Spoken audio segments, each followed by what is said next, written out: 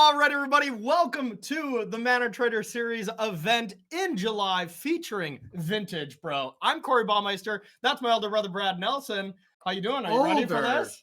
You didn't have to add older. All right, sorry. This is my much older brother, Brad Nelson. Nelson. The picture we sent out, like, I've got all these bags under my eyes. Well, I already feel old, so. Yeah, usually you're the morning person, so you always bring that energy up, but now even you're tired. So I feel like we're really, really in trouble for this. Yeah, so before we go any further, no, but bro, I really wanted to bring you in this time. Not that I'm so old. No, I really wanted to bring you in this time because, well, yes, of course, because of your huge number of an age, okay? But also because it's also our project, not yours. Exactly. Okay. Can you let me finish my joke that I'm about to make? Okay. Second reason I wanted to bring you in is because I just know you are a vintage expert. Absolutely vintage expert. So, tell us everything about the format right now, Brad. All right. Well, Vintage allows for players to play all 30 years of Magic cards. That's right. All the way from Alpha in 1993. A game created by Mr. Richard Garfield. Excellent. Yes, excellent. What kind of socks does he wear? Yes, mismatch. Hey, that's true. That is true. Mismatch socks. He created the game at a.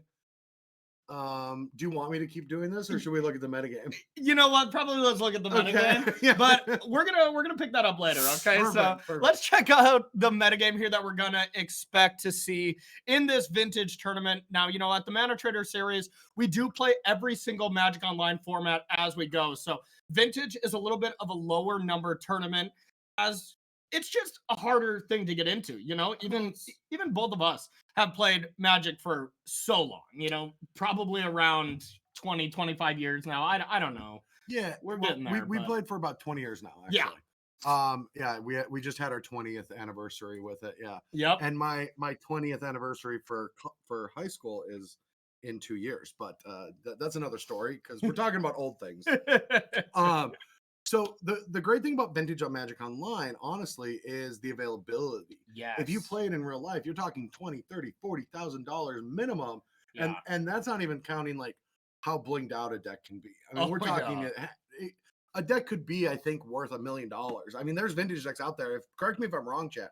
I think there's vintage decks out there that could be worth $1 million. Oh, probably. And so, but on Magic Online, there's no reserved list issues, so you can play on Magic Online. There's enough copies, and people can have fun and interact and play the game. So, what we're looking at for today, though, is a very niche community that, in all honesty, I think vintage is super complex of a format, very difficult to pilot and navigate, and we'll see how good we do with commentary of it. But the top deck is Blue Tinker. Now, there's a lot of different variations of Blue Tinker. The best thing to say about it is they all play a Tinker, a single Tinker that defines the archetype. And correct me if I'm wrong, Brad, but they're also blue. They're blue, yes. They're blue, yes. You're correct. God, we are going to be crushing it today. So yeah, Blue Tinker ends up being the most popular deck. Now, we did see versions that are kind of playing this all spells kind of version of Tinker, where you're a combo deck mixed with Tinker. Otherwise, there's more traditional decks that, well, just play blue lands, counter spells, and have tinkering going on as well. Next up, we got Hogak. You know, come on, I know that one. Yeah. And that is really highlighted by the kind of busted land, Bazaar of Baghdad. Yep. That is really, puts Hogak at a whole new level. And to be fair, it was already on a pretty ridiculous level when it came to modern and stuff like that.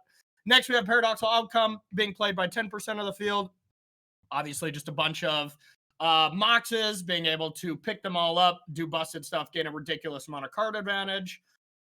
Aggro Shops, bro, tell us a little bit about this one. Aggro Shops is a deck based around, it's highlighted by, what is the land called? Ayavugan, right? No. Mishra's Workshop. Yeah. And this deck, a lot of cards in Aggro Shops have actually been restricted. Okay. A lot of their prison pieces. This deck is an artifact aggro strategy that puts a lot of restricted prison pieces into play, like Trinisphere and ways to really shut down the opponent and beat them down with different artifact threats. Yeah. The funny thing about Lodestone Golem, I think that was a staple for a while. Yeah. Every single season, it feels like Wizards will restrict a card from aggro shops, but not the mana. It's kind of like the brainstorm in Legacy where everyone's like complaining about blue-red, but they're like, we won't, fix the deck, but don't take Force of Will Days or Wasteland or Brainstorm out of the format. We want those, right? Yeah. So the shops stay in the deck while they restrict everything else, and the deck continues to just do busted things. Yeah, that makes sense. That makes sense. And they're just like, I don't get why this. No, everyone gets it. Everyone gets it. All right, then the last two, we have a blue tempo deck and then prison shops. So two various forms of shops, a little bit different style, but it sounds like our director was saying our match is already getting made. So if that's ready, you can head on over. And if it's not quite ready, we'll take a look at a deck list. But yeah, looks like we're ready already. So the first player I wanted to really check out today, bro, is I'm actually level 1. This is a player that I ended up watching a little bit. Just because I know they play a lot of Vintage, they put a lot of content on Twitter and stuff, and I was able to learn a decent amount about the format because, spoiler alert, I am not a pro in this format. I played a couple Vintage leagues here and there, but it's a very difficult format. Like you were saying, there's a lot going on. And the one thing that I think is the toughest, bro, is the fact that Vintage is kind of a little bit more similar to chess to me than Magic because everybody has the same pieces most of the time. You do get to play the Black Lotus. You get to play Time Walk. Pretty much in all these decks, you get that same level of power. And it's just the little other subtleties of the deck and how you use it to get an advantage. This speaks towards none of today's contestants, any other competitors in this tournament. But my personal experiences with Vintage and people that have talked to me about Vintage is it's checkers in the sense that it's checkers when my opponent draws the best cards in their deck and beats me, and it's chess when I draw the best cards in the deck and beat them. Okay. When the person playing chess wins, is it they're playing checkers and I'm playing checkers and they're playing chess? Yeah, no, it's saying that it's skill got me the win and luck got me the loss. Oh, okay. The old classic LSV, never lucky, always unlucky kind of mentality, huh? Yes. I don't know if he's ever said that, but I'll agree with you. Okay. Looking at these two hands, honestly, if you just look at both hands and you just think like, God, if I just had a mountain and a goblin guide here, it would crush both of these hands because they're not doing a lot. If I just had any standard aggro deck of all time, I would easily win. But yeah, seeing a little bit of action from both players. Mulligans to 5 for our player up top and down to 6 for I'm actually level 1. We'll be seeing I'm actually level 1, kicking it off here with a land. Maybe playing Mana Vault. I don't know, the timing of all this stuff. We're definitely going to be learning a decent amount. Like if you want to be holding on to some artifacts until big turns, or if you always kind of throw stuff out there. Of course, it's probably matchup dependent, but decides to lead on the Mana Vault. Yeah, I mean, paradoxical outcome, how this deck kind of functions is you are putting artifacts into play and using paradoxical outcome not only to draw a bunch of cards when you return them all, but to reset their mana values. Yeah. So we had a Mox Sapphire off the top for Mo. Okay. Must be Mo. Jasper Christensen. Okay, I believe I know that name, to be honest. And Adrian, if you could do me a solid and pull down the hand thing on I'm actual level 1 so we have a little bit more battlefield, that would be perfect. Thank you for that. Yeah. All right, and looking at this here, anybody who hasn't been around for the Mana Traders coverage, well, first of all, welcome. Thank you so much for joining us today. And the nice thing about coverage for these Magic Online events is when both players have hand cams like we're seeing right now, we get to play along and see when a player top decks something busted like Bing, Ancestral Recall up there. One of the best cards of all time. Oh, yeah. I mean, I'm playing it in Pioneer right now. That card is messed up.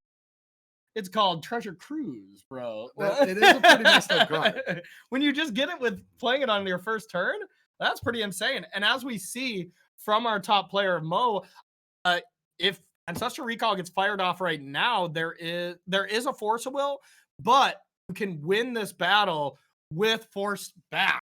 to do it. Or So Flusterstorm. Flusterstorm Yeah. would be Flusterstorm. Oh, I guess it would not be because you can enough. pay with Mana Vault, right? Mana Yeah, Vault that is is true. Yeah, 3 it is mana, 3, right? yep. Okay. I was gonna say that, but I wasn't sure if Mana Vault was 2 or 3. No, it is 3. Okay. So decides to not go for it here. Maybe something that they'd regret if I'm actually level 1 ends up drawing something else to help out with this. And wow, Snapcaster Mage with Recall is kind of disgusting. Yeah, welcome to Vintage. There's a lot of gener. So we're doing an upkeep Ancestral Recall. Okay. Wanting this to fire off because you're missing land drops. You don't want to do that. So then it's and Recall in response to Recall. What's the better art, bro? Oh, this is going to be savage. I mean, what's the better art? You got to go with the old school art. For sure. Whenever you're doing anything vintage related with people watching or listening, you know, you want to always say the older thing or they get upset. Oh, of course. Yeah, okay, gotcha. Or they're going to get mad while they're watching and say mean things to us. Makes sense. I otherwise our commentary is always just so spot on and perfect that I wouldn't think people would be saying these kind of mean things. But of course, we got to get the. No, they take their vintage very serious. Okay, got it. All right, and we're back. All right. So we've got a Force of Will targeting that Ancestral. Okay, Brad, which Force of Will is better art here? This is going to be a lot of our coverage here. All right, let's just say I am actually level 1 is not level 1. They are playing all the fire arts of everything, right? Even the Tundra looks is the old really school, like it. Yeah. So we do see that Recall resolving, and then here's Brainstorm to try to find more cards. And wow, did this backfire? And I'm actually level 1 with the timing on this. Yeah, this is savage. And correct me if I'm wrong, Brad. This is game 1. And that's a Pyroblast in the main deck, huh? There might be a lot of blue cards in this format. Oh, welcome to Magic in 2022, where all the formats are Pyroblast main deck formats. yeah, absolutely. Absolutely. I mean, 2018, 2019 Magic was the time of Aether Gusts in the main deck. You got to deal with all those arrows, but now it's blue cards coming to dominate. All right, so we are going to be able to see a Snapcaster and get this Recall to actually fire off. Yep, here comes the Recall 2 mana floating in case we got something going on, and bang! There is 3 cards. Updating the hand cam here a little slow on this. I'm sure we'll get it in a second. Maybe not. And thank you, Brad. Oh, God. All right, so sending it over to Mo's turn. All right, and a 4th Volcanic Island, along with Underworld Breach, Lightning Bolt, and Dig Through Time. So not really like a lot of great resources. Yeah, not really. And what are we trying to do with that breach? This is their deck list, right? Yeah, okay. So yeah, definitely, looks like we have a lot of combo elements here. Underworld Breach can definitely be used as just a value card to maybe get back a Recall or 2, but also has Brain Freeze in the deck, so this is a combo deck to be able to win off that. Oh, for sure, yeah. And the newest restricted card in the format, Ledger Shredder, 1 copy. That card is not restricted, is it? Yeah, it is, yeah. Is it really? Yeah. You're lying. It got restricted last week. I feel like you're lying to me. You didn't see this announcement? With all confidence, I cannot say for sure that card is not restricted, but it is like the most expensive card. It's double the price of a Black Lotus. Yeah. So it's restricted. Yeah, that checks out. That checks out. All right, so we're seeing a Dig Through Time, keeping that Ancestral Recall in there for later use. Finding a Force of Will, which will be nice. Oh, we got the old Jwari Disruption Memory Deluge bug back in the yeah, for a second I was like, wait, it's a frame bird. I was like, wow, their hand developed very strangely from all these 1-mana spells to, you know what, YOLO. In December, we're going to send out, a survey Yeah. that'll check, ways to improve the series for 2023. Yes. And in there, we'll ask that question: what are the 4 cards? Yes. And if they can't answer it, we just won't care about what their opinion is. Smart. That'll be the test of our true fans and our true exactly patrons. Yeah. If you weren't here to appreciate us at the Memory Deluge and Supreme Verdict, you can't have us at our At the Memory Snapcaster. Deluge and Supreme Verdict. Oh, classic. All right, we're seeing an EOT Consider being one of the best cantrips probably ever printed, just because it does do a thought scour like effect, but you get to actually look for the proper card that you want.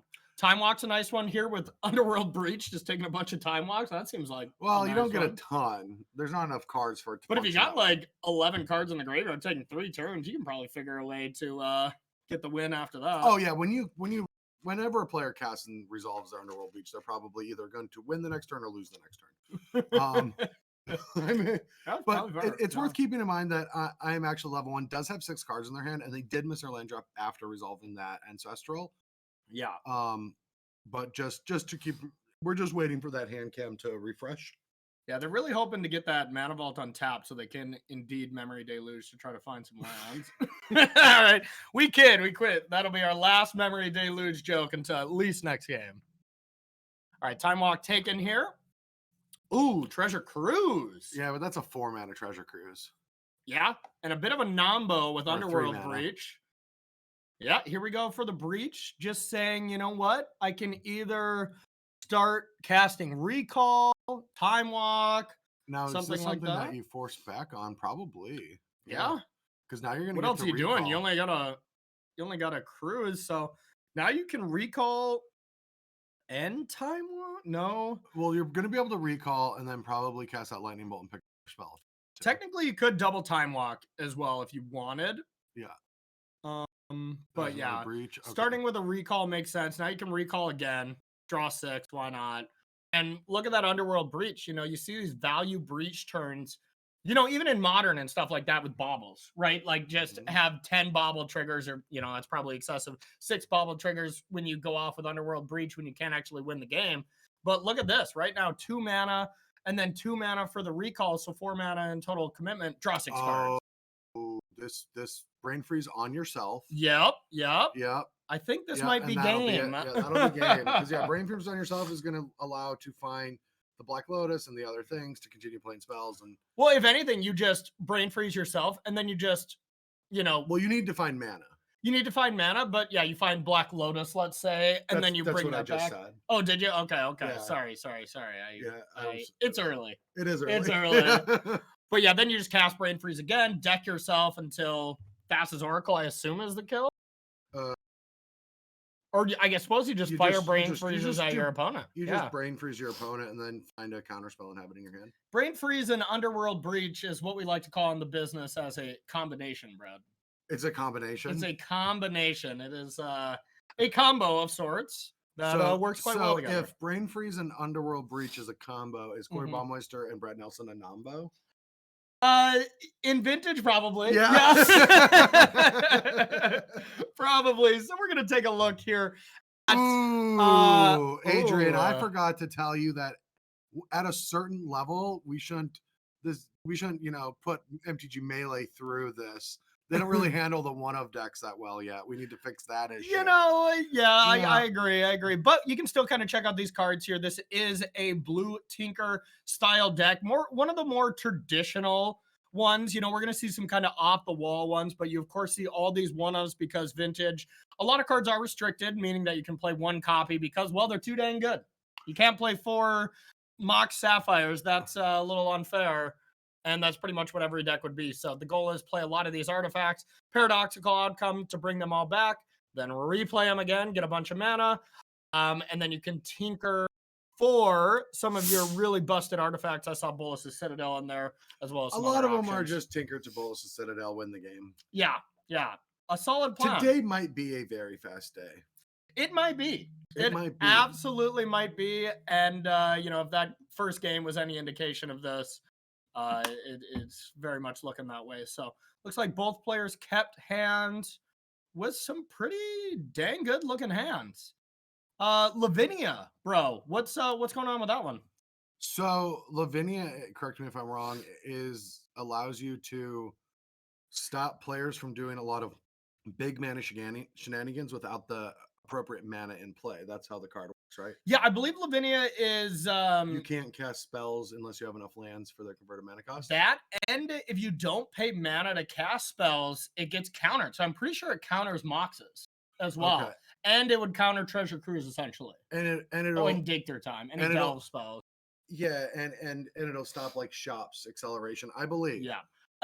I know you're right about, because I know it counters the pitch elementals in modern because you're not paying mana for them, but Moxes and stuff, I'm not 1,000,000,000% on that one.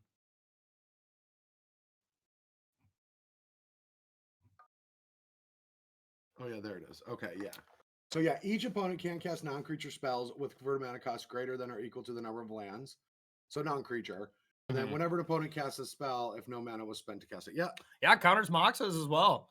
You know, and the thing is, it's a 2-drop. So unless you're on the play and you have either a Mox Sapphire or a Mox Emerald, is that the white one, right? Pearl. Mox Pearl. Pearl. And you can play it on turn 1. Maybe it's not that effective. You know, because like now you already see Mo already played their only 0 mana cost spell. They do have a Treasure Cruise to go for a little bit later, but also a Lightning Bolt to deal with Lavinia. So it's maybe not going to revolve around that card. But we see Commander Staple, this is our language, Soul Ring, entering the battlefield. I own 4 now. Ooh, Brad, you only need 1. You're a Commander player now. I've got multiple decks. I need many. All right, fair. Yeah, you got to have that one in every single one. That's a fact. Oh, I am very much into Commander now. It's pretty fun, isn't it? Fun, yeah. It is really fun. Yeah, ever since I've been on Commander Versus, I have just absolutely started loving it. All right, so now we've got a Mox Sapphire, which, you know, and the Mox Opal is going to turn on, so they can cast Lavinia, or they can just cast Paradoxical Outcome for 3. This will draw 3 cards. Yeah, going for that line, and it's gonna work. We got to consider here that could find Force, but other than that, Force. Yeah, it is looking like it. And Force, Pitch, and Cruise, your only action spell, is kind of brutal as well. So, dang, there's 3 cards. There's all your 0 drops back to your hand, and yeah, it's just this card just ends up being free in this deck. It's incredible. Yeah. And now we see Dress Down as well. That's an interesting one. Yeah, I don't know why. Yeah. I can't tell you what it's doing. Yeah, I was just about to pitch to you on that one, but I was like, all right, I won't throw you under the bus here. But actually, it does stop, you know, vintage staple Ledger Shredder. Of course. Yeah. What's going on in Mo's deck list where we would want that? We got any creatures? Layla, the Blade Forge, and Ledger Shredder. Oh, the restricted Ledger Shredder. Okay. Yeah. But no Urza Sphinx. We got Urza Saga there. It shuts down those constructs. That's what we're doing. Oh yeah. There we go. We did it.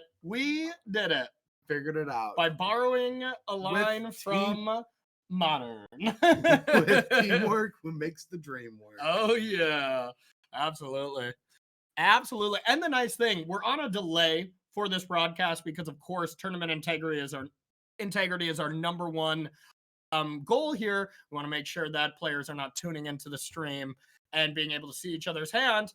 So whenever we screw up on what we're saying about a card or an interaction, no, I'm saying in 7 minutes we'll know our mistake when chat tells us, but we won't know for 7 minutes. So we'll get to stumble through things on our own. It'll be great. All right, yeah. So Fluster Storm drawn, the Soul Ring comes down. But all right, so I did my job thing. Now I'll talk about other stuff. Okay. Yes. Yeah. So what I'm more interested in hearing about from chat is missed joke opportunities. I don't really care if I'm wrong. Okay. But like, yeah, they told us, you know, Shops is the tic-tac-toe, and I'm like, that would have been a great joke. With the checkers analogy earlier. Checkers and chess, Shops is tic-tac-toe. Nice. Would have been hilarious, but we missed that. That would have been hilarious. Okay, we're gonna have Adrian start over the broadcast yeah, here. We're gonna go back. Yeah, that's too good to miss up on. So yeah, absolutely. All right, so what do we actually do? We have a Shattering Spree, a Tinker Island, Volcanic Island, Lightning Bolt, and Cruise. With regards to the graveyard, it does seem like the options are Shattering Spree or try to go for a Tinker. Now, I don't know if I would go for a Tinker. Yeah, I believe, this is turn 2, so we already played a land, but Shattering Spree looks awesome here. At least it looks decent. You know, one of them will get countered because you can Flusterstorm double at one copy and Mox Jet could only pay one. But you lose one of those artifacts, and I mean, that's fragile right now because that'll shut off Mox Opal. I would imagine we aim at Soul Ring and Mox Sapphire since Mox will also be destroyed, or is that just double at Soul Ring? Could be. If you could, Adrian, if you could highlight over the back copy. No. Okay. Yeah. That makes more sense. Yeah, it's targeting both. So now I am actually level 1. We'll be able to decide. Decide which one to save with that Flusterstorm. And it looks like if you want to cast probably your best card in hand, Narset, you probably save the Mox Sapphire one.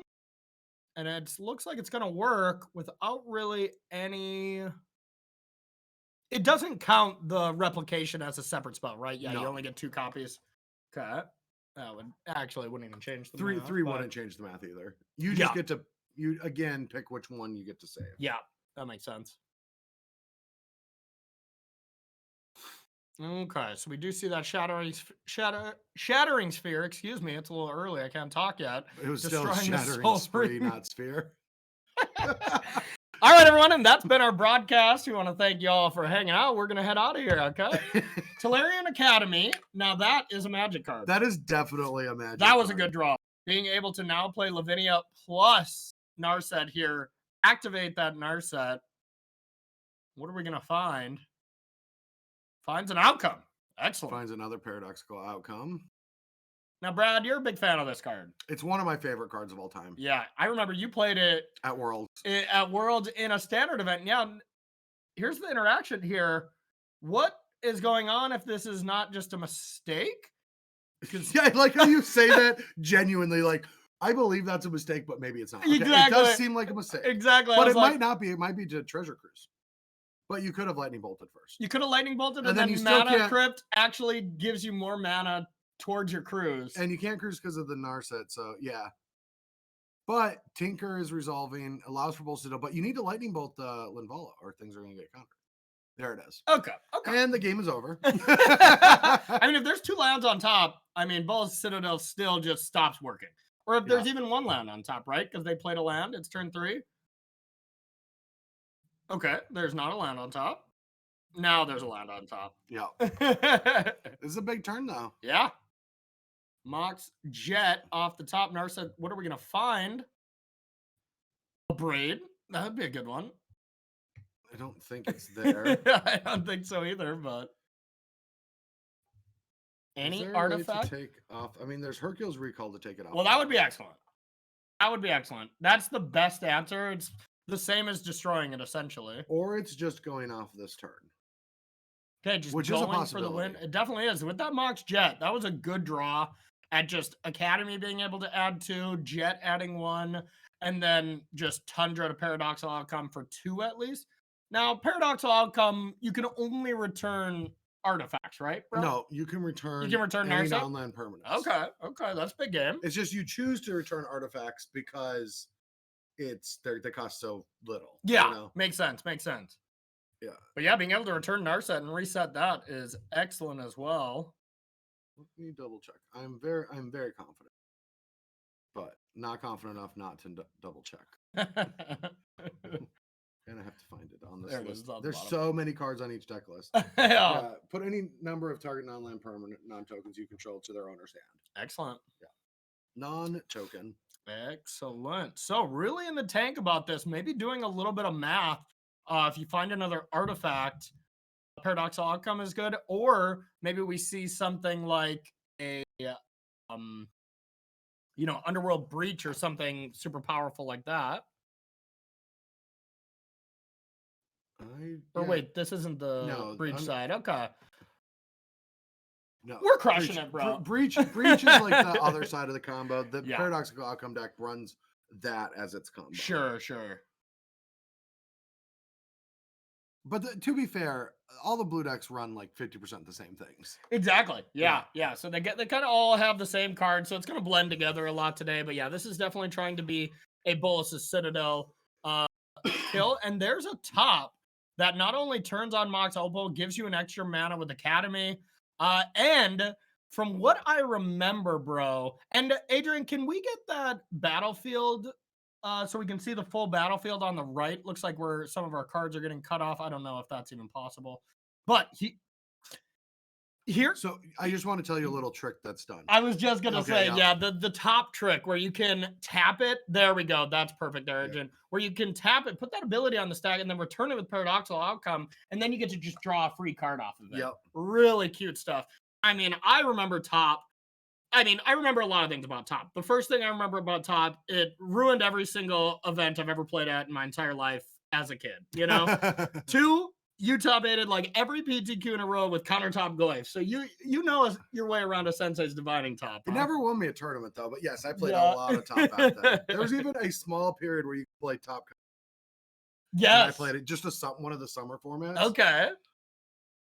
Impressive. Yeah, with Dark Confidant. Oh, baby. It's a good time. That was a good time to be a standard player. Oh, baby. Now you got like Hanada and all that bullshit. Yeah. Those and Nissas. Back then we were grinding out Top and Bob and like Spire Golems. Oh, yeah. Moloku? Oh, yeah. Oh, yeah. Those are the good old days. We're talking about vintage standard, baby. Vintage standard. I thought that's what we meant when we were doing a vintage tournament. I thought we were playing vintage standard deck. So imagine my surprise when I got here. To your own house. Yeah. All right. So going through the motions here, paradoxical outcome, bringing back a bunch of cards. We see 11 cards in hand. Not even going to be able to see all of them here until we start recasting them. But I imagine we're going to have a lot of these artifacts coming back to the battlefield and see how much action we can still get it going and, possibly win the game. Yeah, that is going to be the plan. I'm still not sure. Is there now some of these tinker for I don't know the name of the 2 cards, so I'm gonna probably embarrass myself here. It doesn't look like this list has it, but the way to take infinite turns with key. No, they don't run that. That's kind of old school stuff now already, huh? Yeah, I'm assuming if I had to guess, the way to win the game is just going to be doing this with your Monastery Mentor and your Time Walk. Yeah. And just going off with the 1 Monastery Mentor and Time Walking and just having enough cards. That would make sense to me. But we might get locked out right here.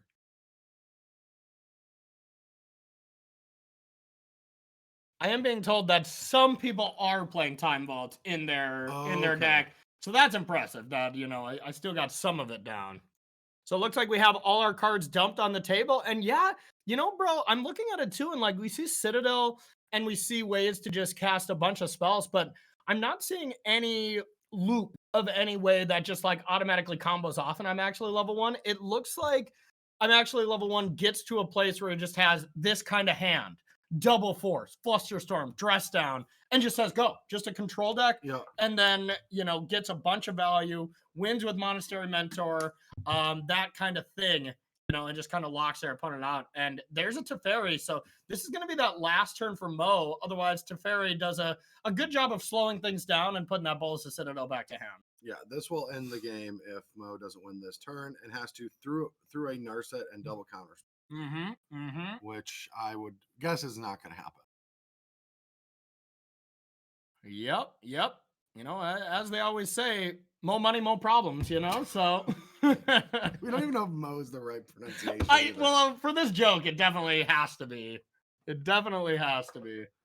All right, so we are seeing that Demonic Tutor. And here's the thing.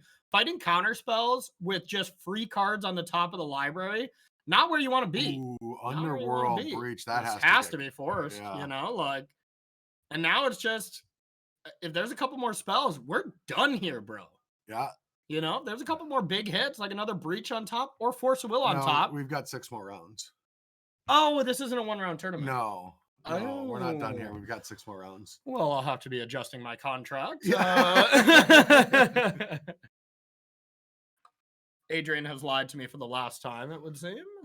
Also, I need to make sure, because the percentages of the metagame breakdown, by the way, Adrian, would reflect an 8-round tournament. So we need to double check that. I was going to do that between rounds, but now that we're talking about it. Adrian's never made a mistake. Of course not. Yeah. We're thinking 8 rounds is 128 players, and I would have to agree. Wait, it was 128 players? No, that's the cutoff.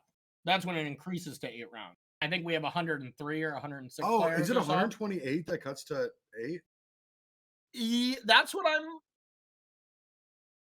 Yes. 8 rounds is 128 plus. I am getting okay. from Never mind then. from our director. He also said, "Shut up and let me do my job." But no, I heard that part. All right, so it looks like there was nothing on top, and something I'm really confused about, bro, that didn't happen on the last turn is why we didn't treasure cruise. Because they're Narset. That is, yeah, because there's a Narset. Narset has a static ability that says opponents can only draw 1 card a turn. See, it's an alternate art Narset, so of course it's impossible to know. Yeah, that was your problem. That right? was my problem. Okay, Yep, yeah, absolutely. I just wanted to make sure to know. Yeah. All right, so now we're seeing a brainstorm in response for 1 card. Ooh. Hit the old clock jog. That's time walk and What? Clock jog, time walk. Clock Jog, like jogging, kind of like walking. Oh. Clock, yeah. Believe it or not, I came up with that on the spot. That was objectively the funniest thing I've ever heard you say in my entire life. Thanks, bro. You're welcome. I appreciate that. I needed that this morning. I know you did. I needed that. Yeah. So we're seeing the brainstorm in response, looking at what you want to put back. Also, I guess you can't respond while the brainstorm's being resolved. Let's say if you have a counter spell on top or something, right? Because you have to finish resolving the spell, so you can never play the top card. Correct. Well, the brainstorm's happening. Yeah, because brainstorm has to resolve, then the top card will just be whatever you put back. So yeah, nothing you can do there. Teferi is going to lock it up and put Bolosido back to hand. And once it's in your hand, that's not where it wants to be. No. Even in the graveyard, it would be a little safer, right? Maybe it can't be brought back your graveyard. No, it's just a tinker card. Okay. Yeah. So yeah, you don't want to draw that one. That's a landmine. No. Gotcha. Okay. But that's the lucky thing about these decks with brainstorm and all that. That's fair. I'm thoroughly in camp. Brainstorm should. Well, I think brainstorm is restricted in this format. Correct me if I'm wrong. But I think that brainstorm should be banned in Legacy. I think so too. Give it a shake up. Yeah. I mean, every Legacy player will riot. Oh yeah. The 14 of them. Oh yeah. They will be so mad. Oh yeah. I mean, even the few of them that are in this chat are probably gritting their teeth at the insult that we just made. Yeah, 7 minutes from now, our chat is going to blow up and we're going to forget why. But we're going to be reminded. We're going to be reminded, absolutely. So, looking at this deck list here, here's a spicy one. Is this I'm actually level 1 here, Adrian? Okay, here's just an example of these blue Tinker decks. Here's an example of what I'm actually level 1's playing. A little bit different card choices, but pretty close here. We see Dark Faden, one of the most powerful planeswalkers in this format because, well, there's a lot of good artifacts to steal. So that one makes a lot of sense. Then we see a lot of one-ofs. And I believe, that's 4 of Hull Breacher, which is excellent in response to a brainstorm. Yeah, Hull Breacher is just one of the coolest cards. This is a commander card, right? That's played in the format. Yes, yeah. Or it's a 3/2 flash. If an opponent would draw a card, except for the first one they draw their turn, instead you get a treasure token. Yeah, so it's a popular card here in Delver Mirrors as well. You'd see that card brought in. Also kind of doing its best Notion Thief kind of effect. Just really gets people if you win a counter war and then get a bunch of treasures off of it. I don't think we saw as many in I'm actually level 1's deck, but in an open decklist tournament, this card loses a little bit of value, but still a very powerful effect. Filthy. Yeah. All right. So, we're going to be starting with Mo. All right, and they have that Lelia, the Blade of Reforged. So what does that do here, bro? You said the card, so I assumed you knew what it did. Well, actually, Corey, what Lelia the Blade Reforged does, it's 2 colors red, 2/2 haste. Okay. Lelia the Blade Reforged attacks, exile the top card of your library. You may play that card this turn. When you exile 1 or more cards from your library or your graveyard, put a +1/+1 counter on Lelia. Ooh, you know what this screams to me? Think about that with a little card called Underworld Breach. You exile 3 cards to cast a spell. Bang, 3 counters on that. Attack for lethal. That's an alternate win if you can't brainstorm your opponent out. Let's say they have an Emrakul or something, you know? So you just put that into play, then just keep milling yourself attack for infinite. Well, I guess however big your library is. But really impressive stuff here. So we're seeing I'm actually level 1 cast Soul Ring here. And outside of the rest of the cards in their hand, not great, bro. No, Not great. Soul Needs some Ring help. is going to resolve. Yeah, Soul Ring's going to resolve. And honestly, if that Force would have got cast, this game was basically done. Ooh. Now a Shattering Spree, though, for that Soul Ring if you want to fire it off. Oh, yeah, and that mental misstep might be an actual mental misstep for I'm actually level 1 firing that off on Consider instead of the Shattering Spree. Yeah, so there goes Soul Ring. And now both players don't have lands. Yeah. This is the vintage that I know. Yeah. I think level 1 right there was mental misstepping Consider. Level 2 was mental misstepping Shattering Speed. All right, so we have a Mox Sapphire, so we can Time Walk if we want to try to get an extra turn. Yeah. But there's that Force of Negation. Now, do you counter this? I don't think so. I don't think so. Yeah, this is just a cantrip, essentially. You know, I mean... Cantrip, untap 2 lands. And God, I'm actually level 1 is like level 8 with all these art of these original cards. Wow. This deck is gorgeous. My God, look at those skeletons. Mox Opal, so close. So close. Merchant Scroll going to be cast. This is a blue instant card. Not going to be an artifact, which is really what I'm actually level 1 wants. What do you get? Do you just get Recall? It's Recall or Force of Will, right? Yeah. That would make sense. I mean, I can't really think of anything else you'd want to get. Because there's nothing we can cast this turn to get that Mox Opal online anyway. Yeah. So you either set up for future turns, hoping your opponent's hand is a little anemic, or you try to protect against something catastrophic happening next turn. And the catastrophic thing is in Mo's hand, and that is Dak Vaden taking Sapphire, right? So yeah, we see Force of Will just to prevent that line if Mo draws a land, and there's the Volcanic Island, so it is able to be cast. So this was you know, a much higher than level 1 play here by I'm actually level 1 being able to stop this, because that would just be game. Yeah, but even just slamming that Layla isn't even that bad. Okay, they are gonna go without protection for next turn instead of playing the Layla. Like, I don't know what I'm doing relative to the players that are like been playing this for a long time. But, yeah. But turning off my Force of Negation when I could have just played the Layla to gain card advantage for the next couple turns probably was the move.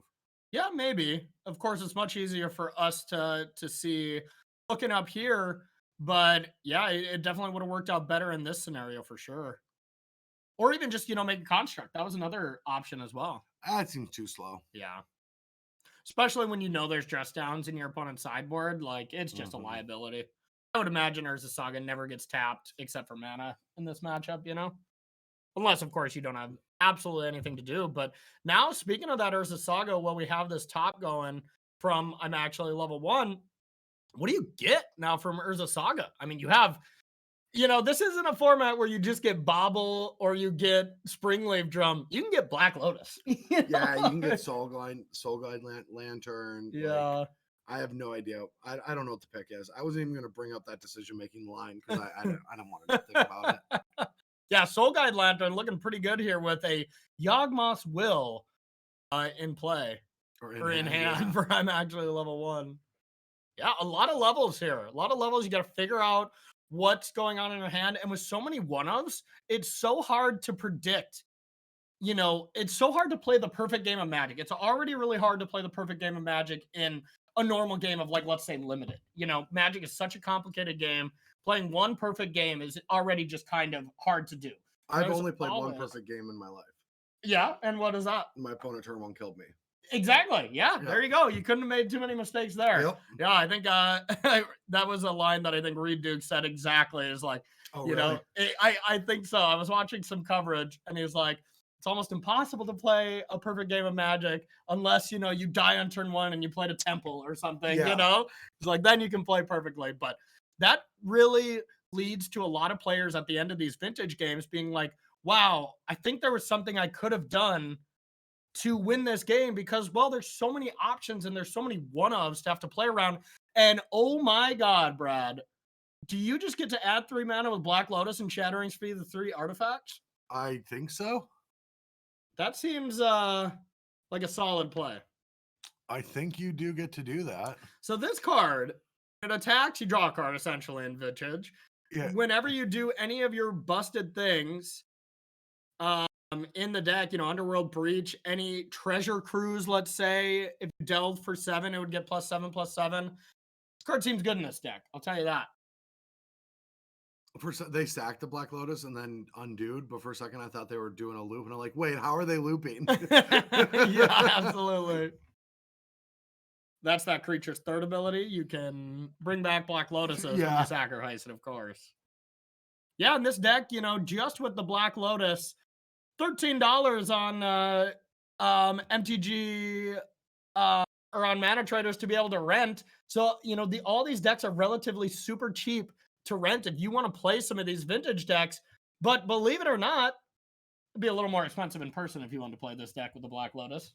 Just a bit. Just a bit, yeah. So make sure to, you know, get one of these loan programs if you want to try out one of these Vintage decks. An exclamation point Bash Bros in the chat if you want to save yourself some cash Ola while we're talking about it. 15% off your first 2 months. That's the largest amount. That is the largest amount. Mm-hmm. All right, now we only see this for 2 with 1 red floating. Going to Demonic Tutor, I guess. Just not caring about Mox. I mean, it makes sense because it's turned off if the other 2 are gone and they only have 1 card in hand. Yeah, absolutely. And then Demonic Tutor, what do you search for? Do you just take out their graveyard now? I guess Soul Guide Lantern would still cost mana. You've got the win con in play, so you probably go get something else that, like, I would at least get a blue card that can help with Force of Negation. That makes sense. Like, I might just a recall, right? Yeah, or Time Walk. Okay, I like it. Yeah, just get one of the powerful cards that's good to cast, but also can be pitched. Yeah. All right. So far, you know, I mean, this combo deck has looked pretty good, but it really is just about these decks and their draws and their sequencing, and all that. So, like, you know, we could play 2 more matches after this in the same matchup, and it just might be a blowout, and I'm actually level 1's favored. It feels like it's a lot tougher for there to be, like, really bad matchups for these decks or really, really good matchups. You know, maybe when you put Hogak and you put Shots into the mix, these really linear decks that are trying to do specifically one thing that don't play all these blue cards, kind of all the similar cards. That's Mo taking down the match here. But then maybe you see a little bit more blowouts. But otherwise, it seems like every match is going to be pretty close, bro. Sure. All right. Maybe. Sure has been declared. Don't put me on a spot like that. Brad, I brought you in specifically because you're old as shit. And I need your expertise. Exactly. And I know you're a Vintage expert. So I'm going to be firing a lot of questions at you here. So believe it or not, you know, this is, you know, we're only 40 minutes into when these rounds started, but they're pretty much already done. You know, there's like 4 matches left, but they are going so fast. Welcome to Vintage. Not gonna lie, when I can't do that. Yeah. I don't know why I'm trying. Yeah. Oh, look at my cool trait I can't do. Remember, you're very old. You're gonna break yourself, okay? I'm wrapped up right now. Yeah. My foot is hurt. My back hurts. Let's not get too injured commentators here. But it sounds like when we cut to us originally, there were 5 matches going. Now I'm getting word that there's 1 match going. So we're going to just cut real quick, get prepared for round 2. We are going to, right before we talk a little bit about this Mana Trader series, for anybody who's just joining and they're really hyped and looking at this, this is what this tournament prize pool, and this is what the players are playing for. You see this first place, $300 non-subscribers. None of these players are non-subscribers. They're all subscribers. You don't have to be, so you technically can play it, but look at that value here. You know, everyone subscribes to this. Everyone rents a deck from Mana Traders because, well, you know, Mana Traders is just the best in the business when it comes to these rental services.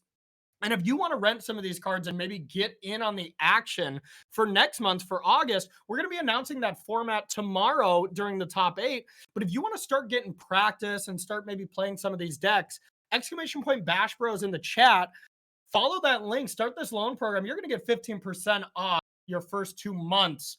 Brad, it's really awesome. Yeah, and how the system works for anyone that does not have experience is, if you see on the right side, the qualifier league pool, that is how you're going to get qualified for the Swiss. You play asynchronous pairings for a few weeks. You have to hit certain thresholds where you can find that information more at metatraders.com if you're interested. And even there, first and second place in the qualifier leagues, they qualify for the $30,000 December Invitational that's going to be happening in a few months here. It's getting really close. We've been talking about it for 7 months now, but it's getting really close. And then the first and second place this weekend, and we'll be crowning them tomorrow night in the top 8. They'll also be qualified. So in the end of the season, there's going to be 48 players vying out for $30,000 in the December Invitational. We'll be covering that, I believe, and really awesome. We're going to get that information to you shortly soon to get all those details. So to know when it is, how to qualify, how the last few ways to qualify are, and make sure that you're able to jump into this Mana Trader series if you haven't already, to get those last few spots in that season. Because each month there's 4 that they give away. If you haven't played the other months, it's not that big of a deal, because each month there are 4 qualifiers for just that month period. Exactly. And, just looking at any of this qualifying into the final event, we always talk about how we love that carrot on the stick, being able to play for one of these big tournaments here. But not only that, $3,000 up top, you can be playing Magic Online showcase events, challenges, Arena Open, any of that stuff. You don't get that amount of money in a tournament. This is the best prize money you can get for an event that you can be playing from your home. I mean, speaking of vintage, back when we were kids, I mean, having a series like this would have been unbelievable. Oh yeah. Sitting at home grinding leagues after leagues after leagues. Me and you grind a daily events into the night, into the next morning. Oh yeah.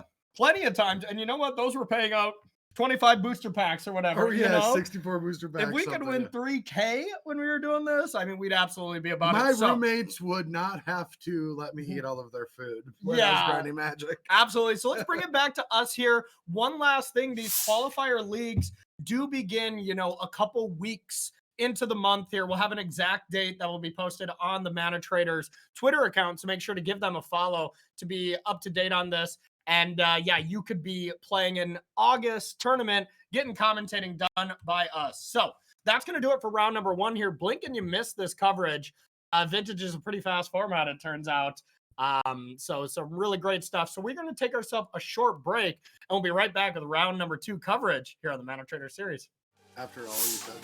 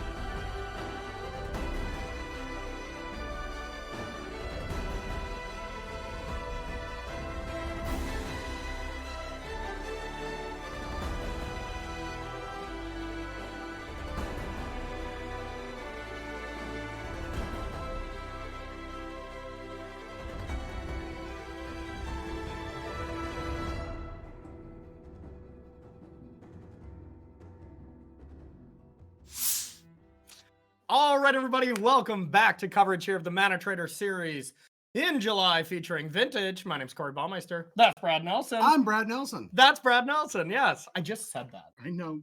We're going to be bringing you coverage here all day and tomorrow here for the top 8 at 4 p.m. Eastern time tomorrow.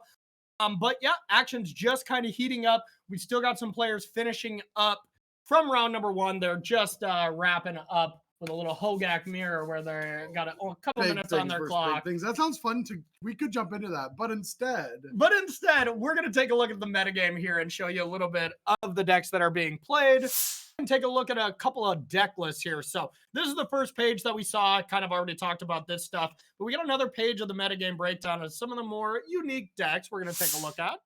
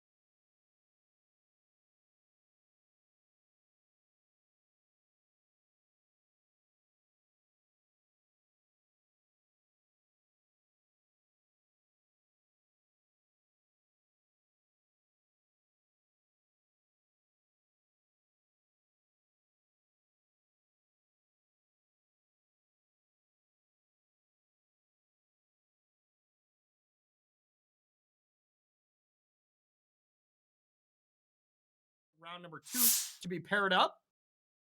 I want to look at this. Hogak. I want to look at some Hogak as well, because wow, I played with Hogak in exactly 1 tournament, and it was completely busted, and it was modern. Oh yeah, and this is a disgusting deck. It's just with Blazing Rootwalla coming out from MH2, giving this consistency with Basking Rootwalla, and now you've got like the Hollowed One and the Vengevine triggers. The deck is just kind of filthy. Even Once Upon a Time being able to give you some consistency, to go with those, to find the Bizarre Baghdad's, to find combo pieces. It's just an all around powerful deck. And now I don't know. I have not played a ton of this, but I don't feel like this is the kind of strategy that, like with Dredge, Bizarre Baghdad, you would just mull to it. Like you had to find it.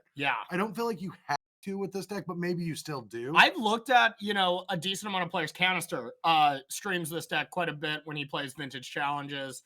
And he does usually power mulligan to Bizarre, because it really turns on your hand. And outside of that, if you're not doing a ton, you really need that card to get it going. Yeah, you do. Yeah.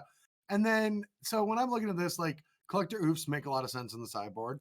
Archive Trap, Force of Vigors in the main. Oh yeah, you gotta kill things. But I'm curious about these Archive Traps. What are we doing with those? Doomsday, I bet. You mill them out.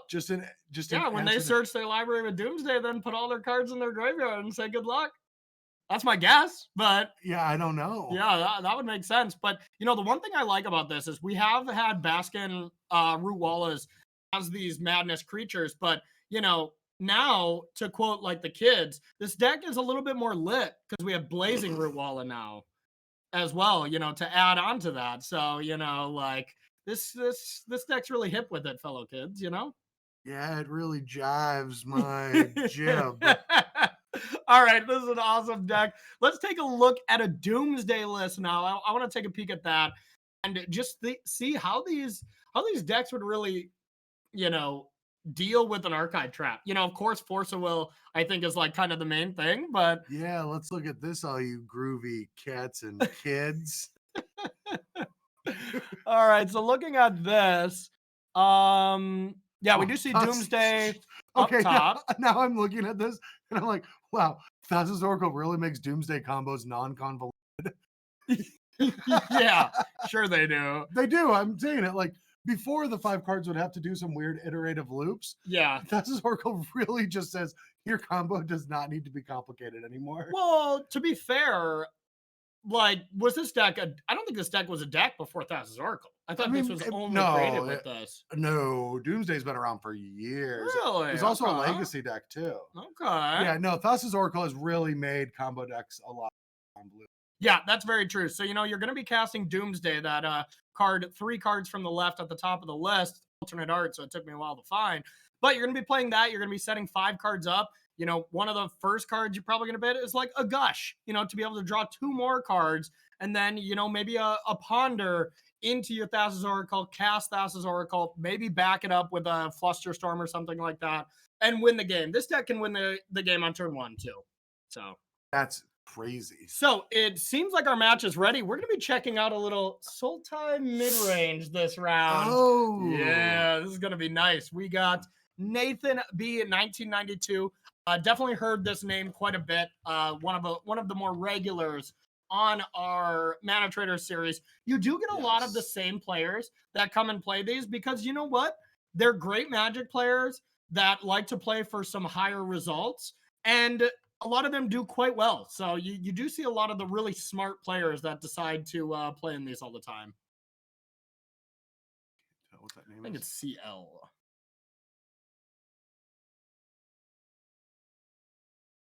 Oh, okay. Yeah, you know. Yeah, so it actually looks like we're going to cut to a different match here. Sorry, Sultai fans. Both players hand cams are no longer working, even though it looked like they were going to. Oh, yeah. So now that you just searched up the deck list, bro, me and Adrian are kind of trolling you. We're going to go to something else now. But there's Tarmogoyf. Oh my God, Goyf? There was a Tarmogoyf. Yeah, that deck does look pretty sweet. Maybe we can yell at that player to get their hand cam reset to check that out a little bit later. That should be sweet. So Nathan B usually does have their hand cam, so they usually do. So yeah, maybe it was just you know, a small technical error or something there. But yeah, that deck does look really cool there. Tarmogoyf. Leovold too. Like Leovold is just kind of a legacy staple, vintage staple. I understand anything with just, you know, brainstorm stuff like that being ready. So it sounds like we're ready for our Goblin Dredge deck and our 2%. I just kidding. Nice. Just kidding. It's just Dredge, but we're gonna check it out. So let's jump into that one. Well, this is the one we don't necessarily absolutely need the hand cam too, which is kind of fun. It's like, oh, it's a graveyard deck, you know? That is true. All right, so we've got Dredge at the bottom. Again, is it Dredge versus Dredge? I am pretty sure this is a Dredge mirror. Is it a Dredge mirror? Or no, what is this top deck? Is it Dredge? I bet that hand is supposed to be down there. There we go. No. So, yeah. No, but is this Wizard Shops? 202 is definitely on Dredge. Yeah. That's the bottom hand. The top hand we're still updating here. Oh, okay. Yeah. But top one's got to be Shops, right? I mean, this artifact like creatures Shops, shenanigans here goes with the turn 1 no lands, Crypt, Mox Emerald, a couple artifacts. But here is Bazaar to Baghdad. And we are going to see some cards go to the graveyard. There's Stinkweed Imp. There's Icarid. Oh, baby. Fan me down. We have hollow ones, too. Hollands for the blocks. This style of Dredge will always have a special spot in my heart because this was the first PTQ I ever won when I was a 16-year-old little tyke.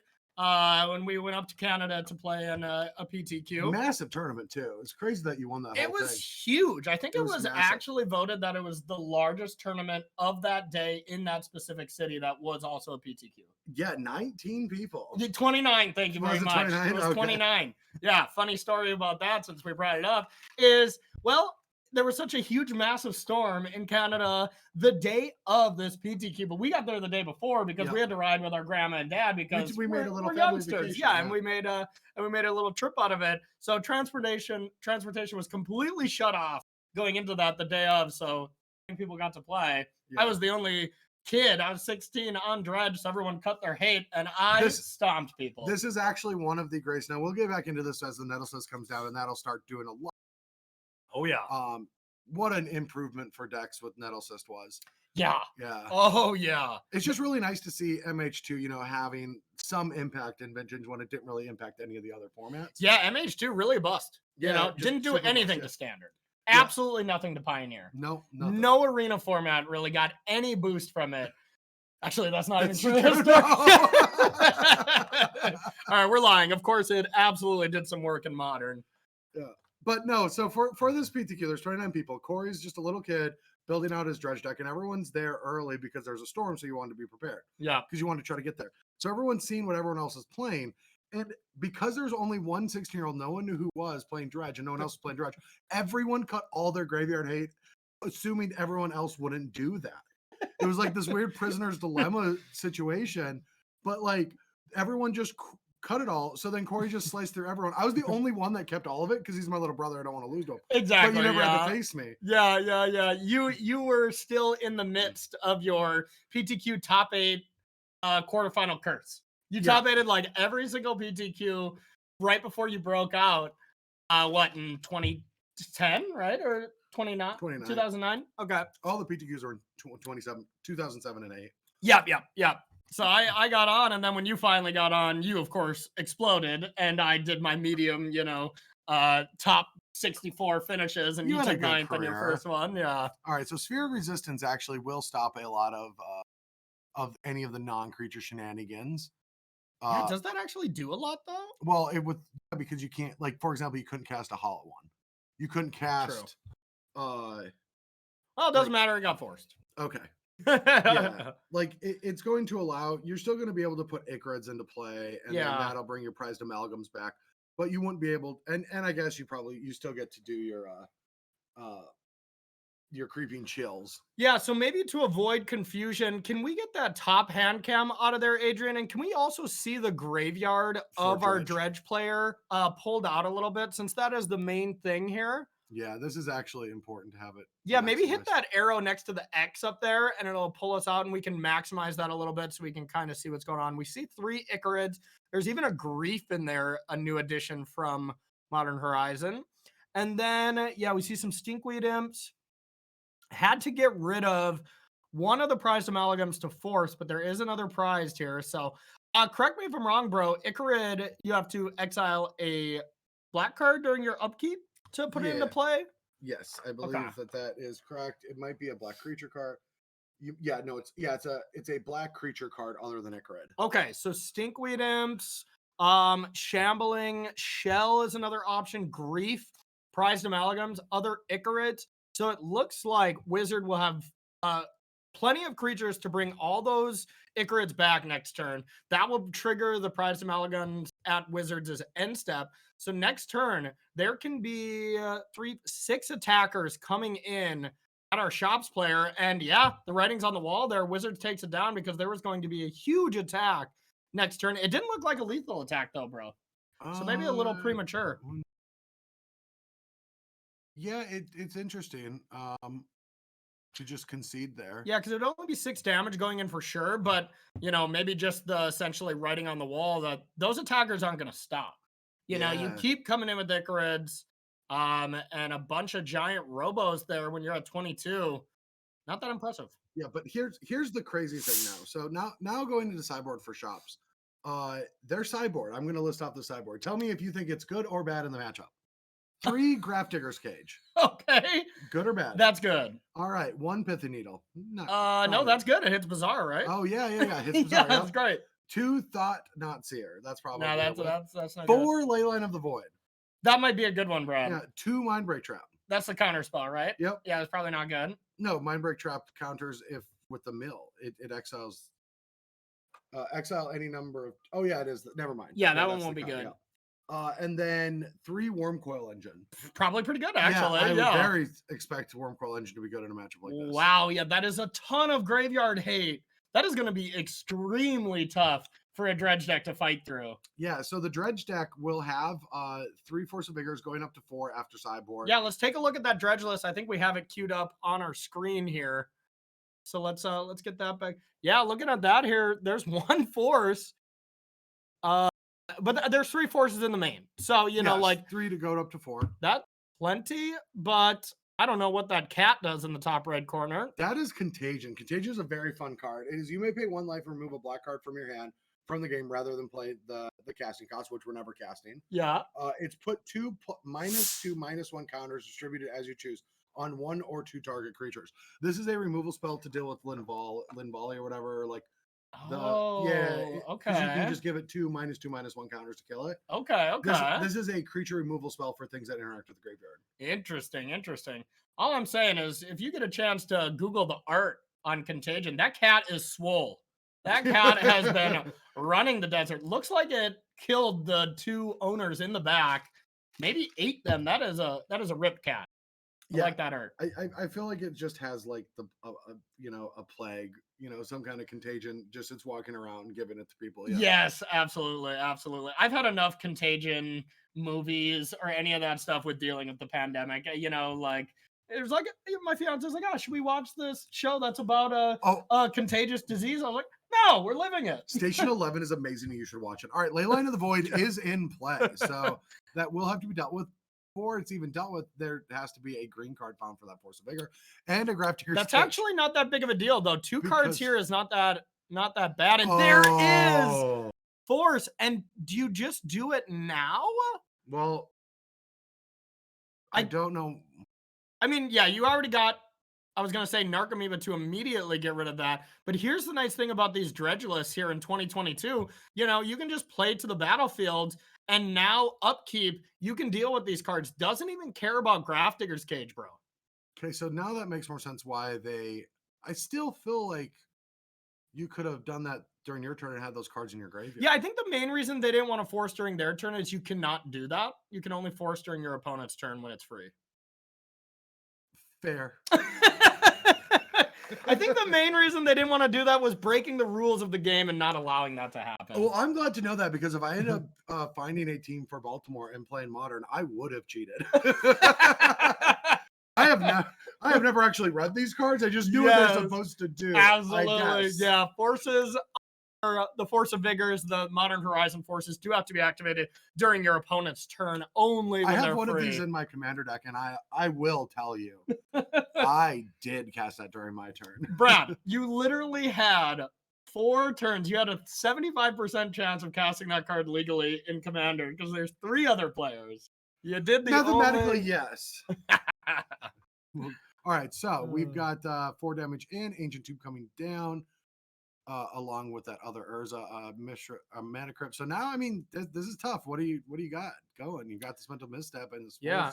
You got to have something big here, right? Or, I mean, I guess, you can just use that Mana Crypt plus Urza Saga, make a construct.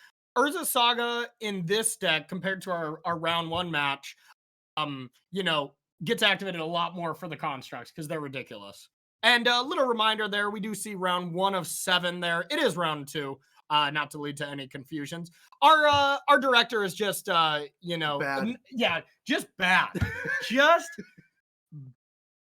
No, just kidding. Adrian is the man. We love him to death. We love him to death. We like to give him a hard time, but we're still all, a little sleepy here. Yeah. We'll pretend we're on the West Coast. It's what we like to call this is we're being a little loose goose today. Yes, absolutely. It's been a while since we've said that. Yeah, if you want to, the Mana Trader series with me and Brad, Brad and I knew you were gonna do it. I knew it, and I still followed through with this. You're gonna get a lot of different Corey and Brads when we have the different formats. We come to Modern, Pioneer, Standard. We know a lot about these formats. You're gonna get some high level stuff. But when it comes to Pauper, Vintage, even Legacy and stuff, you get a little different side of us. Yeah, Pauper is actually really easy to follow along with. Yeah. And it's a very fun format. It's like I've heard. it's like a mid-range grinder's dream. That's Yeah. really, I mean, now Monastery Swift Spear is in the format. It's probably changed a little bit. Yeah. Yeah, like a few, Yeah. this the 2x2 set, Double Masters. Double Yep. Masters Mhm. has it always throws Pauper around. Yeah, because that's probably the last thing they're thinking about when Yeah. they're creating these Double Masters sets. Yeah. They make a lot of good cards commons. Yep. That weren't previously like there, and then Pauper's like, okay, we'll take it. Yeah, absolutely. You and Ross were doing that one. Yeah, that was a lot of fun. So All right, so we see some Karn Strucks coming in, hitting. Okay. Now, Chill, 2 more. Chill still, gets to work like normal. Graph Digger's Cage does not shut that down. Graph Digger's Cage is going to stop Prized Amalgams, Icarid, Narcomoebas. There's only 2 away. Yeah. And I mean, like, look at Bazaar Baghdad. The amount of cards you're going to mill right now, I guess we don't have another Dredger. So you're not going to go absolutely crazy. You're going to draw 2, then you're going to discard 3. Well, you can't because of the Pithy Needle. That's a big factor. It is a giant factor. That is an absolute giant factor here. Yeah. And the fact that you just can't discard anything. So you just have to, it looks like Wizard is going to have to naturally draw a green card. Well, you do know what the stress I need to tell is we just lost another Mana Crypt. Yes. It is 3 damage, right? It's 3 damage. Yes. So they are 1 turn away from losing that Mana Crypt. The first time I played with that on Commander Versus, bro. I saw the video. You were complaining a lot. 7. I know. Yeah. Oh, unreal. Never lucky. One of the first games of Commander I ever played, someone just ad nauseum themselves down to 6 and then died to it 2 turns in a row because they couldn't win. I was like, what is this? What am I playing? Welcome to Commander. All right. So we've got an attack with 2 Karn Strucks coming in. Both 5/5s, I believe. That can theoretically get up to 7/7s. So not Just lethal. 6/6s, right? Well, the Mishra's Factory can be Is that activated. an artifact? Oh, it does turn into an It'll artifact. turn into an artifact, yeah. And then the Urza's Saga. Decides not to do it. Big draw step here. It's the old hollow 1. And I think that's going to wrap it up, bro. No, because we're down to a Mana Crypt 50/50. Oh, yeah, that's right. Yeah. Wow. Are we just going with the old 50/50? Wow. You know what? Honestly, from Wizards' perspective, the fact that you get a 50/50 at this, and here's the flip. Dun dun. Dun dun. Dun dun dun. Come on. Drum roll. Da-da-da. You know they're typing in chat like now, like, all right, you ready for it? How lucky am I gonna feel today? And both these players are 1-0. So, this is kind of how is this Shops Day gonna go? That's how I tell with this early part of the tournament. If I keep a loose goose hand and be like, let's see how my tournament's gonna go. Oh, no land? Okay, well, let's just go back to bed. But really having a sweat here, bro. Well, if Shops loses this flip, they get a game. Yes. Yeah. Yes. Absolutely. Sorry, not Shops. Bazaar Baghdad. The Shops first Baghdad. All right. Lost the flip. Lost the match. Wow. Yeah. Lost 2 flips in a row. Maybe 3, actually. Wow. So, the winner of that game, Mana Crypt. That's brutal because the worst thing about it is we might have not paid attention to see how absolutely brutal it actually was. I think they lost all of the flips. Yeah. Because I remember their life total being very high. And then we were talking about some stuff, and then their life total being very low. And it's not like that is like a mistake or anything by the Shops players because the hand wasn't really that functional without that crypt to accelerate out those Urza Saga activations. So definitely needed, and just sometimes those 50/50s and the ancient tombs, go your way. The early ancient tombs, they all went together. That's wild. Yeah. It sounds like Adrian's going to send us to a game 3 here. But yeah, I mean, that is just brutal when it's nothing you can really do about that. You have to play these cards. Shops deals a lot of damage to itself. Now we're going to be picking up on a Jeskai control deck here in game 3. And I believe this is our Desolo. I can't really see it on our screen for the name. Check this out. That's D. Yep. Dissolution. I saw. Okay, perfect. Blue Tinkerverse.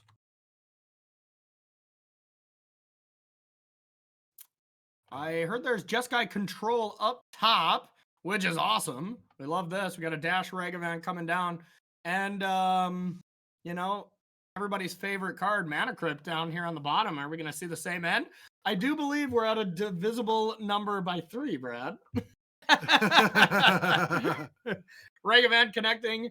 Regavan is insane in this format. And now Regavan is not a restricted card or anything, but it's straight up banned in Legacy.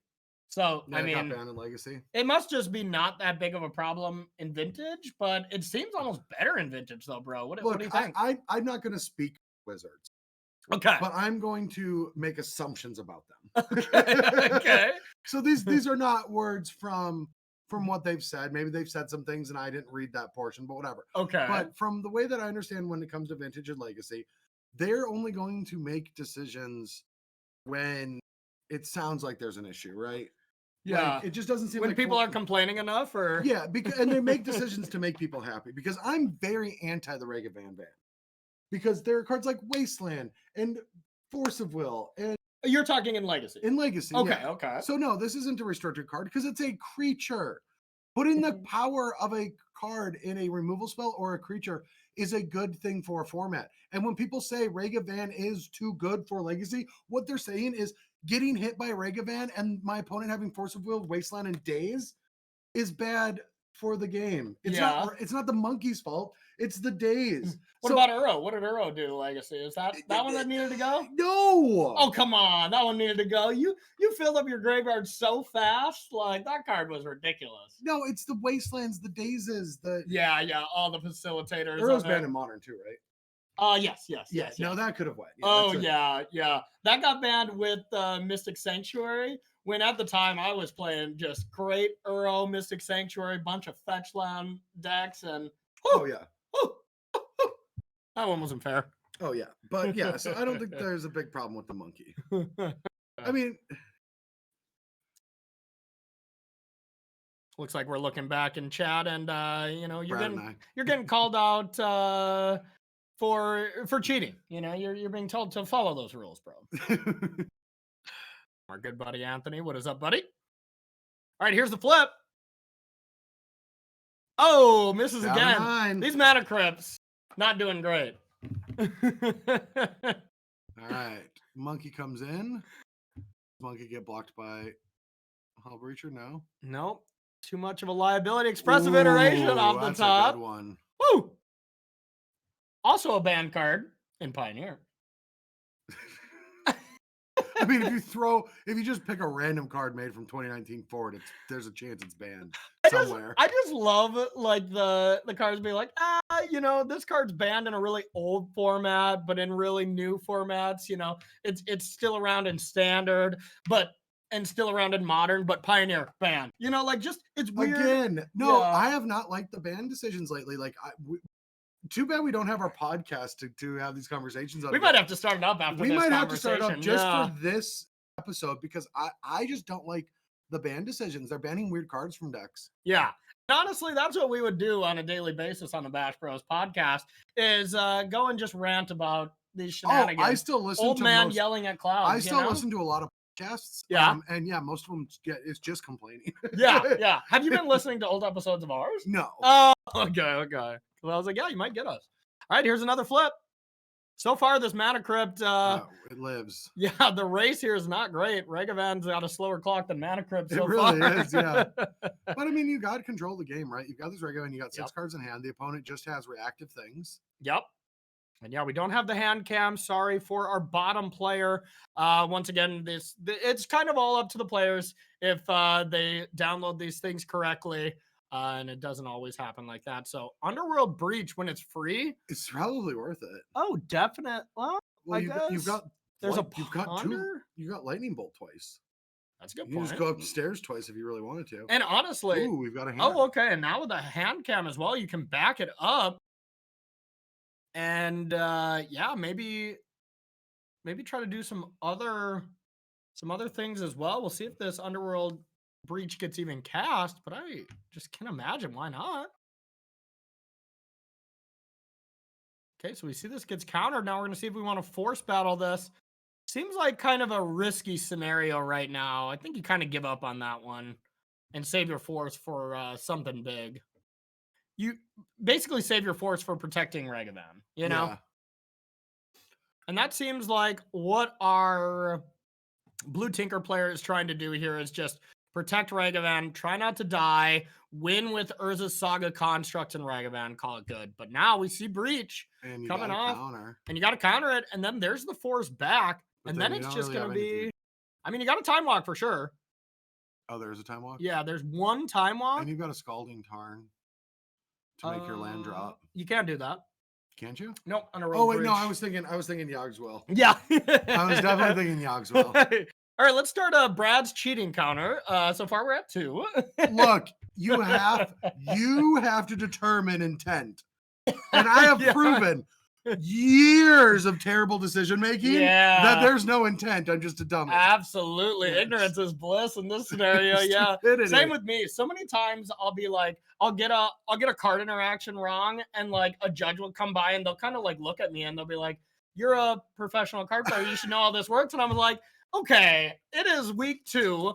I don't know. First off, how dare you? First off, how dare you? Second off, I call a judge probably more than any other non-professional player because you know what? Rules interaction is tough.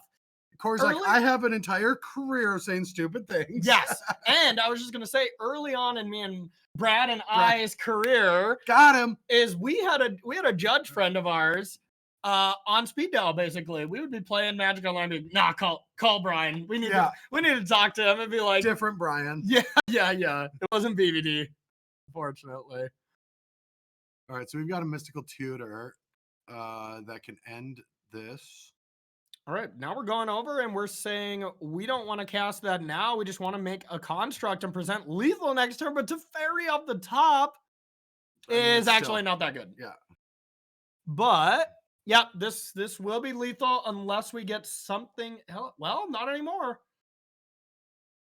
Not anymore. You needed a treasure to actually present lethal, according to my calculations. Why? Because now you have to sacrifice 2 treasures to make a construct. That's going to be a 4/4.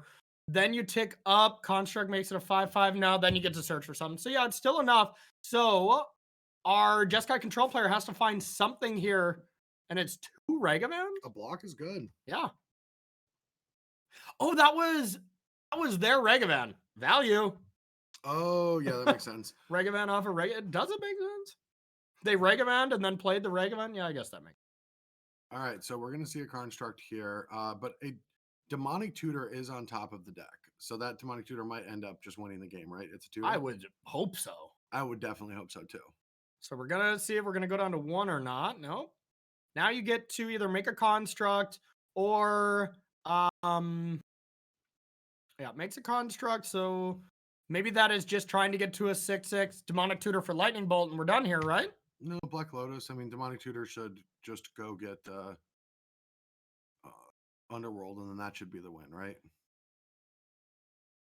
Weird. Well, that's what's going to happen, right? That would make sense. We're going to breach after combat.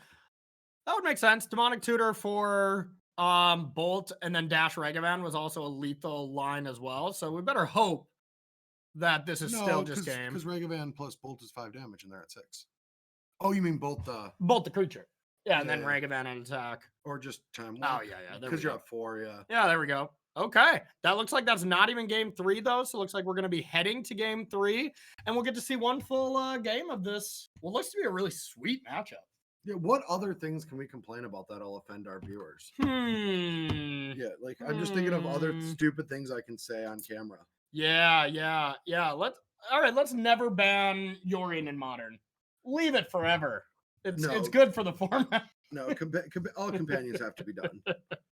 Like all companions need to lose. Oh, I like that thing. Go both sides. That way we're gonna piss someone off on each side. Ban it right now and never ban it. Now we cover all our bases. That's true. Yeah, you're a smart co-caster here, bro. But I actually do mean it. I think all companions should just lose the companion ability.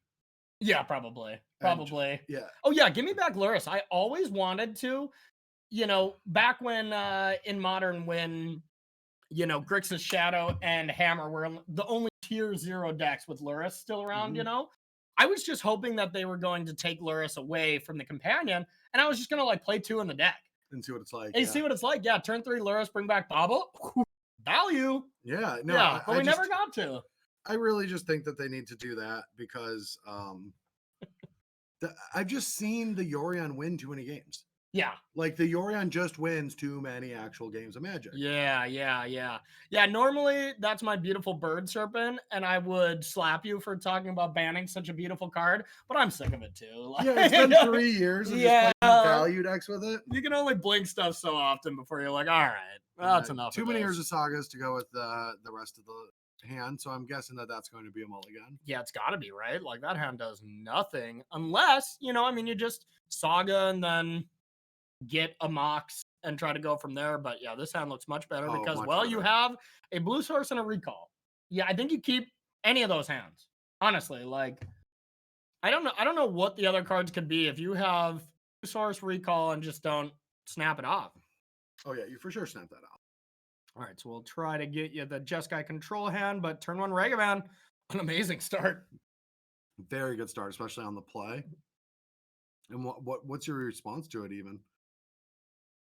Ban it. Oh, memory deluge, supreme verdict, Narset, and Gerard's disruption. That was the best timing. Thank you. Oh, too funny. Looks like we got our good buddy EK Plays Cards in the chat saying days since the last Mana Crypt accident, 0. Yeah, that sounds about right. All right, looks like we got that recall to resolve. And here is a Lantern. But, the one thing that we're missing from this blue Tinker deck, an answer to Ragavan. It's going to be a problem. And now we're just going to see this Jeskai control deck attack, get that value, and just think if you hit a Black Lotus or something like this. And these decks don't play that many lands, so Ragavan's going to hit more often. Never mind.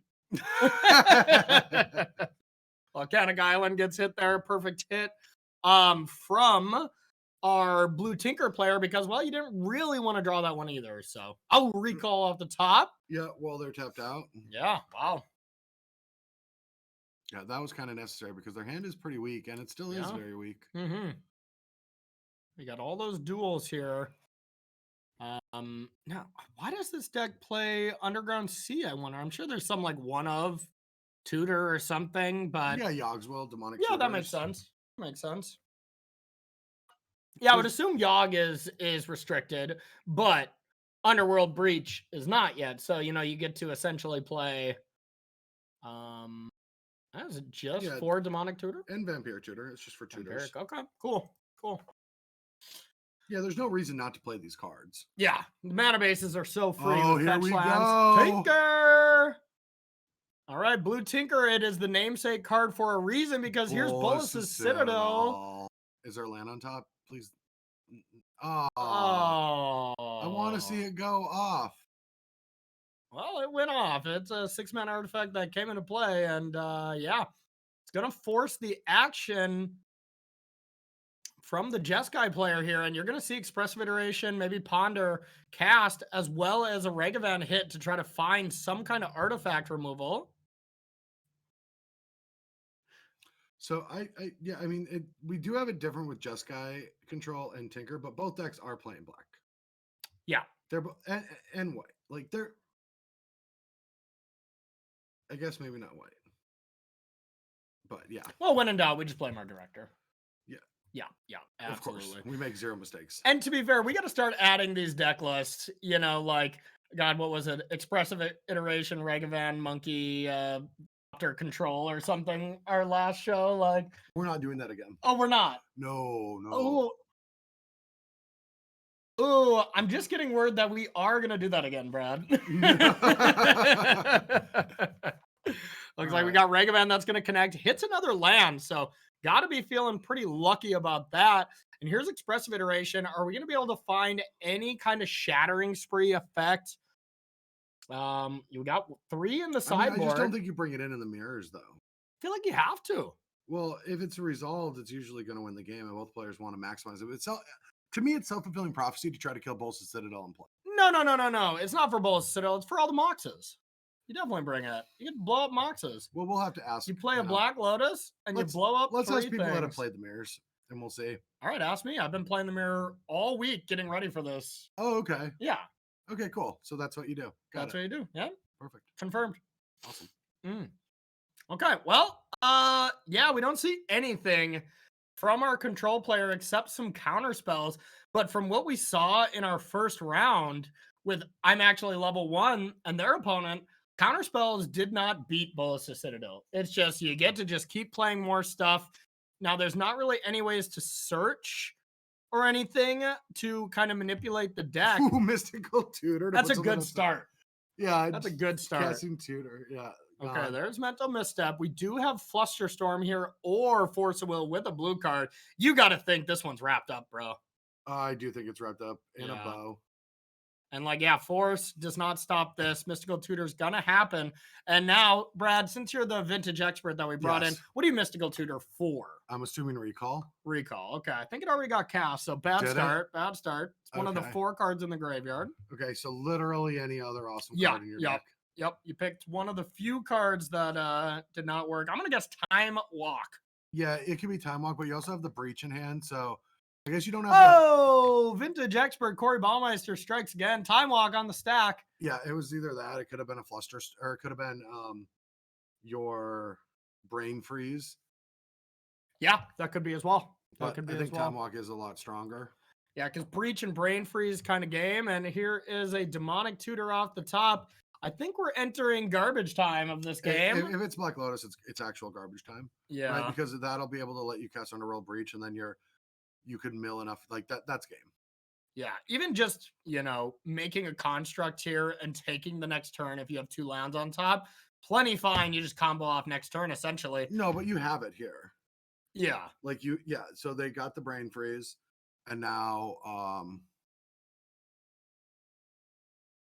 yeah, you got the Brain Freeze. So now you're gonna cast Narset. I thought. Then you Brain Freeze yourself.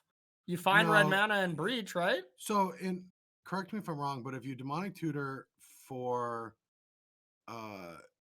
Black Lotus, cast Underworld Breach, recast Black Lotus and Demonic Tutor, go find the Brain Freeze, then you go off that way.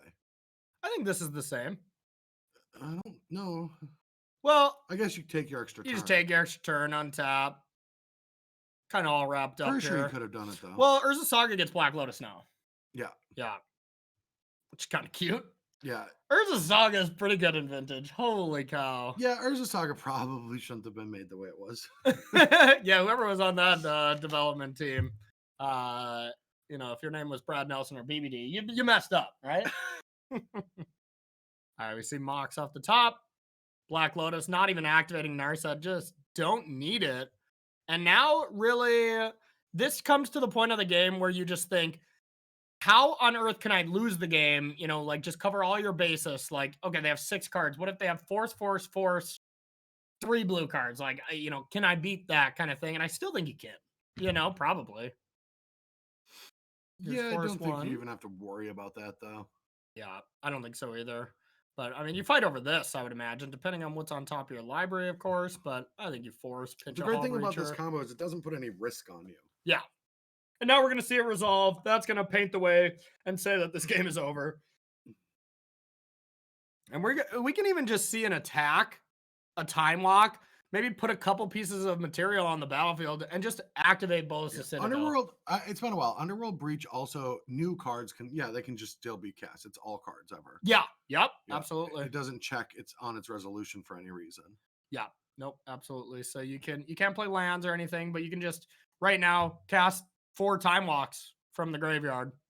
Game. Yeah. I'm sure there is much other easy ways to do it, but that's one of many ways to just end this game right now. That Brain Freeze mixed with Underworld Breach is the combination. You're going to mill so many cards. And then with one of the, we see spell count, storm count 6.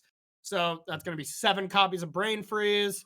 You're going to mill a ton of cards. Use 3 of those cards that you just milled. Brain Freeze yourself again. Time walk as many times as you want. Any kind of combination to find lethal here should be pretty trivial. You can just play a bunch of Moxes from the yard, activate Bolas' Citadel, attack, This construct could probably get to a 14-14 as well. Oh yeah, easy. Yeah. Easy way to win. So many different ways to do it. I will say I just want to go back and just say unban mental misstep is the name. Said companions are my only friend. Don't ban them. And it's unban mental misstep. It's like you are fun at parties. Yeah. Don't ban companions and unban mental misstep. Yeah. This is the two stands that person in chat is looking for. So yeah, we appreciate it. You're fun in chat, that's for sure. So yeah, there is the game being picked up by these brainstorm or brain freeze combo decks. Both of our main feature matches have been taken down by this deck, and it looks really strong to me. Oh, it does. Underworld Breach and Black Lotuses and Lions and Tigers and Bears on my, I feel like Vintage is in this space that a lot of formats are, where the really complex 4-color deck that plays a lot of blue things is number one and better than everything else. But then you can play these linear decks that kind of exploit them for trying to go over the top. Yeah. Yep. So like they're playing all these Fluster Storms and all these things for the mirror matches. Yeah. And so you're just trying to do these less powerful but linear things. It almost reminds me of kind of a lesson that we've always put ourselves through our career. Whenever there's like a clear best decks, whenever they get in an arm race with each other. Now this looks a little different than playing a 7-drop instead of a 5-drop in your Sultai mirror match to get an advantage there or something. But it is the same kind of concept. When these other decks are trying to fight against each other to gain an advantage in the mirror, that opens up the door for decks that clearly are not as good in the grand scheme of things to kind of slip under and be able to make a dent in a tournament, maybe spike a tournament. And then you see something like Hogak that will win a challenge and people will be like, all right, Leyline's back in. Maybe it'll have a bad weekend or something like that. I don't think there's a lot of, I agree with you, but I think that this is more stagnant than it usually is. Sure. It's not really doing the whole flow like maybe like definitely doesn't flow as much as standard because these decks and they've been around these for cards, a while. they don't change as much. No. So there's I think there's been a few iterations every time that I come in and look. But it's usually because a set brings out something new that kind of changes. Yeah, Modern Horizon comes out. Modern Horizon 3 I'm just glad that a card or two from the set actually got played in a form. I know. Yeah, you didn't want that set to be a complete bust. So all right. So it sounds like we do still have a couple of matches going. So maybe we'll try to jump in and catch the end of that Sultai mid-range one. If you got it there, Adrian, see if they're playing. If not, okay, yeah, we're in that red zone here where the clock is becoming a factor. We see a bunch of cards here from our Sultai deck. That looks like, I guess they're both Sultai, huh? So is that the hand cam for the top player? Oh, okay. These are both just correct. So, wow. All right. Both players' hand cams. We're going to try to gather what's going on here. But the one thing I'm gathering so far is one player does not have lands, Brad. Yeah, and the other does, and the other has spells to cast, and the top one is going to be choked by their mana. Yeah. So even though we might see a Tarmogoyf here, the game's probably over. Yeah, if you don't have lands when the other player has lands, you're going to have a bad time. You're going to have a bad time. And there was the bad time. Perfect. You know what? We're glad that we could put our director through changing the names, getting the hand cam set up for the absolute last second. So let's come back to us. We're going to talk a little bit and then we're going to head to break here. This tournament's going fast though. Vintage is it was lightning speed. It's not like modern 4-color mirrors. That'll tell you. It's not. No. And thankfully so. Yeah. Oh yeah. Absolutely. So everyone, we are going to be taking a short break here pretty soon and getting you set up for round 3 of Vintage. But before we go, just want to thank everyone for hanging out and watching coverage here. It's always a blast to be hanging out and, getting to hang out and just do. Say hang out again. Hang out, dude. I like hang out. I was going to blame like Adrian in my ear or anything, but he wasn't even talking. So I'm going to just be honest. And I lost where I was going to go with that. We're going to head to break. I just like hanging out, man. Exactly. We're going to head to break and we're going to gather ourselves here and be right back with some coverage here on the Mana Trader series. See you soon.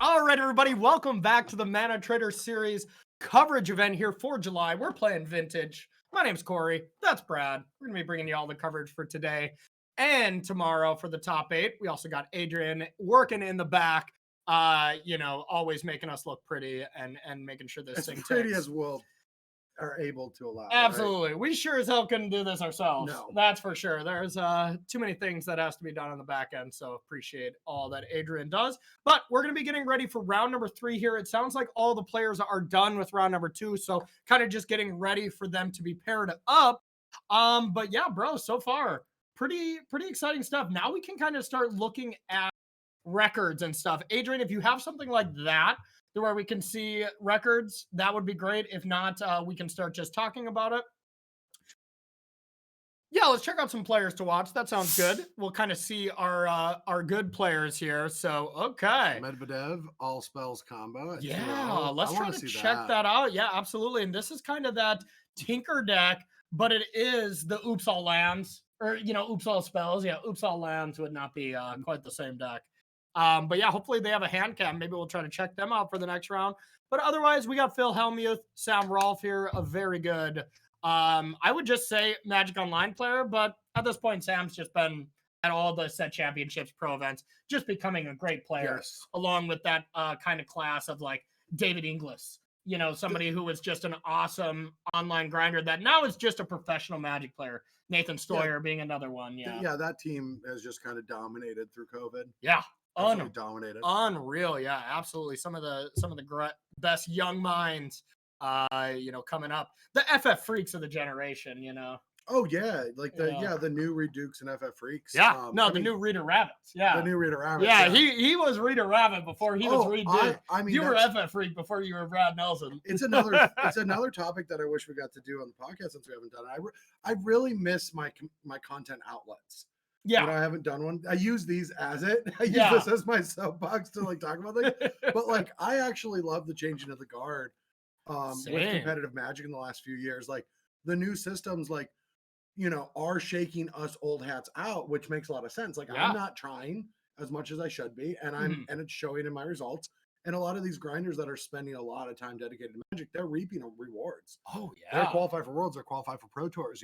Exactly. And I mean, even right before these this group of the younger grinders and stuff, Team Japan, when they were just dominating these set championships and stuff. So it shows that people that still are dedicating their time to this are still doing great. And now we're even getting into a whole new world coming up with some in-person Pro Tours coming back. Welcome back to the actual Pro Tour. Yeah, that's gonna be exciting. But we got plenty of stuff going on here. It sounds like pairings are put out there.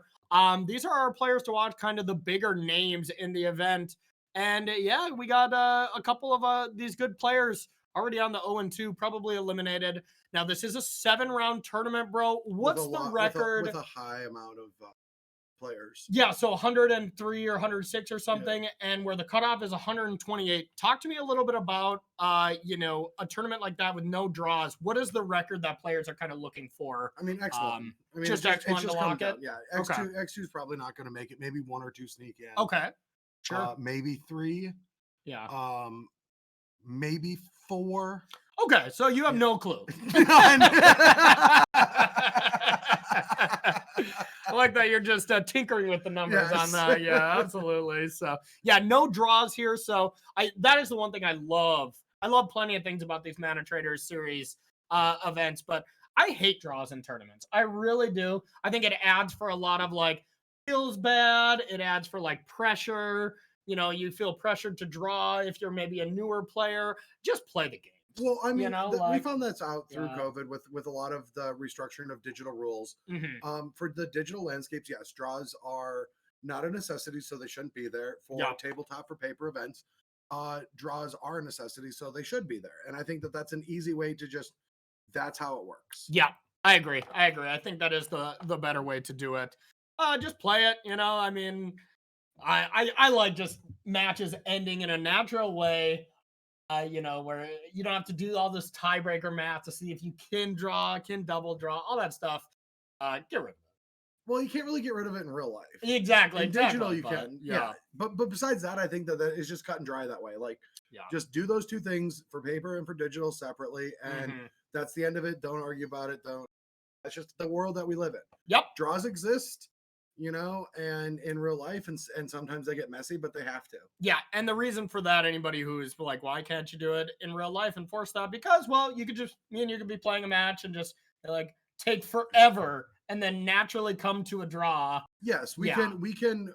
There's the ability to bend rules in the sense of like we can just naturally end up in a 1-1-1 draw. Yeah. And then the match is a draw. And like you don't want to put the problem with the rules is you don't want to enforce rules that make it shady when other people can make it look natural. I've been in situations where players have exploited that and it looks really bad, but it's just part of the rules. Totally agree with you. Totally agree with you. It sounds like we got round number 3 all ready to go. I think we're going to try to check out Medvedev's all spells combo. Yes, we are. That's going to be our player at the bottom up against Holy. I can't exactly see what that is. We'll see. We'll Holy Shamguard. We're going to see what deck they are on. But Medvedev, while we get going here, this is a really cool version of Blue Tinker. It's a Blue Tinker mirror. Blue Tinker mirror, but oh wow, are they both on this style? No. Okay. So Holy Shamgar is on the versions that we have been seeing. Yeah. Medvedev is on a very interesting version that does not actually run any true lands. Yeah. They are running all of the spell lands, Seagate, Restoration, and Agadeem's Awakening. And just Mox Jet. And Moxes, and all the Moxes and artifact mana. And what they're trying to do is have a Ballester Spy combo where they mill their or an Undercity Informer. Yeah, you'll recognize this from the Oops All spell decks in Modern, where they would go off and then through a bunch of sequence of events, you'd win the game this turn. Yeah, so now how do they win this way? They have Tinker Charbelcher. Okay. They've got Dread Return, Forthos's Oracle. And you get a bunch of Narcomoebas. Yeah. Okay. And then you get to... You just win that turn. Oh, yeah. And then so there's one of my favorite cards as well, Cabal Therapy, that you can search for counter magic by sacrificing one of those. Now, there's not a bridge from below or anything, so you don't get counters like that. You just get the 4 Narcomoebas or the Spy, Cabal Therapy them for whatever card you're afraid of, and then you Dread Return and win the game. So, interesting stuff. Can you humor me and look back? I want to go back here to Medvedev and check out, I believe I saw a win rate for Medvedev. That might have been the most ridiculous thing that I have ever seen. Yeah, it looks like, match win percentage of 85.7%. This was one of our players that picked up those qualifications by being one of the top 2 of the leagues by having that absurd of a win percentage. They played 21 matches, bro, won 18 of them. That's unbelievable, yeah. So Medvedev is already going to be in that end-of-year tournament based on their performance in the qualifying round. So, impressive stuff. And if we see this, picked up that Force of Will, so now next turn is going to be able to sacrifice their Undercity Informer to itself, and then target player reveals the top card of the library until they reveal land and puts it all in the graveyard. So I'd recommend they target themselves. Yep. Yeah. And so next turn, if there's no answer from Holy, this game is wrapped up. And I think even to make it more suspenseful, we might not have the hand cam from Holy, so keeps us on our toes here. There is a lightning bolt. There's a lightning bolt. Well, that would have been cast already. Or wait, no, sorry, we are on a Holy's turn now, so lightning bolt would be great here. There's a time vault. Now that is a combination with the other untapped target artifact thing. I forget. It's Manifold Key now. It Manifold used to be a Key. different card, but this is an upgrade from it because you can make a creature not be able to block, and it's functionally better. Otherwise, it's pretty much the same. But that is interesting. So I think we're just gonna see Spy come down here, and now unless Holy has blue card just sack force, this Underworld Informer can sack itself. That's what I'm saying. We're gonna see that being sacrificed.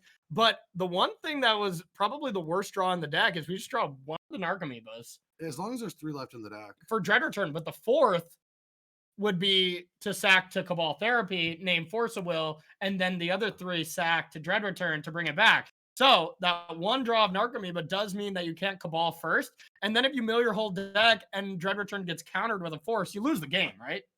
Without another counterspell. I would assume that's how it works. So that one top deck Narcomoeba, one of the 4 could have just lost Medvedev the game.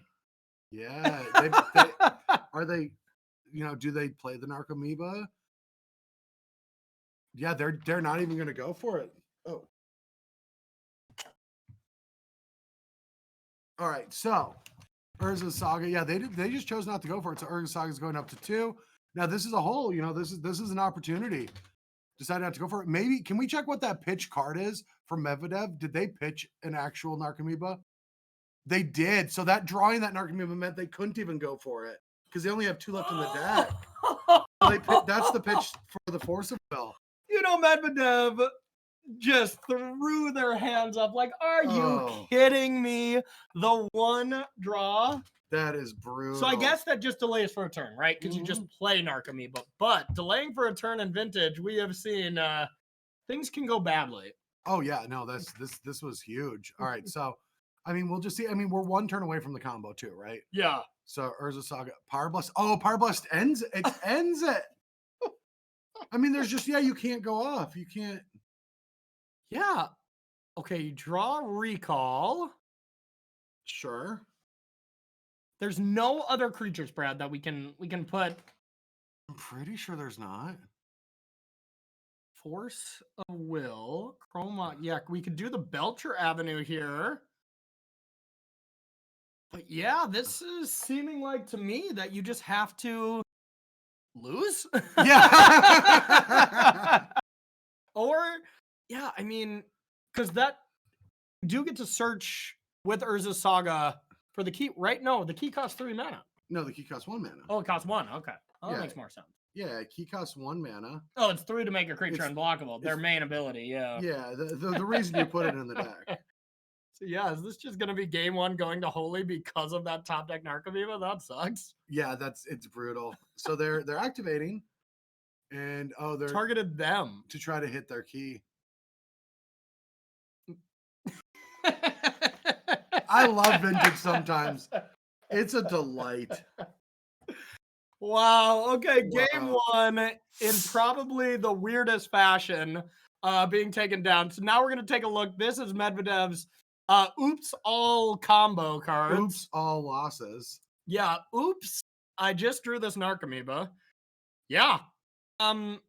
Really brutal stuff there. We're looking at the deck list and you see those 4 Narcomoebas. 1 was already pitched. So Dread Return just literally could not be brought. Not like Medvedev didn't go for it because if those last 2 cards were forced blue card, I would lose. No, didn't have the option. Only would have had 2 creatures in play and Dread Return needs 3. So just the worst possible top deck. If Medvedev ends up not top 8ing this event, this is one of the moments that they're going to look back on and be like, come on. Oh yeah, and just excuse me for 1 second. I'm going to have to send myself a note to fix this because I actually am in charge of, what cards, what art we choose for each card. Yeah. But it sometimes will just auto do it because we have an API with Scryfall. I'm not going to get too far into detail. Yeah. Scryfall is one of the best websites of all time. Everyone should go support them. Yeah. But it auto updated to whatever this Goblin Charbelcher art is, and we need the OG. So I'm going to have to update that next time so when people pull art, yeah, that doesn't pull up that because I'm not living in a world where old school Goblin Charbelcher art is where it's at. Exactly. Because it stays in play for so long, that you really got to get the old school art on there to be able to see it. But yeah, I agree. And it goes up to 4 Goblin Charbelchers at some point. Bro, when do you bring those in? Graveyard Hate, I'm guessing. Yeah, that makes sense. Yeah, when you just want to go for a fair kill. Yeah. Now, what is that other card in the sideboard? I like that you just said Goblin Charbelcher as the fair kill. Pretty fair stuff there. Yeah, it is. Oh, is that? Oh, it's Chain of Vapor. Oh, I got to change that art too. Yeah. What is with all this new art? Well, it's because every single set these days has 9 different promo arts and stuff. And coming from a commentator's perspective, when we get to these actual pro tours, it is going to be a rude awakening to all of us that are like, oh yeah, there were 10 different alternate printings of this one card, through the pandemic. Oh, my plan was to bring the most annoying for commentator Pioneer deck. to the tournament, but then I realized that I'm not really popular or good enough to be on coverage anymore. So I'm just gonna bring a deck. Like I'm not gonna put that extra work in. Nice. Yeah, you end up just trolling yourself on accident. Yeah. All right, we're gonna see a powerful hand here. We have a weird swamp, Agadeem's Awakening, Dark Ritual, This is Undercity Informant, with Pact Mox Negation. Pearl. This is turn 1. Activate. This is turn 1. So are you saying you'd keep that? Yeah, I mean, if that's the combo, I mean, if you have the whole combo still rolled up in your deck, that's turn 1. And Medvedev has the huge advantage of being on the play, so they don't have to draw an Archimebo. Yeah. Because now looking at this, sorry to interrupt you, bro, but it looks like you're going to be able to, with Pact of Negation, Undercity Informer, get rid of your whole graveyard. 4 Archimebos are coming back. Now you're going to be able to Cabal Therapy for whatever you're afraid of, and then Dread return back your Thassa's Oracle in game. Yeah, but the problem is if there's a ley line, but that's not even that big of a deal, because then if there's a ley line, you just go with the, they had to put a card back. Okay, so they were on a mulligan. So now this is still turn 1 Charbelcher. Yeah, but they put back Undercity. That's fine, because you're not going for your combo, because if they have a ley line, then you need all your combo pieces. But if they don't have a ley line, you just win, and you already have an extra mana source. That feels weird to me, but of course, I'm not a Vintage Pro. Don't have an extra mana source for activating it during your upkeep if you Pact Protect it, because you have to activate the Charbelcher, and Charbelcher costs 3 to activate. So this is still a turn 2. It's a turn 2 upkeep kill, so you can still use your Pact Negation. You just turn 1, play the Moxes, play the Dark Ritual, play the Charbelcher, and then you have 3 mana sources to activate the Charbelcher. So if we look at the other deck list, then do we have anything like Shattering Spree that can stop that? If they brought it in, no, because it's not in their sideboard. There's 3 of them. Never mind, there are 3 of them. So yeah, I mean, like, that's the thing. Like, we're gonna look at this game, probably here in a couple minutes after Mulliganing gets done, and we take 2 turns. Yeah. We're gonna be like, wow, that player made a very good decision, or wow, that player really made a poor decision. It's a judgment call. Exactly. And it's not a poor decision as in like, wow, that player made a really good decision. Exactly. Medvedev played very well right now so far. And it's not a poor decision when it comes to just being correct or incorrect. It's all situational. And that's going to be what I have observed in Vintage a lot, is you can make the right plays towards one thing, but they drew the other half of their deck, and now it makes your draw look bad. Like, Vintage would be frustrating. Just like Henry down here licking me the entire time. Henry is my dog, in case anyone is wondering. For more context.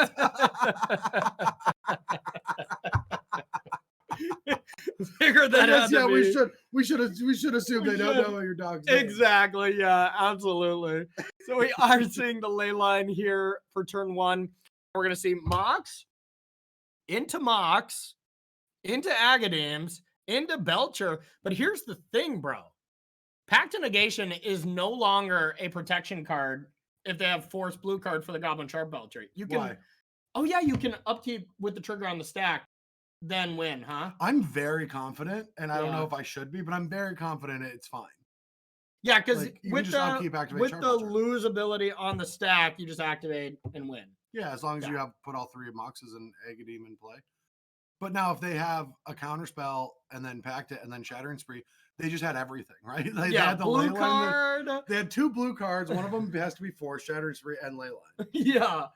And a red sword. Yeah, red sword to cast it. Okay. All right, Force, Pact it. You didn't come here to not Pact. Henry. Vintage at its finest here. All right, here we go. This is everything. Let's see if there's a Shattering Spree, though. Yeah, that would be insane. Okay. Nothing. That's not it. Upkeep. I mean, it's just nothing you can do at this point, right? Yeah. Close game. Yeah, -35. Okay. All right, next game. That is true. How long was Mulligan decisions based on the play decisions? Yeah. It was like 5 minutes. Yeah, that was pretty absurd. But honestly, look at Medvedev, like, awareness of these post-board games, especially with 4 ley lines.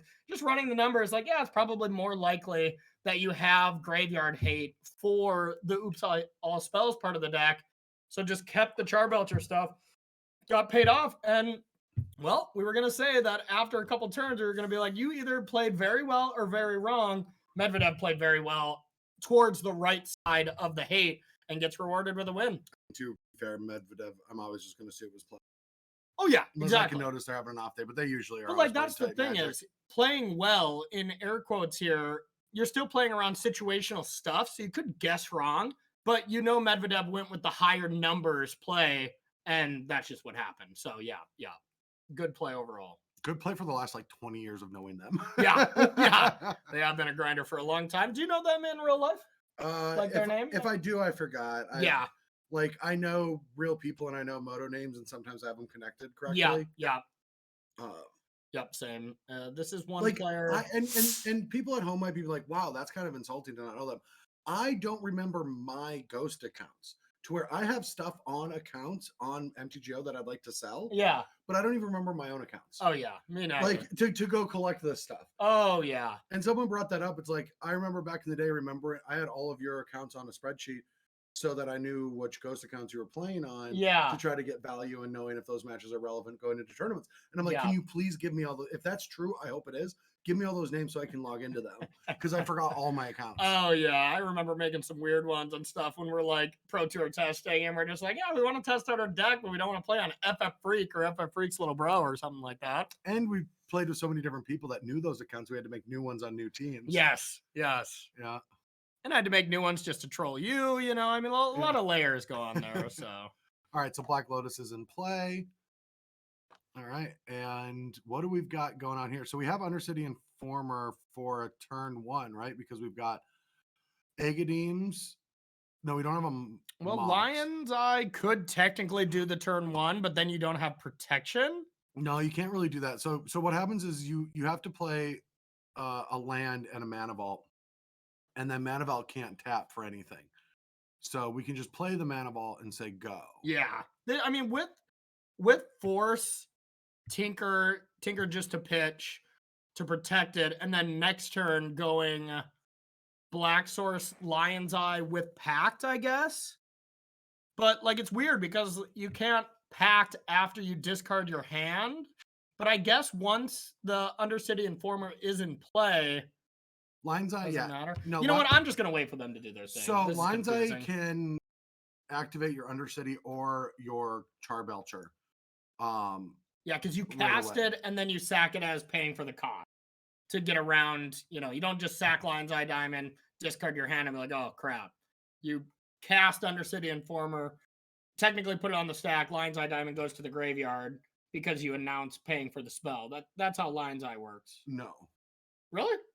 I'm pretty sure you can't cast a spell off of Lion's Eye Diamond. Yeah, you totally can. I'm positive you can have that. Is that a new rule? No, They could not cast a Lion's Eye Diamond, cast Undercity in this form, and activate. Yes, they can. Yeah, it's the same thing like with Emery and a treasure token. I don't think it's the same thing. It's the same thing with Emery as a treasure token. Yeah, I'm pretty sure they can. Director was saying that it is just like what trick? Sorry, I didn't hear you there, Adrian. Like Chromatic Star and Affinity. Oh, yeah. Absolutely. It's like the KCI trick. You know, you announce the spell casting for this, and then the mana that you would sacrifice to it. There's no way those two tricks work on the same layers. Yeah, same kind of thing. I am having a hard time believing that. Well, we're going to find out because this Lion Eye Diamonds pretty much has to be used.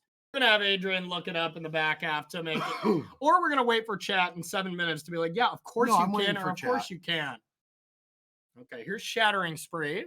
Only cast once, though. If you were to replicate that, it's basically impossible to counter. But this is possible to counter with Force pitching Actor Tinker. But this also means you have 5 mana out for Force. Your own Force of Will if you need it. Yeah, that's a good point. So straight up cast it. Looks like we are going to force it. See what we're going to pitch. Pact of Negation goes away. Oh, wow. Yeah. Got the Tinker. Okay, so Force resolves. Now we're going to see probably some fireworks. We're going to see fireworks based on how the card Lion's Eye Diamond actually works. Here's another force with Tinker. Well, oh, that's great. So That now, was I mean, great. now you can still just cast that Aghanim's Awakening, cast your Understating Former and sack it using the Mana Vault mana with Forcible backup, and that's lethal. That's true, yeah. So you don't actually need the Lion's Eye Diamond for this.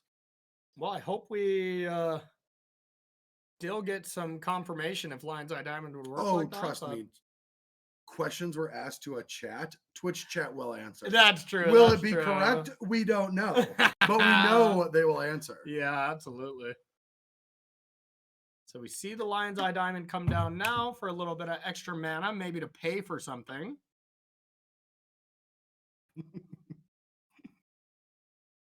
And now with 4 cards, you know, you kind of do just need double counterspell, right?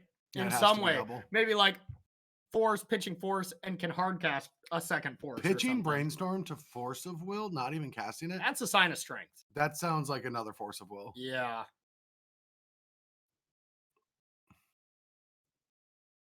Yeah, now what do? Do you force Tinker? I guess you do. You have to. Or like you just try to Tinker and bring in Bolas' Citadel and then leave a force, but you have to pitch it to Lion's Eye Diamond. So yeah, you're right. You just have to. And now if this gets countered as well, we're off the top. We're off the top. Good thing our deck is all spells. Good thing. Oops. All right, this is either game on the stag, and Holy is thinking like, how did I lose this? Or we're just figuring out which way to use a counter spell. But yeah, if you think like Flusterstorm or something, you can just pay. Like I don't know how many spells have been cast, but 1, 2, 3. Yeah, 4. I mean, and yeah, 4 will be Flusterstorm. So that'll be 5. It would be for 5, and you don't have the mana for it. Yeah, you do. Oh yeah, you do. You got one floating. Yeah, you got exactly. Oh, but 5. then you can't activate the Undercity Informer. True, but there's not a lot of spot removal, so you could just do it next turn. Well, but if there's a cage that you can go get, or you could go get a Soul Guide Lantern. Yeah, or just Lightning Bolt. But here is the Flusterstorm. So you can pay the whole way, but what I'm saying is that Urza Saga can go get a way to interact with the Undercity Informer activation. Yeah. In response to all the Narcomoebas, you can just sack the That's Soul a Guide great Lantern. point. Yeah. If it's brought in from the sideboard, I kind of think it will.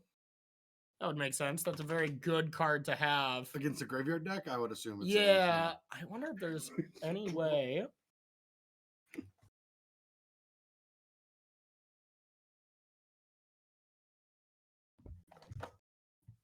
All right, so are we paying for it? I mean, we still have to pay for it, right? I would think. Because but then we're just locked out. We got 2 mana. There is some thought to just like letting it be countered because you realize that Urza Saga is going to find that hate card and just try to top deck Belcher and activate it in the same turn. But you don't have the mana for that. Yeah, you do. Lion's Eye Diamond. Mana Vault stays tapped unless you pay 4 and you're upkeep. Oh, really? Okay, yeah. okay. That was under the assumption that Mana Vault is just like a normal artifact. It is me not knowing how it works. That's a different thing. Yeah. Okay, so just let it go. Okay, so this game is like almost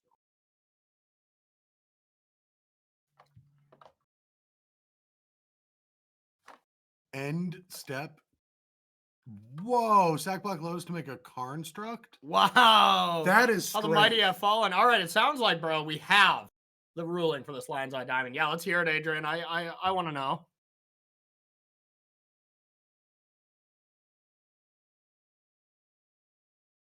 Okay.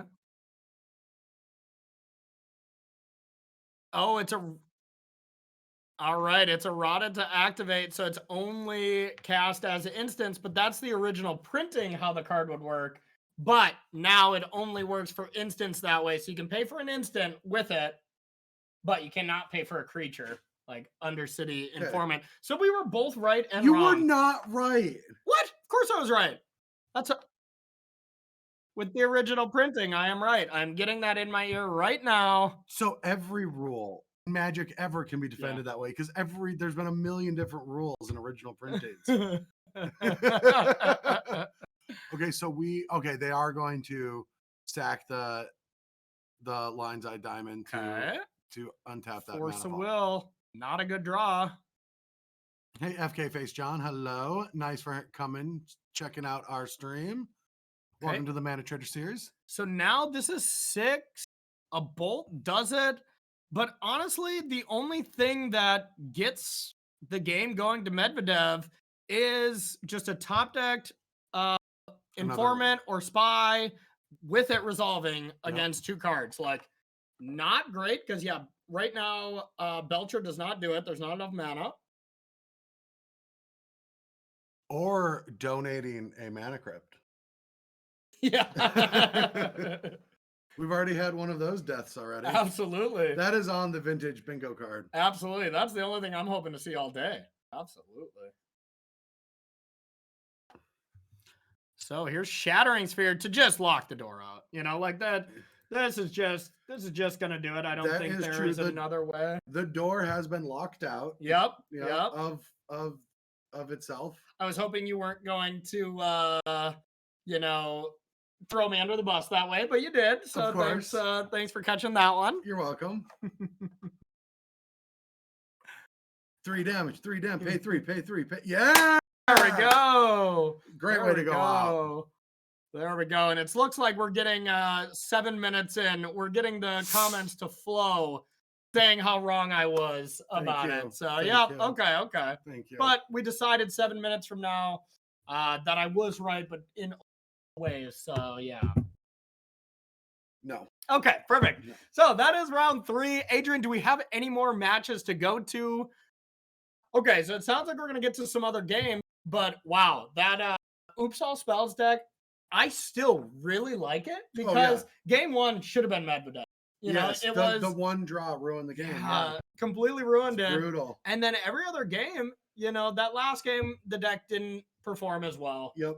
You know, but the second game, it just really looked like that deck was just a better evolution in the mirror, specifically. Of course, every other matchup could be differently, but it looked pretty cool there. Sounds like we got another match to go. Flusterstorm, Spree, like they had a really good.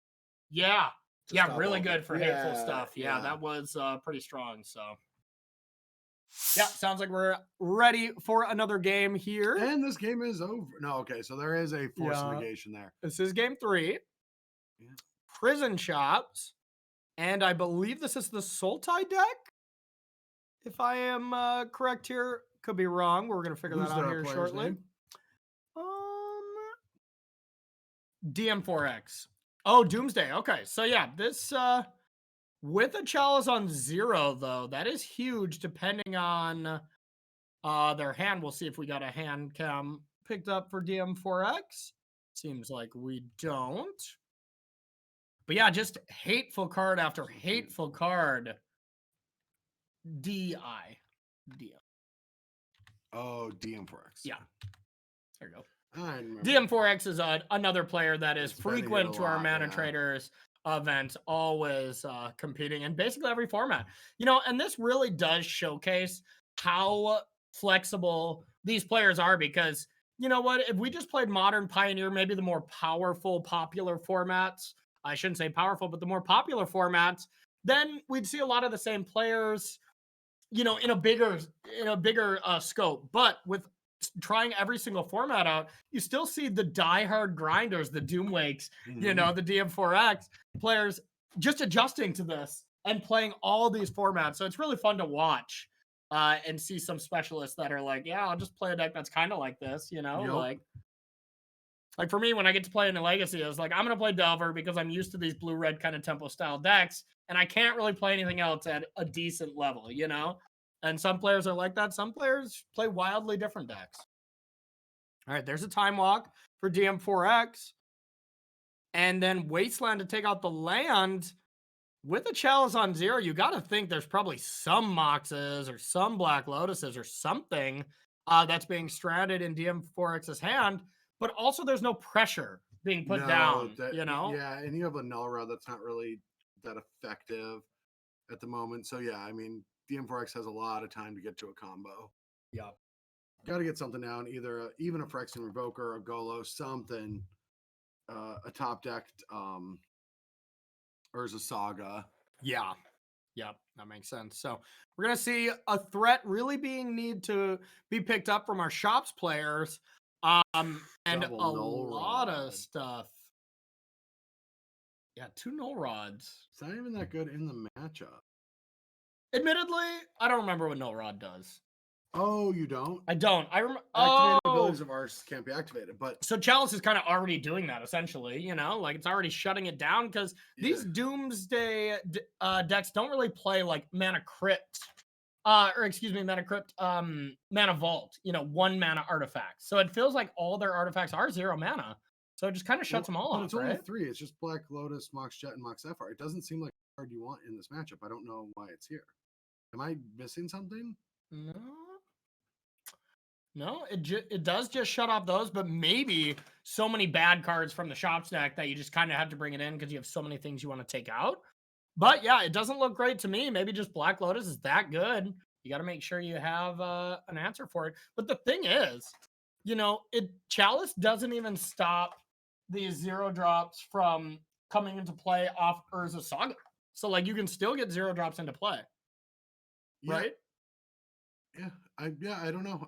I'm just, this is something that I'm not familiar enough with because it's also shutting off your stuff. Like Nullrod will stop your artifacts. Yeah. And So you it have a shuts lot off. more. Yeah, so it shuts off this. And now, yeah, I mean, even looking at this hand, that's 3 mana available. If we were to top deck Lodestone Golem, for instance, you just can't cast it because of your own card. Yeah. So it seems like right now DM4X is actually kind of favored. When we came in, it looked terrible, but there's just nothing, no pressure. So you got plenty of time to come back. All right. Skull and Turn. What did we tutor for? Oh, what is it? Oh. Woo! Merc Tide Regent. Hello. The perfect card right now. Yeah, just gonna chunk you 3 times and the game's over. Yeah. Wow, this is a nice little juke of this deck. How many of Murktides are we even playing? That is 2 in the sideboard. wow. That is awesome. Yeah. And there's an archive trap off the top. So another card that's great against the combo. Not too great against the combination of 8/8 hit ya. 8/8 hit ya. And get it done. Yeah, they've got 1 draw to get out of this, but a shop stack really isn't gonna do it, right? Like, what could a shop stack really do to an 8/8? Nothing. Yeah, it can't win the game, no. And you can't even activate your Ancient Tomb anymore. You're locked out of all mana.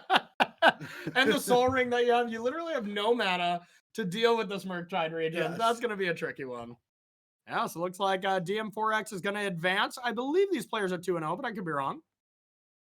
All right, down to 2. They are, yeah. So DM4X moving to 3-0. It looks like here from Doomsday. There's the Saga right on time. That would have been good, you know, a couple turns ago before this Murktide came in for some pressure, but as it stands now, that's it. That's all she wrote. Murktide region is going to come in. -6 life. God, whoever designed that card, they did it. Pretty powerful one, huh? I'm so proud that I got to do that. Yeah, absolutely. For everyone that doesn't know, I am the designer of Murktide Regent. How dare you?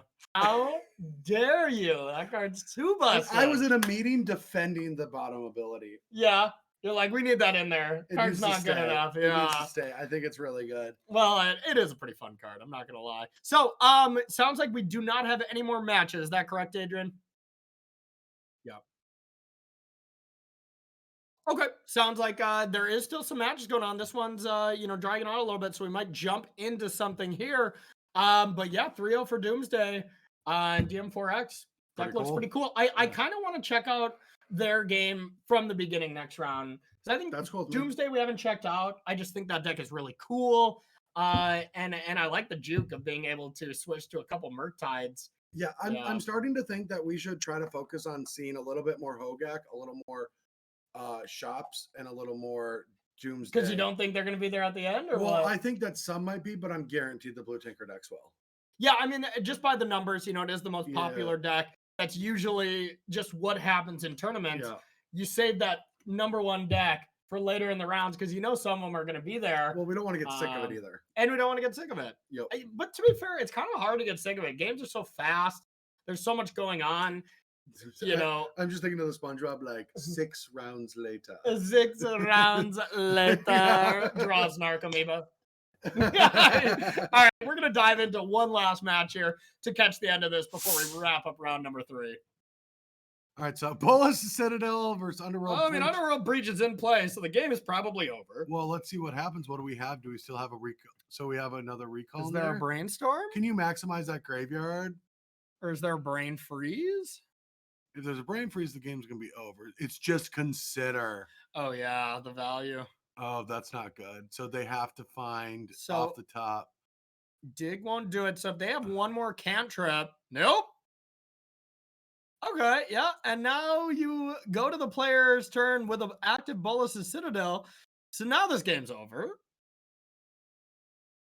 Okay. Soul Guide Lantern. Spin it. And here we go. All right, I think that's gonna. I think that's our sign. That is our sign. Yeah, there we go. Dissolutionist wins this, and I believe they are 3-0 as well. We've been watching them win. We watched one of their matches, so maybe we're on a collision course for like DM4X with this player. And this Underworld Breach combo deck has been the deck that looks the best on camera so far that we've seen. It's looked really cool, but of course we have not seen everything. So, reminder everyone, if you want to play in one of these events, !Bash Bros, or if you just want to play Magic Online, you will get the code for 15% off. You use that promo code Bash Bros _F5Q. I know it rolls off the tongue if you want to remember that one. And you can get yourself 15% off a Mana Traders loan subscription, and you can try out, Vintage, any format. If you want to play some Modern, you want to play some Pioneer, you can really do it all. If you've never tried the service, it's worth giving it a go if you're ever interested in, because in all honesty, it's very convenient, quick. Yeah. You just upload the deck you want to play. Mm-hmm. They'll trade. They'll offer a trade with one of their accounts. You grab it. You grab all the cards that they show you. Yep. Play with them, and then you can request for them to take them back when you're done. And it's really automated and fast. They'll just send you a code, or they'll send you a trade request. Pull the cards from that you've gotten and take them back, and you're done. And super easy, super fast. And most decks, most formats, you can get that lowest tier on Mana Traders and really rent anything. If you want to play Modern 4-color Yorion, spoiler alert, you're probably going to have to go on this, a code or two. But that's an expensive deck. That's the reality of that, though. That is a Magic Online economy issue, not a issue. Well, and it's just when you put 80 cards in a deck, that's a Yorion issue too. That's what I'm saying. It's also the economy. The deck is just all mythics. I mean, it's a money pile. It's a very expensive deck. Exactly, but there's plenty of other decks in Modern that you can, definitely rent for the lowest subscription, or go up if that's for you. But thank you so much for watching so far, y'all. We're gonna take a short little break, and we'll be right back with round number 4 here at the Mana Trader series.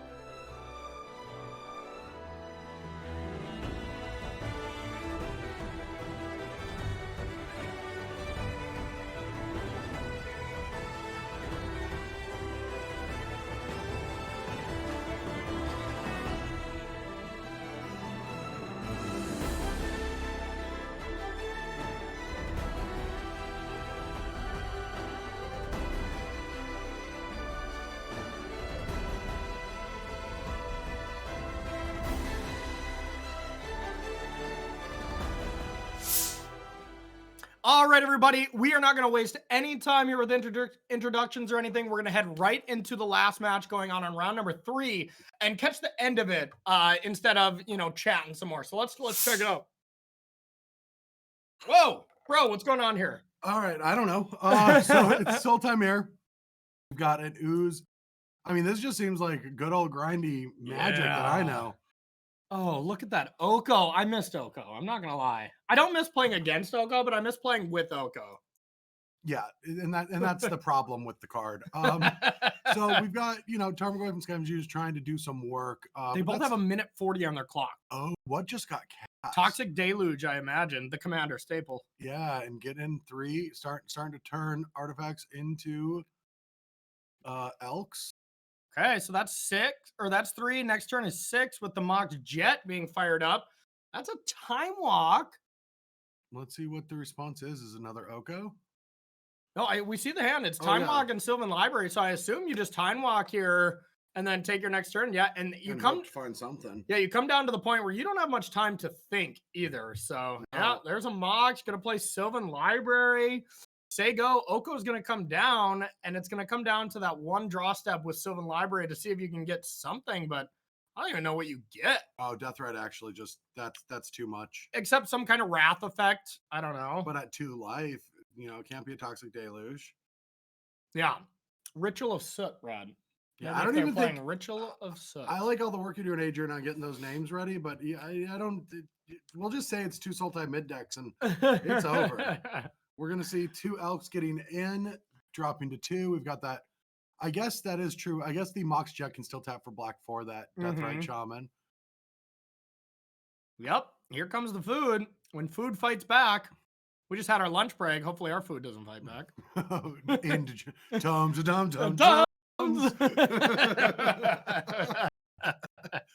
All right. So we do get to gain some life. That does help. And you can gain another bit with Brainstorm. We'll see what these cards are. Those don't look great. No. You probably have to take one of them, though, and go down to 2 and then Brainstorm and try to find something else. Yeah, that's what I would do. Okay. Nope, just going to cast the Deathrite Shaman. Okay. Sack another food chump. Okay. I suppose that's a way to live. And now are you just going for the clock? Yeah, it does look like our top player has 3 minutes when I kind of thought it was 1 minute. But yeah, it's just a clock battle at this point, it seems. No, it's a damage battle. Well, I'm saying our top player is trying to win via clock. Bottom player is trying to win faster. Yep. And it definitely looks like it's favoring turn 1 Tinker. Oh, yeah. And at 5, you can just activate. Yeah, you just turn the Deathrite Shaman into a 3/3 attack with all 3, and that's a game. Well, you get to gain 3 life off the food. Oh, yeah. And block. But yeah, it's just delay the inevitable, essentially. Okay, there's that chump block. One more draw step with a Sylvan Library. 1 minute is plenty of time to finish this off. So, I mean, it has to be, I say Ritual of Soot. I know that's not in our opponent's deck, but something like that. Not dealing damage, Toxic Deluge, to kill all the creatures. Damnation, I guess, would be a much better card. But you just kind of doubt that they have it, Oh, for sure. Yeah, that's it. Wow. Okay. That looks like that was the last match from round 3. So we are going to be heading into round 4. The nice thing about these Mana Traders tournaments is right when it ends, they just get paired again. So it's not like we have to wait for them to go post pairings at the blue gathering point. It just gets paired right away. And we're going to be hopefully watching one of our 3-0 players. I know we don't have standings available. That is something we're trying to get going to see, who's at the top of the standings. But I know that Doomsday player is there. Kind of like to see that. And with 100 players, we should have around 6-7 exos still? Something like that. Yeah, and Adrian, do you have access to us for the standings? I believe we've had this before. It should be like 12, 14. Yeah. There's 14 3-0s. Okay. Yeah. Gotcha. Okay, so we'll try to find that, or if you can pop that up for us, Adrian, at some point, that would be really cool. I'm having technical difficulties, so we could see. But yeah, we're just gonna wait for these players to get paired and check it out. 14 players undefeated. Now we're kind of heating up.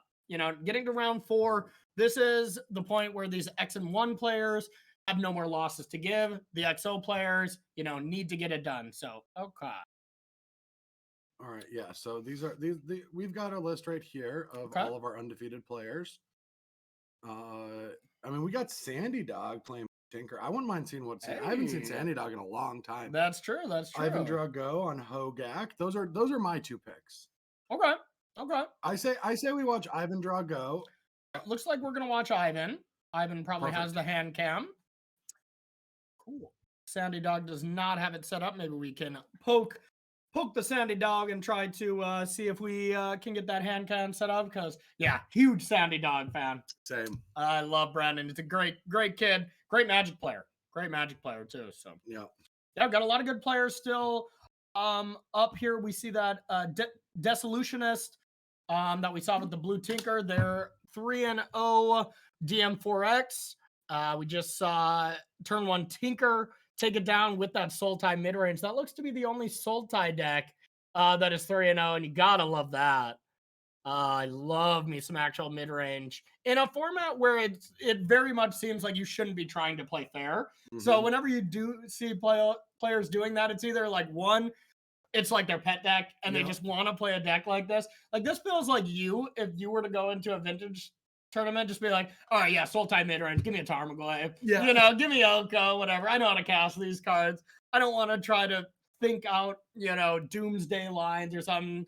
That's how I would be. You know, I would probably play something like that. Yeah, exactly. So, well, I think I don't like that philosophy in the sense of like play the more complicated deck is probably going to win you a lot more matches. Oh, almost assuredly. Yeah. But if you have no time to test or something like that, I still play it and just learn it for the first few rounds. Well, we're not all great Magic players like you. No, it's the philosophy behind it. Yeah, that is fair. Because if you keep I always used to do that too. It's like I'll play Jund because I don't want to learn the other deck. And then 2 years down the road, I don't know how to play the deck, and it's still the best deck. Exactly. And I mean, honestly, that's even one of the most popular things that I talk about, like in my Patreon, is I posted a deck list for a deck that I think is very good, but it's hard to play. Yep. And somebody is just like, yeah, I don't know. I've been having bad results with this deck in general. I just don't think it's a deck for me. Like, I want to play this sacrifice strategy, which is not a great deck in Pioneer, you know? And I'm just like, I really think you should try to learn it because you're putting a mental block in front of yourself by not doing that. And that applies to all formats. I would totally agree. I see that kind of stuff a lot. Yeah, so learn. It's much like Ben Stark's draft the hard way. Like philosophy, I think that for Constructed. What's his philosophy? I think I've heard this before. I don't know. I don't read it. Like it's limited. I don't care. But we know he says it though. That's the main thing. It's not forcing, making sure you're doing the right thing. Sure. I don't know, but yeah, just do the hard stuff, and then you get better at Magic. Yeah, that makes a lot of sense. So we're gonna have round 4 paired up here. But for now, let's take a little refresher at that metagame, and we'll show people what are kind of the popular decks comparison to what we're seeing. So as some of the 3-0 decks that we are seeing there, like a decent amount of Hogak is actually around. A lot of wow, I am counting at first glance 5 Hogak decks that are 3-0. That is almost, that's a little over a third of the percentage of Hogak players. So Hogak having a great tournament so far at first glance. Yeah, Swift. So there's 5 undefeated, but Swift Warkite is actually played 6 games in this tournament so far and is 3-0. So has just won every match 2-0 so far. Not bad. Yeah, not bad. Not bad at all. And I mean, honestly, you look down in our third place, Ivan Drago, that we're going to be seeing on Hogak. Really, really amateur of them. They've played 7 games. Yeah, they've lost a game. Wow. I mean, they're playing the hard way. They probably punted ones, But yeah, Hogak doing great. Blue Tinker, of course, doing great. One thing that we're not really seeing at the top, we got one paradoxical outcome deck, and one shops at actual 2-1. There's none at 3-0. Yeah, so really looking like the top 2 decks are performing, kind of as expected. And that's kind of the reason to play the really good decks when it comes to vintage. These decks are established. They're just fine-tuned machines. And that's kind of what we're seeing. We'll take a look at the second page of that metagame breakdown just to show you the big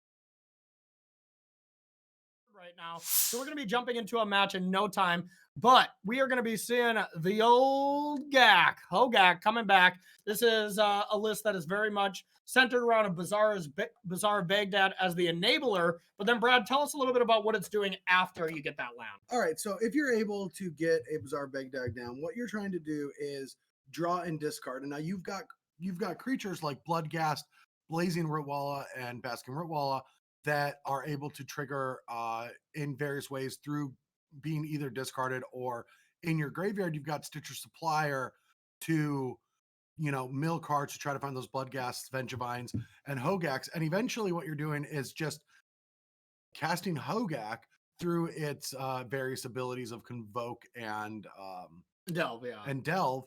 And with all of that, you're going to be able to trigger your Vengevines in the graveyard to come back after casting 3 creatures in the turn. Yeah, really powerful deck. And you know what? We haven't seen an actual Hogak get cast yet. And I want to see that this round. So players are ready. Let's get into the game. All right, round number 4 here of the Mana Trader series featuring Vintage. Looks like we have mulligans here. And I'm seeing, 2 cards in hand for our player up top. And it looks like an Oops All Spell deck. We might be jumping in where it's Oops, you're dead. Yeah, Oops, you're dead. Yeah. Turn 1. Good game. Good game. Yeah, Magic. This Mana Crypt is going to deal significantly less damage than some of the other ones we've seen because there's not going to be an upkeep. There's not going to be an upkeep. So we're going to see what this is. What's happening now is 4 Narcomoebs will come to play. One can go get a Quell Therapy if that was relevant. Yep. But it's super easy. Sacrifice 3 to Dread Return, bringing back Thassa's Oracle. Because Thassa's Oracle really is just shouldn't have been printed. It's every combo deck is based around Thassa's Oracle now because it's so easy. It really is a stupid card. It's a stupid card. It's so bad. I mean, that's honestly, a card you can ban and just say, "Oops, we shouldn't have made this for every combo deck in every format." But now every combo player in chat, you have now angered. And they are going to Thassa's Oracle until it is ripped out of their hands. And once it is ripped out of their hand, they're going to be like, all right, how do we combo with Jace of Mysteries? Yeah. I mean, I think the first offender of this card that I saw is somebody who just, plays Standard, Pioneer, Modern, and then, various arena formats. I usually don't delve into the old cards too often, but was just Inverter and Pioneer. And it's just like, oh, we shouldn't be able to do this. It's another deck that I should have learned and played at tournaments, but instead played Sultai. Same. And it was Sultai. Oh, yeah. And I played Underworld Breach instead of Inverter. And, I went to the Underworld, aka the loser's bracket of every tournament, because that deck is. Yeah. Just play the good deck. Be like Pete. Pete won every tournament with that. And, and was pretty dominant because of it. But yeah, that was a very good deck. So looking at the sideboard here, bro, what are we bringing in against a turn 1 combo? All right. So half of the combo can be disrupted by Collector Oof. Okay. Because that'll stop the Charbelcher. And the other half can be stopped by Surgical Extraction, getting all the Narcomoebas or what have yous. Yeah, or just get Dread Return, right? Yeah, there's a lot of ways. You can hit that. You can hit the Thassa's Oracles. Yeah. Doesn't really matter. So we're going to see a lot of cards coming in. Don't ask me what comes out. Brad, what comes out? All right, so I would assume that cards that can come out are Force of Vigor. Okay. Now that might actually not be because I think maybe even keeping Force of Vigor, right? It's just another card for Charbelcher. Yeah, that's true. And you have to worry about them hitting you, but they only have Surgical Extractions. Yeah, and this isn't the exact list. This is just an example of Hogak. That's true. Looking at the actual list, and we are watching Ivan. So looking at the actual, and is Ivan Drago Ivan Flock? I always think it is, but I'm not 100%. So. It is almost the exact sideboard, except instead of the Chalice, it's 3 Power Blasts. Okay. So Collector Oof and no, there is no Surgicals. It would be Leyline in the Void and Collector Oof. Ooh, yeah, Surgical seems like the best card. It's better in a matchup like this because you can draw into it.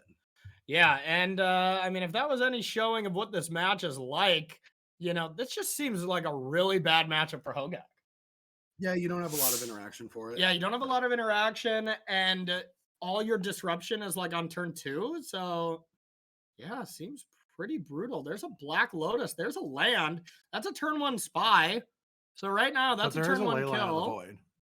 Leyline of the Void's a good card. Yeah.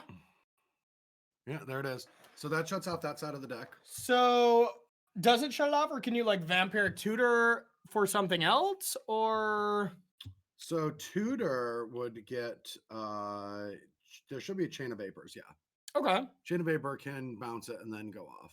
That seems good. Misstep countering that Deathrite. But there is no black mana for. Okay, now there's black mana. Well, there's Black Lotus for that. Oh, I see. Yeah, but to just cast Vampiric Tutor and then win the next turn. Yep. Like now you're probably going to Mox, probably get rid of that Slaughter Pact. That's probably not very good. Yep. You have enough mana to just go off next turn and win the game.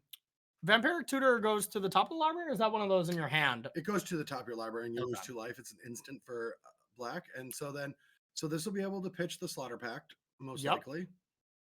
Then you cast Tutor. You can play that land tapped. Maybe play probably don't play all your artifacts out in case of like force. I would imagine you just like, Seagate Restoration, the land side, say go, doesn't even want to play it. Doesn't want to get Wasteland. Wasteland, very smart.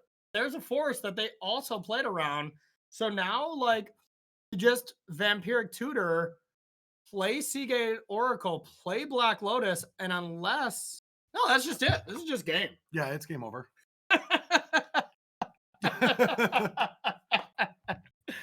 Oops. That's game. Oops, bad content. I don't know. This is great content. This is awesome. Okay, so I'm assuming we have Chain of Vapors that would get selected. Considering it just wins the game on the spot, yeah probably a good call. Now we're going to see Seagate Restoration played on the land side. Chain of Vapor using that. Play the Black Lotus. There's no responses that Ivan can have. Chain of Vapor, you have to tap the Chrome Mox for mana before, or I guess you can respond to it, right? Yeah, right. If it just gets targeted at your Chrome Mox, you just tap it in response, right? Yeah. Because what, you can copy Chain of Vapor? Yeah. If you like dance through some hoop, right? Right, it's Black Lotus. It's Belastrad Spy. It's game over. And wow, these players were both 3-0. So it looks like 4-0 for Oops All Spells deck. These are the times where I see people talk about how it's like, oh, I top-aided the Vintage and the Legacy and the Pioneer on the same day. And I'm like, how? And it's like, oh, okay, I get it. It was 3 minutes of your time. Yeah, exactly. I'm the same. I can never, but I never want to multi-queue. We always play the mid-range decks, though. Exactly. I always play the mid-range decks, or even if I'm playing like 2 aggressive decks, I'll still just make mistakes, and then I'll be mad because I ruined 2 tournaments instead of just playing one and losing. Yeah, so... what's your Pioneer deck of choice right now? Is it Phoenix? Is it Phoenix? Yeah, I've been really loving it. I'm on a heater. I hear it's the best deck in the format, but I see the Rakdos deck win some tournaments. Yeah. So I kind of want to try it. You would be a Rakdos mid-range player, because I think that deck is very good too. I think both those decks are probably my top 2. Yeah. And then below that, Mono Green and then Blue White Control, I think, are the next tier 1 decks, and then everything else is unplayable. But yeah, I was 21-4 going into a prelim I played yesterday, and then I went 3-1. So not a bad Phoenix record. Yeah, it's not bad. 24-5. Let's go. Pretty good. And takes a look. Cabal Therapy naming something. What is it? Force of Vigor hits it. Yeah. Okay. But there was no green card. So now, all right, that's game. Tread Return. Thassa's Oracle. A GG. That's a game. That's a game. So I think there's like 2 players that are on this Oops All Spells. Like we saw Medvedev, which lost that kind of heartbreaker drawing the Nargamoeba at 2-1 there. And then this player at 4-0. And this was not the go-to Blue Tinker list that's being played, but it seems like one of the more innovative one, and it looks really good to me. Like, wow. It really does, yeah. Yeah, looks like some impressive stuff. That's it. All the matches are done. They were all impressive. They were all that fast. Yeah, they were all that fast. Well, we'll take a short break for round 5. We'll probably be able to jump into another match here in round 4 because, well, that was, this many turns total. So, yeah. It really was. It was 5, 4. Yeah, it sounds like we kind of wanted to see Hogak here, but that ended up being an oops, this is my feature match type of match. So we're actually gonna jump into another Hogak deck and see if we can actually see some Hogak stuff being cast. You know, like maybe cast a Hogak would be cool. All right, yeah, we just have to wait for them to sideboard. Exactly. Yep, doing some sideboarding here, and then we'll be able to jump into the game. Yeah, Figio looks like we got is a paradoxical outcome. Yep, paradoxical outcome. One of the few are these players 3-0? Maybe. Yep, they're both 3-0. So I think this is our only paradoxical outcome player. Yeah. So impressive stuff here. And it looks like we have game one going to someone. We'll find out a little bit later here. But wow, blink and you missed that last match, bro. Yeah.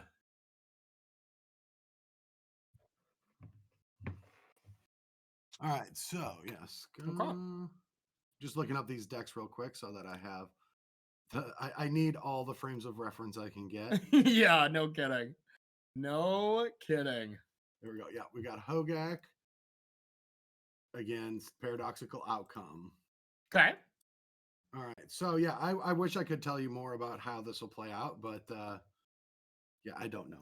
So Brad, how's this gonna play out? All right. So what I think's gonna happen is we're going to see Hogak be the aggressor and paradoxical outcome trying to just get through things. Now, after sideboard, it gets a little bit more difficult because you're going to have some interaction to fight through. Yes. Not only do you have these Force of Vigors to interact with, but you've got Collector Oofs, which don't seem to be in this sideboard. So don't have to worry about them. Okay. So yeah, I mean they have. God, what do they bring in? Like maybe Mind Break Trap as For sure. some. And maybe that Boseiju, but yeah, not a lot of cards from that Hogak sideboard.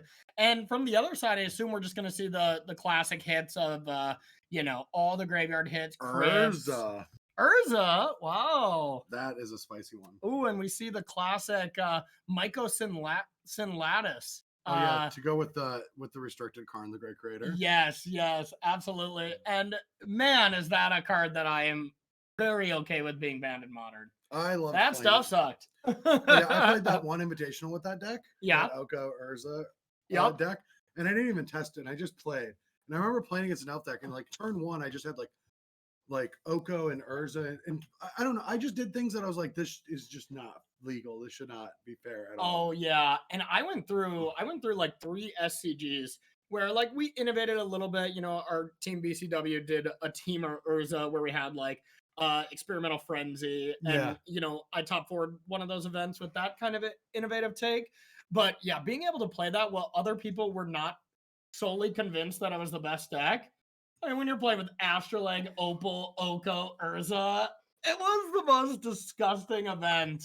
And then you'd get to the top 8 and it's like there's 7 of them. Yeah. Like, okay, this is a problem. You know, but yeah, good times. Good times. Good times. I also remember playing Hogak in Modern where you'd walk up to your friends at this pro tour in Barcelona and be like, hey, what's your main deck leyline count? How many you got? And be like, dude, we got 3. And be like, we put 4. And be like, what? You did 4? That's so sick. Your list is busted. And it's like, wow, when you take a step back. And then none top 8'd, right? You know, I don't think there was a lot. I don't think there was a Hogak deck in the top 8. Like, I know it was won by Tron, and second was Hardened Scales. Yeah, I honestly don't think it top 8. No. One of them did. Okay. Because I think it was Martin Mueller. I think he was the one player that top 8'd with it. Oh, okay. I don't remember. Yeah. And then he lost right away, but yeah. All right, so actually not mulliganing those. Keeping... Wow, how many cards are we down to? 4, but we've got that Bazaar and a Force. Yeah, Bazaar is the most important card. We don't see, of course, no ley lines. A beautiful Mox Pearl. Into Soul Ring. Get him. Now they can probably cast their commander with that kind of... Wait, no, wrong form. All right, bang. 2 for 2. Get him out of here. All right. Now do we just spin right away, right, bro? I would spin right away. Okay. Oh, discard. Got a hollow one. Yeah, and it is just 2 for hollow one, right? Like you can cast this? Or wait, you Well, discarded 3. Yeah, so you of discarded course you 3. can cast So this. yeah, it's just hollow 1 plus basket Ripwell on a play on turn 1. Now the nuts would have been After if you destroying 2 permanents on a mold to 4. Yeah, It's 5 not power. bad. Now the nuts would have been if you also slopped a Vengevine to the yard, but you know, I guess this was a bad draw. But... Yeah. All right, Mystical Tutor. Let's see what we got to answer these creatures. Nothing. It's going to be a draw 3. Yep. Yep. That sounds about right.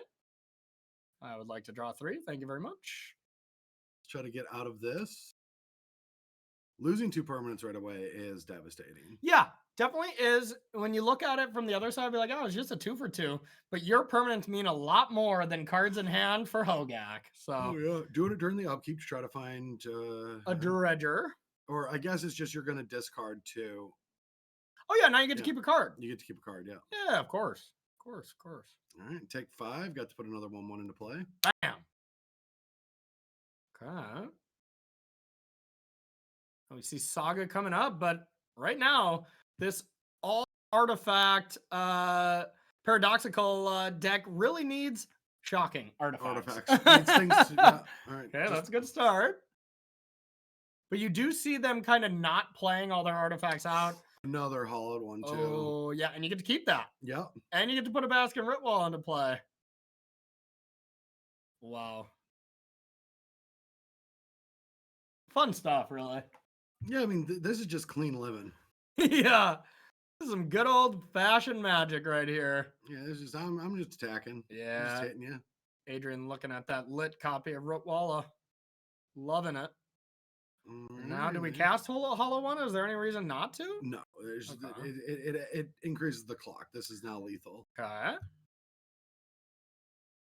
Now we see Saga that's going to be going to Chapter 3. If anything can happen, Black Lotus is the way, I would imagine. I mean, it has to be a turn. Yeah. We don't know what's in the hand, but this is the turn that something has to happen. It could be a Bolsa Citadel, some kind of combo. This could go Black Lotus to get enough mana. Yeah, they're not a Tinker deck, though, right? So they're not doing that. This could get Manifold Key, and if they have some way to get that into play and combo off. Sounds like looks like they do have a copy of Tinker as well. Is Tinker's not restricted, right? It's yes, it is. Okay. Yeah, oh yeah. Okay. Oh yeah. That makes sense. Yeah. Yeah, 4 of Tinker deck, I guess. The reality is every single card that you see that's a 1 of is restricted. Yeah, I love the fact that Snapcaster restricted. Get it out of there. It is. Is it? I was making a joke. No, actually, I don't know. Okay. Let's look up. That would be hilarious. That would be hilarious. Oh, man. Here we go. I'm pretty sure it is, though. So we have outcome here. Picked up a couple cards. Now, all of a sudden, we got 7 cards in hand. I think I missed what the 0-drop was being picked up, but I'm sure we're going to be seeing it again. I'm hearing it's not restricted, so I got you. It's not. Got you good. Bang. Expert commentary here. All right. You take your wins. I will take my wins. I'm not going to get many of them guessing on a format that, is maybe my 8th favorite format. 8th favorite? Yeah. Oh, There's a lot of formats. Vintage is one of my favorite formats. Yeah. When I played it, it is very fun, I will say. Yeah. Like, right now, if I have time to play Magic, I want to start playing Pioneer, mostly because of the regional championships. Which you're qualified, right? Which I'm qualified just for. from still being a from very old pro, right? Very old, yes. I'm still living up in my accomplishments from like 2019. Nice. I like that. But that's it. We got 3 regionals and they're kicking us to the curb. They're cutting us off. I believe you're like transitioning into your retirement speech, and then I've already done my retirement. Well, then you know what that means. You are winning your next event for sure. The old Andre Strosky aspect. So. But he's still. Let's jump in, Adrian. Well, we're talking about nonsense anyways. It depends if I put effort towards working on play. That's fair. That's fair. Well, hey, you can go to www.patreon.com/CoreyBMTG. The personal plug. The personal plug. It's the dagger plug, Oh, I think we're gonna see a Hogak. Oh my God, can we please? We've got a Hogak mirror. I bet the reason we don't see a lot of Hogaks, we don't see exactly what people sideboard. I bet that's one of the cards that comes out when a lot of graveyard hate comes in. Like It you might just try be. to be a hollow one deck. Yeah. You know, like that would make sense. 'Cause you got to take out something. Well, if that's the case, then neither player has Hogax still. Well, yeah, I guess because both players probably have a lot of ley lines, huh? Well, if we don't see a Hogag and you just said we're going to see a Hogag, then, I got to take my wins again where I can get them because no, we're not. I am dishing them out this weekend. You can have as many as you want. Nice. I'll take it. I don't hold much personal stake in my vintage knowledge base. So maybe something we're seeing here with this Hogak, I was going to say like surgical of some variety, but that wouldn't really make sense because there's none in the graveyard. This is turn 1. What would our bottom player be thinking about? Had, a food service at the door and had to run and grab it. Oh, that makes sense. That happened to us last round. Yeah, so it could be, yeah. Okay. Or like that looks like we don't have the hands for these GAC players. It could be the one surgical. But yeah, they don't have anything in the graveyard, but. Well, it could be like eventually, yeah, nothing for this turn. Yeah. Could be the Bloodghast. It could be, depending on, there is only one land down here. You nailed it.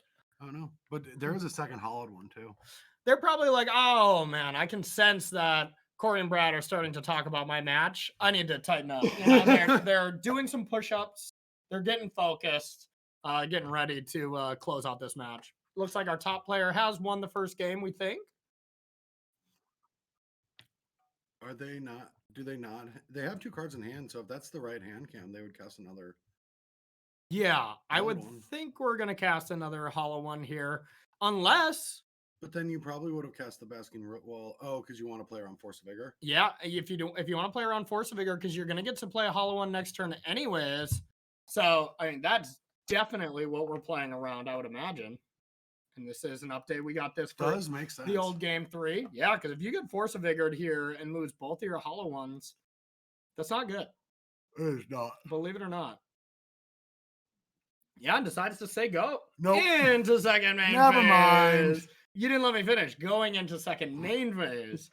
To then get both of them Force of Vigor.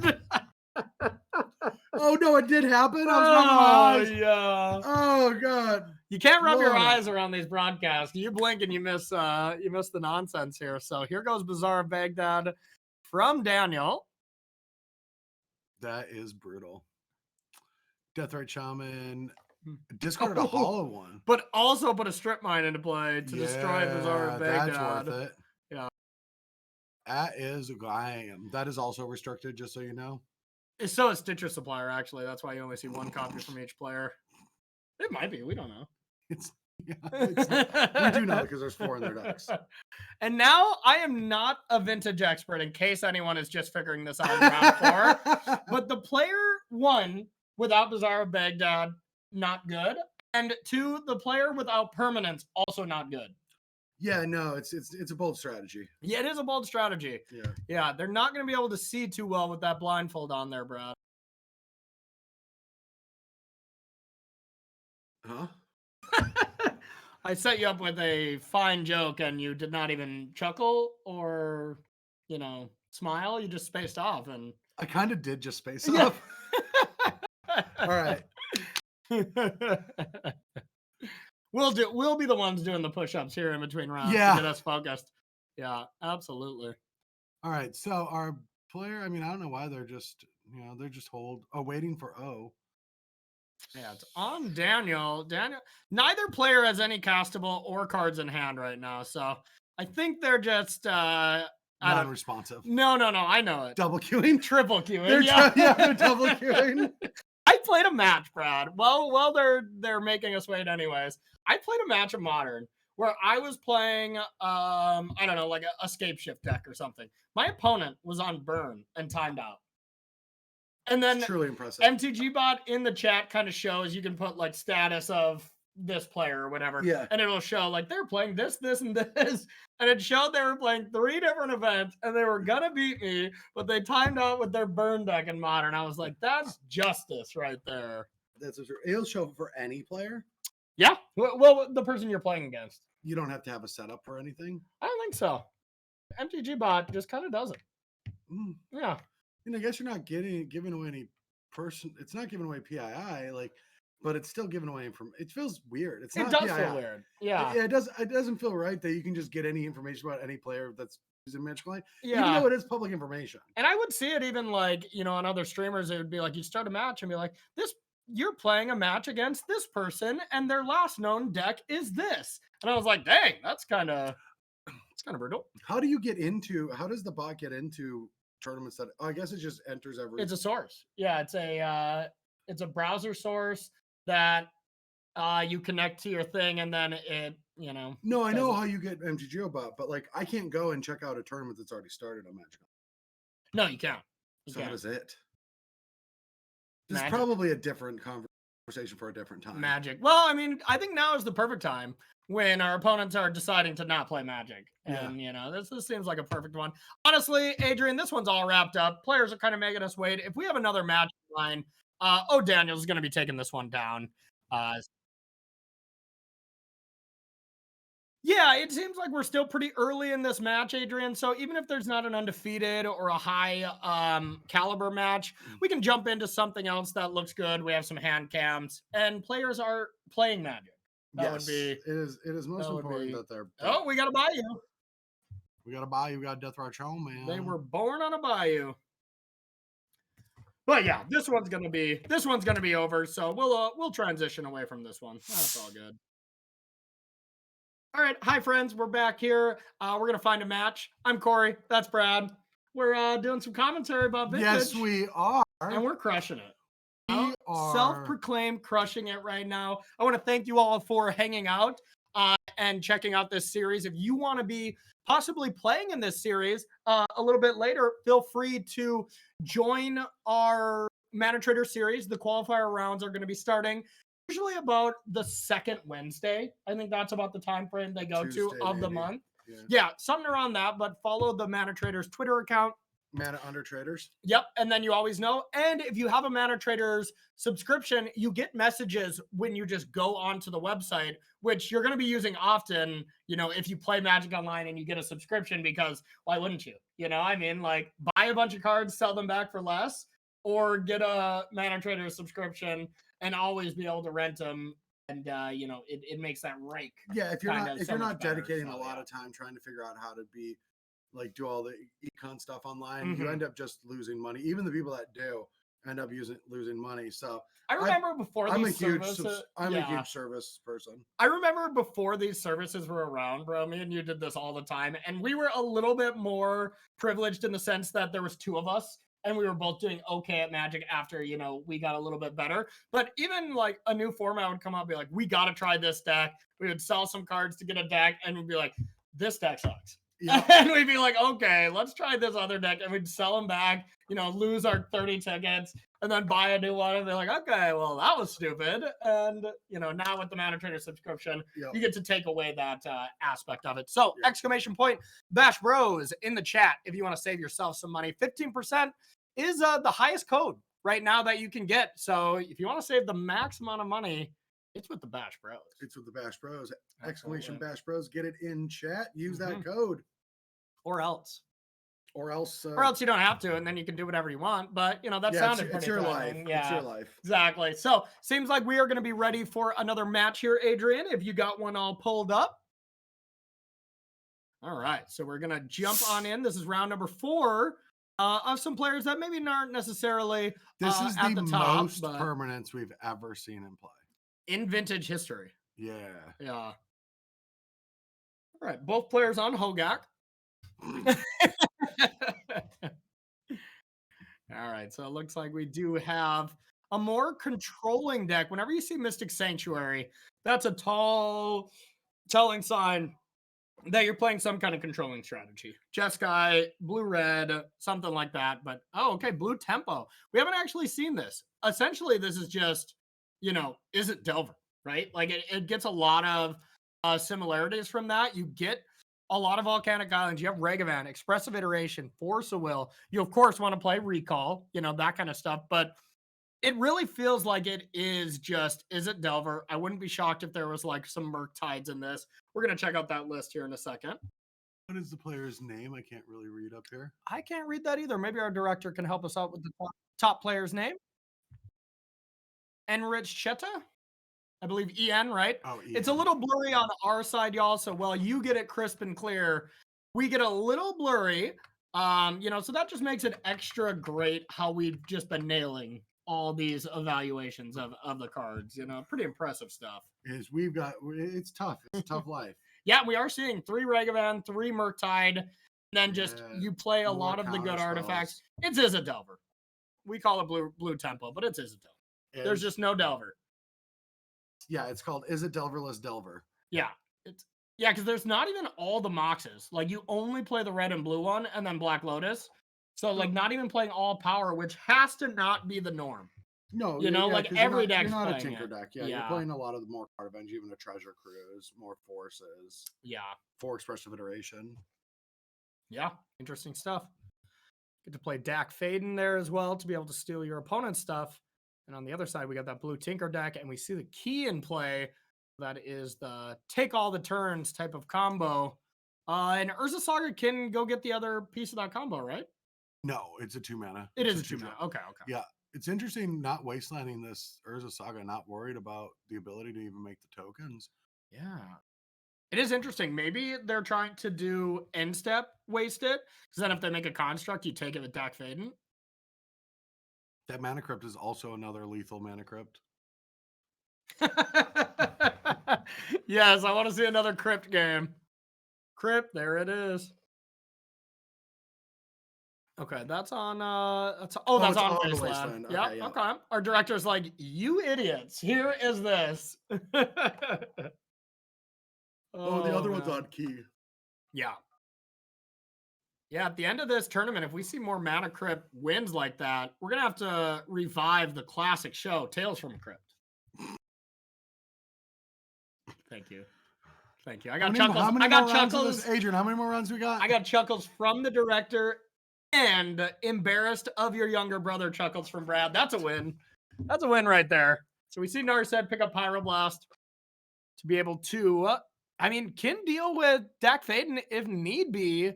And with Pithing Needle on Wasteland to not be able to deal with Saga, it honestly might come down to this Mana Crypt or bust if our player up top wants to win this game. Drawing another Wasteland, not great. Brainstorm is great, but we did just see Pyroblast be picked up from our player on the bottom here, so... Are we just spinning on a Crypt? Yeah, I think it's just a Crypt and a Dream here. Wow, coin flips for everything here. Oh no, this is crazy. Is there a way that you can stack? No, because Saga happens during your draw step. Lost. Oh god! It's brutal. We have seen so many ridiculous style of games in Vintage so far. Just like players are super far ahead, die to their own crypts. People die on turn 1. Lose the game because you draw a Narcomoeba. Like, Vintage is a scary, weird place. Yes, I'm very glad that you hit that. Hide that chat, Adrian. I do not want to see any salt. Yeah. If there is salt, let it be private for them. Yeah. Let them salt out in their own. So, wow. So I don't even know. We'll have to leave Adrian up to this. Hey, welcome back to the booth here, y'all. Hey. What's up? Hey, how you doing? So we're gonna have to let Adrian tell us here if there's more matches, because the matches have been so fast, and like this whole tournament's kind of already been a blur so much. I don't know if we've been in this round for like 10 minutes or if this is like our 6th time viewing a match. It's just Vintage is so confusing. No, we've watched 4 matches so far. I think this round. I think in the span of about 11 minutes. Yeah. About 30 minutes. Yeah. So we'll have Adrian check on that. We're either going to take a break or we're going to try to jump into one of the final matches, but Mana Crypt.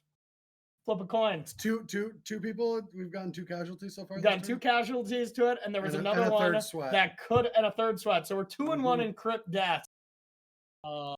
Unbelievable. Unbelievable. Okay, so it sounds like that Hogak mirror where both players were, doing anything but playing Hogak. They're going to game 3. Oh. So let's check that out, and this is one of the last ones playing. So we'll try to dive into that. Does that mean there was a comeback? I think it was just, this isn't the same game. It must have just been, our bottom player, O'Daniel, was winning that game, but it was 1-1 instead of, or it was 1-0 instead of being okay. 1-1 like we thought. So yeah. Okay, well, I'm not gonna lie, Hogak mirrors Suck. might be the most miserable They're things to watch terrible. ever. You spoke my mind right there. I was Yeah. like, I was trying to be eloquent about it. Like, yeah, this is not the best. He was like, yeah, these are terrible. Yeah, this is awful. Yeah, and honestly, that's how it was in Modern as well. You Oh know? yeah, that was awful. In fact, maybe it was worse because you'd Yeah. have ley lines in the main. So like, you don't get one game where they just get to pop off. All three games are terrible. So yeah.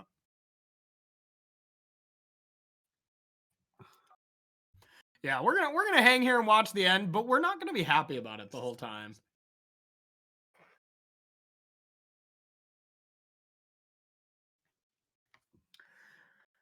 Yeah, so here we're gonna see Supplier.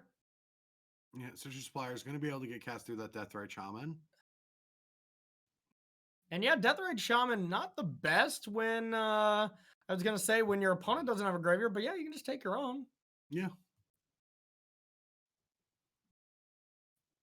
All right. Yep. Exile your own Bayou. Unless this is going to get surgicaled. Yeah, 4 cards in hand, so it's possible.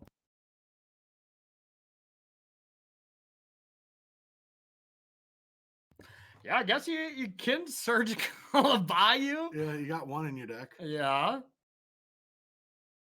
And just honestly, you can tell where the slow playing has been just based on the clock. So Yeah. 16 minutes versus 4. So I know I'm rooting for. I know who I'm rooting for. We would have been in round 5 by now. Yeah. Wait, let's say it at the same time. Okay, 1, 2, 3. Everyone to have a good time. Oh.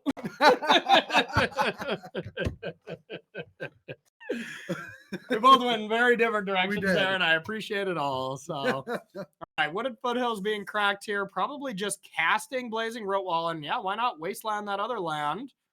I guess if you just get Bazaar, No, you save it for Bazaar, yeah. Yeah, you don't really care if they have a Taiga. You care if they have a Bazaar. Yeah, and now with 5 cards in hand, like you gotta just assume it's just a bunch of nonsense. And I think the only thing Daniel's looking for is just Force, right? Like Force and then Bazaar, but easily could be holding Bazaar until it gets fresh, right? Mm-hmm. It's either that or you Bazaar right away and just try to put a bunch of Hogaks into play and hope that that's the best. Well, you can't do Hogak. Or Hollow One. Yeah. Put a bunch of Hollow Ones into play and just say, like, all right, these 4/4s are the biggest thing on the battlefield. And they're going to get it going. But then you have 1 spin. Or if you wait till Force, then you Bazaar, and at least you get more value out of it for your graveyard. That's just either what Daniel is contemplating, or it doesn't even have these lines because we don't see the hand. Yeah, or just triple queuing. We're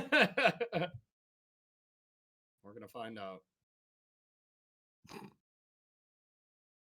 Well, I think that deciding to play that Basking Royal was worth 25% of your clock. Yeah, I think so. So. It's a tough decision. I mean, if you could have casted off your green-red land. You could have fetched a different land. It's true. You know, like options. All right, another Shaman of the Deathrite variety off the top. So more mill. And now Deathrite Shaman, instants or sorceries does the draining creature, you gain the life, and then land you add mana, right? You need a black source for the drain. Okay, so that's a big deal. Mm-hmm. You can combo them together to add mana and then drain, you know, once you get them both in play. But like, what do you attack with here? Do you get in there with everything? Probably. Well, I would, yeah, I guess so. I don't know why you want to attack the Stitcher Supplier. Yeah. Same, because if it just leads me to believe that Hogak is not in the deck. Because if Stitcher Supplier attacked, dies, and the Hogak gets flipped, you get to play it. So with that not getting in there, it just leads me to believe that it is just not in the deck. Which would make sense. You got to cut some cards. You might as well cut the namesake card of your deck, right?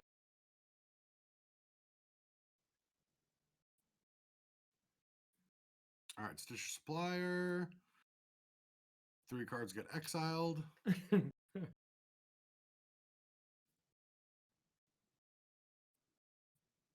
This mirror match is terrible. It's not good. Just a bunch of 1/1s going at each other. Some mirror matches I absolutely love. Like all these Tinker mirror matches, Really cool. Doomsday mirror matches, that seems kind of cool. Shops mirror matches, that seems pretty wild. Hogak mirrors, I don't know. Yeah, it's I mean, yeah, Drew the Bazaar. So you have not only hate for your opponent's Bazaar, but graveyard hate for your opponent. Yeah. And you have Bazaar yourself and all these creatures. It's like, I feel like no Hogak mirror, you just walk away with being like, that was really close.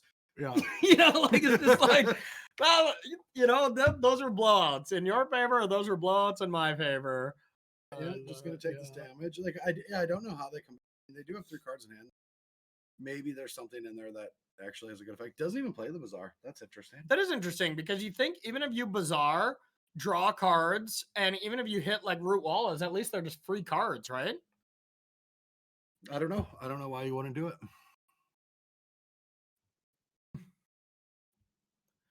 Force probably doesn't change anything.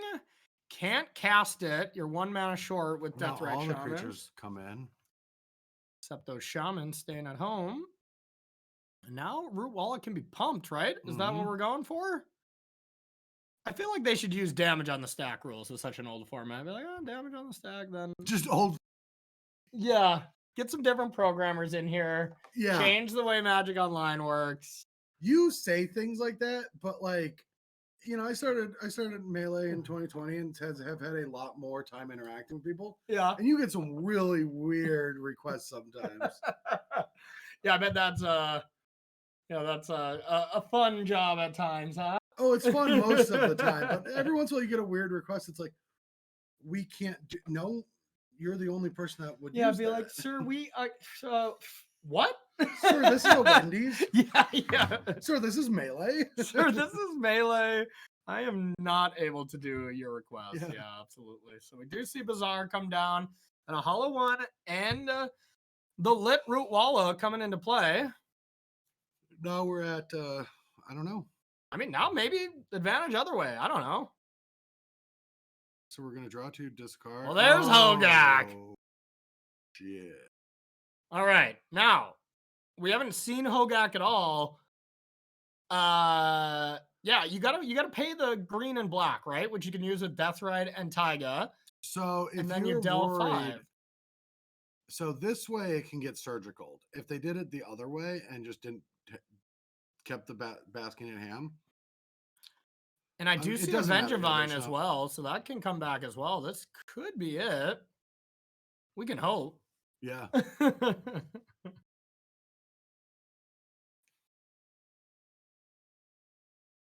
Yeah, this will be the second creature cast for that Avengevine.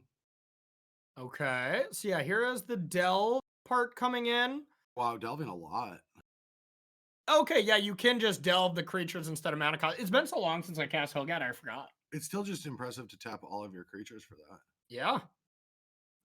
Just realizing I don't want to win the game this turn. You're not going to beat me next turn, but I still want to attack with my 4/4 because it's a creature that can A, come back and attack into hollow 1. So I like it. I like it. That was a good play. All right. Looks like it's going to be O'Daniel's last turn. Minute on the clock as well, if that comes into play, if there's some kind of comeback. But yeah, once upon a time, better be one heck of a story. Yeah. All right. That sounds like an old commentary joke you used to have sometimes in Standard. Yes. It was, wasn't it? It was not. I've never commented when Once Upon was there. I just came up off the top of the cuff. So yeah, really impressive stuff. And wow, I hope we never have to watch another Hogak mirror because that was ridiculous. Now, this is to the end of the round, so we are going to take ourselves a short break, and we'll be right back with round number 5 here on the Mana Trader series. Don't go anywhere.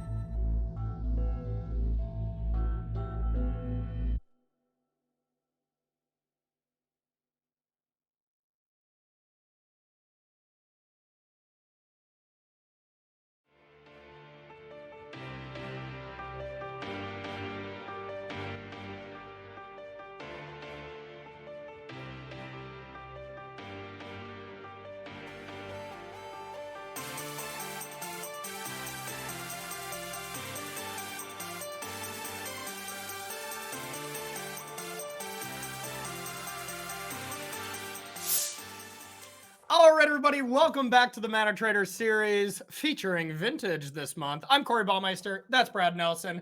We're going to be bringing you around 5 here already of coverage. But before we do that, players are kind of getting sat down. Bro, tell us a little bit about the Mana Trader series. Okay, so the Mana Trader series has been going for this entire year. Now, normally it's just every month with no real connection to each other. But this season's a little bit different because the first 11 months, all the way dating back to January to upcoming November, those 11, 4 players from each month qualify for the December Invitational.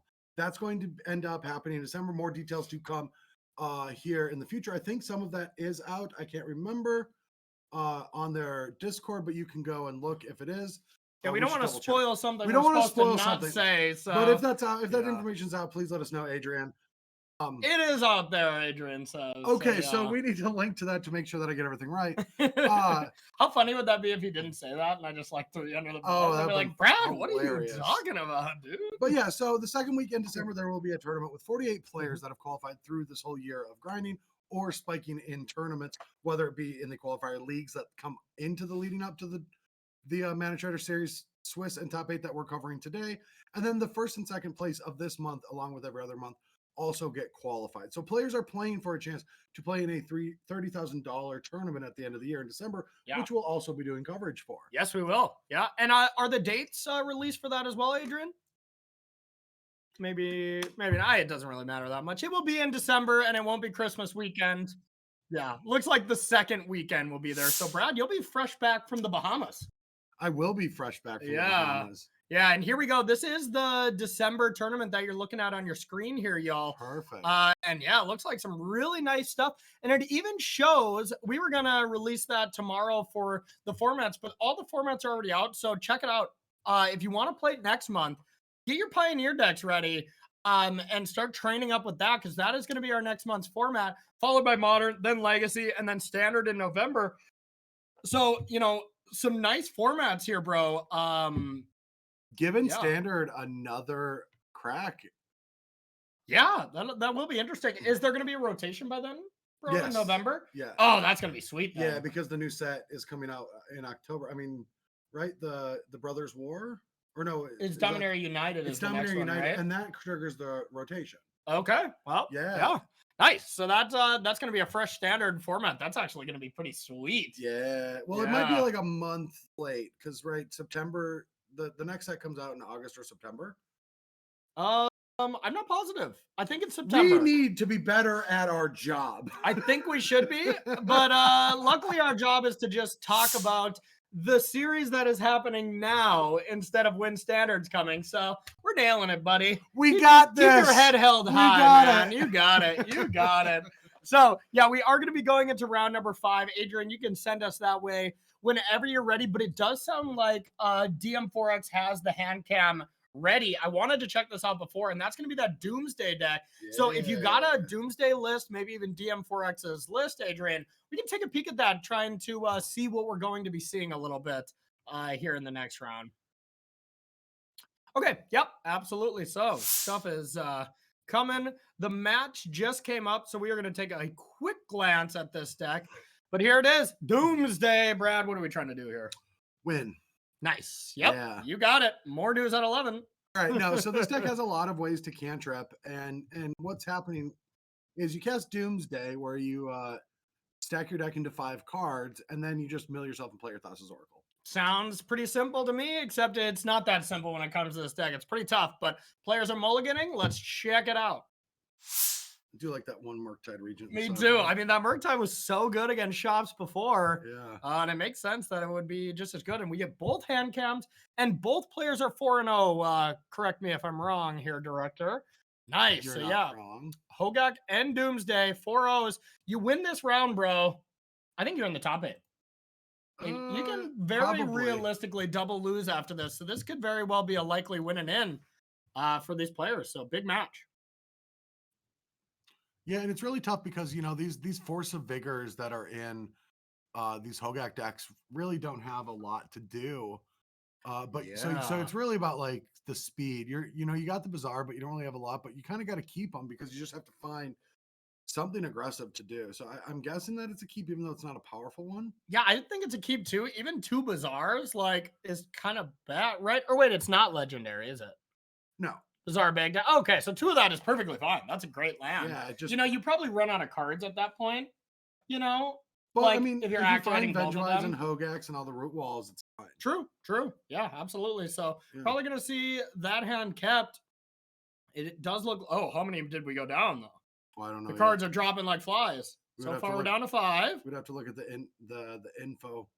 I'm that's guessing there. there's another card that has to go away, or it would already be starting. Yeah, Molda. It is a Molda 4. So yeah, there's gonna be another card that goes away, and Force is still in the hand. That's shocking to me. I guess so. I mean, maybe just to hit these Lotuses, but it doesn't really hit a lot. Yeah, it's an open deckless tournament, so players know about it. Seems like something I would snap get rid of, but here's that turn 1 Bazaar. No spell is cast yet, so that Once Upon a Time can be cast. Just don't discard that root wall, and you can do it. You can do it with the trigger on the stack. Oh yeah. Cool. I'm glad that was right. I was just thinking, I was like, that would make sense. With the madness trigger, but not the cast trigger. Yeah. So Once Upon a Time being cast. Actually, I think DM4X is like really happy about this. There's not many Flusterstorm targets. So I would imagine you just get one of those Underground Seas, Flusterstorm this, and then recall during your turn. You shut some stuff down. I mean, this could find a Hogaak, could find a Hollowed one for next turn. Yeah, absolutely. So we get the powerful 1/1 into play, and that's going to be it. Now DM4X doesn't look like, you know, those explosive turn 1 win type of hand. Didn't hit a land. Oh, that's a brutal. yikes. That's a super yikes. Oh, there's the head. Doomsday, Dark Ritual, the Thassa. There is 2 Thassas. Portent, not clue what that card does. Not gonna lie. It's not important. Nice.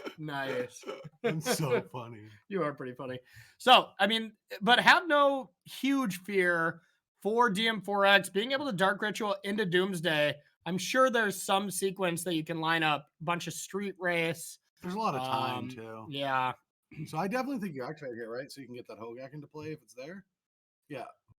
Okay, so we're gonna see both of these. There it is. There's Hogaak, and with the Lit Root Walla coming down, that's 3 creatures to delve. 4, 5, 6, 7, 8. Yeah, that's a Hogaak. Doesn't look like there is a Vengevine, so it's just gonna have to settle with an 8/8. But hey, here's the pressure. Yeah, it's 2 turn clock. Yep. Now we can cast Doomsday next turn no matter what. Still might need a land? No. Because you can stack the 5 cards, right? Do you get to you stack the Doomsday? You stack them in your whatever order you want. So they can be let me just read. But I would assume you would need a land to just win right now. But here we go, Dark Ritual. Doomsday on the stack. Yeah, you can stack this for lethal. Like you can get a like land. Not this turn though. Next turn. Yeah. Oh, Drew a Street Wraith though. That could be lethal this turn. Oh yeah, with the Black Lotus. Oh yeah. Yeah, this is lethal. Yeah. Vintage is ridiculous. It's so stupid. Oh my god. Wow. Yeah. And when I say stupid, I'm not saying that in like a negative to the format. I'm just saying it's like just degenerate. You're just yes, saying it's very degenerate. Yeah. Like really interesting stuff and interesting subtle lines that go on in some games, or some games it's just like, okay, your opponent just cast creatures and you played a card that, if not disrupted, because Doomsday is kind of a fragile shell, you know, like it used to be. Yeah, I mean forces and helps and stuff, but like you see Archive Traps in the sideboard. That's just a card that shouldn't be GG to a combo deck, you know, but it is in some scenarios. Okay, so we see Brainstorm. There's 1 card left in the deck. Gotta assume Black Lotus is one of these cards. Yeah, and you still have to just get 1 card off the top. There and there's Preordain. Now you're probably, let's see what the other card is for funsies. Not that there's Time Walk too. Why not? Yeah, there it is. Game over. Who will win, one giant 8/8 or a 1/3 holding a pearl? Like, I don't know, man. Like the reason that I get so I am just so passionate about vintage and legacy in the sense that it's like, so you look at a card like Thassa's Oracle and I'm like, this should be restricted or banned or something, right? Like, Yeah. it's stupid. But then you look at all the other cards in the power level, it's really hard for Wizards to make that decision because it's like, how am I going to ban a Thassa's Oracle and not Ancestral Recall? Yeah. You know, so you don't ban things. Well, in vintage, you don't ban anything; you restrict them. Yes. Yes. The cards that are on the banned list in vintage are like the cards that kind of break the rules of the game. Which like, are? Like, so Chaos Orb. It's not really. Do you know what Chaos Orb is? No, I do not. Okay, I so don't. Chaos. I'm looking at these banned cards right now, and I don't know what any of them do. So Okay. this should be fun while we're. So Chaos Orb Okay. is a magic card that you will effectively sacrifice, but you hold it over the board and you flip it and it has to do an entire revolution. You are kidding me. And then once it lands on the board, if it's touching any permanents, those are destroyed. Okay, this is not a real card. Okay, it's not. I was like, yeah, this sounds like an unhinged card or something. Okay, but Charizard. What's Chaos Orb? Okay, so it's a magic card that you sacrifice. Okay. And you hold it over the table. Oh my god. And you flip it, and whatever it's touching is destroyed. Okay, I'll look it up. You don't know what it is? I'll just let you read it. Okay. You can come back to us for this one. This is a good one. If you are actually, if this is actually what it does, I will. Oh my god. Flip it back to us, Adrian. What? That is a real card? Yeah. Must turn completely over at least once, or it is discarded with no It cannot be played in a digital format, then, huh? Because it's not a digital card. It's just like they banned it. Did that accidentally get made in Unhinged, and then they decided to? Okay, what do these other banned cards do? Okay, sure. There's 3 of them. Falling Star. I don't know what Falling Stars actually does. Okay, let's check it out. Charizard, I don't know what it does either. Those are the 3 banned cards. We're gonna check that out while we go. Whenever the match starts, Adrian, feel free. Falling Stars. MTG. Yeah, you might want to add that's MTG. a failed Google search. Yeah. So this match is getting started, but we better check out what this band card does. Falling Stars, 2 colors red, flip Falling Stars onto a play area from a height of at least 1 foot. Star must turn at least 360 degrees or has no effect. When Falling Stars lands, Stars deals 3 damage to each creature that it touches. Okay. Any creature damage from Stars. Now we have to check out Charizard. If no, I know anything about I know flipping, Charizard. Charizard, you create a sub game. Okay. And the winner of the sub game gets something. Wow. Oh my god, that was a fun journey. I didn't know that there was there. 2 of those. All right, yes. Charizard's a very expensive card, though. That makes sense. Yeah. Okay. Players must leave game in progress, and it is as it is, and use the cards left in their libraries as decks with which to play a subgame of Magic. When subgame is over, players shuffle these cards, return them to the libraries, and resume game in progress. And then flip it upside down if it with any loser of subgame having his or her remaining life points rounded down. Effects that prevent damage may not be used to counter this loss of life. The subgame has no anti.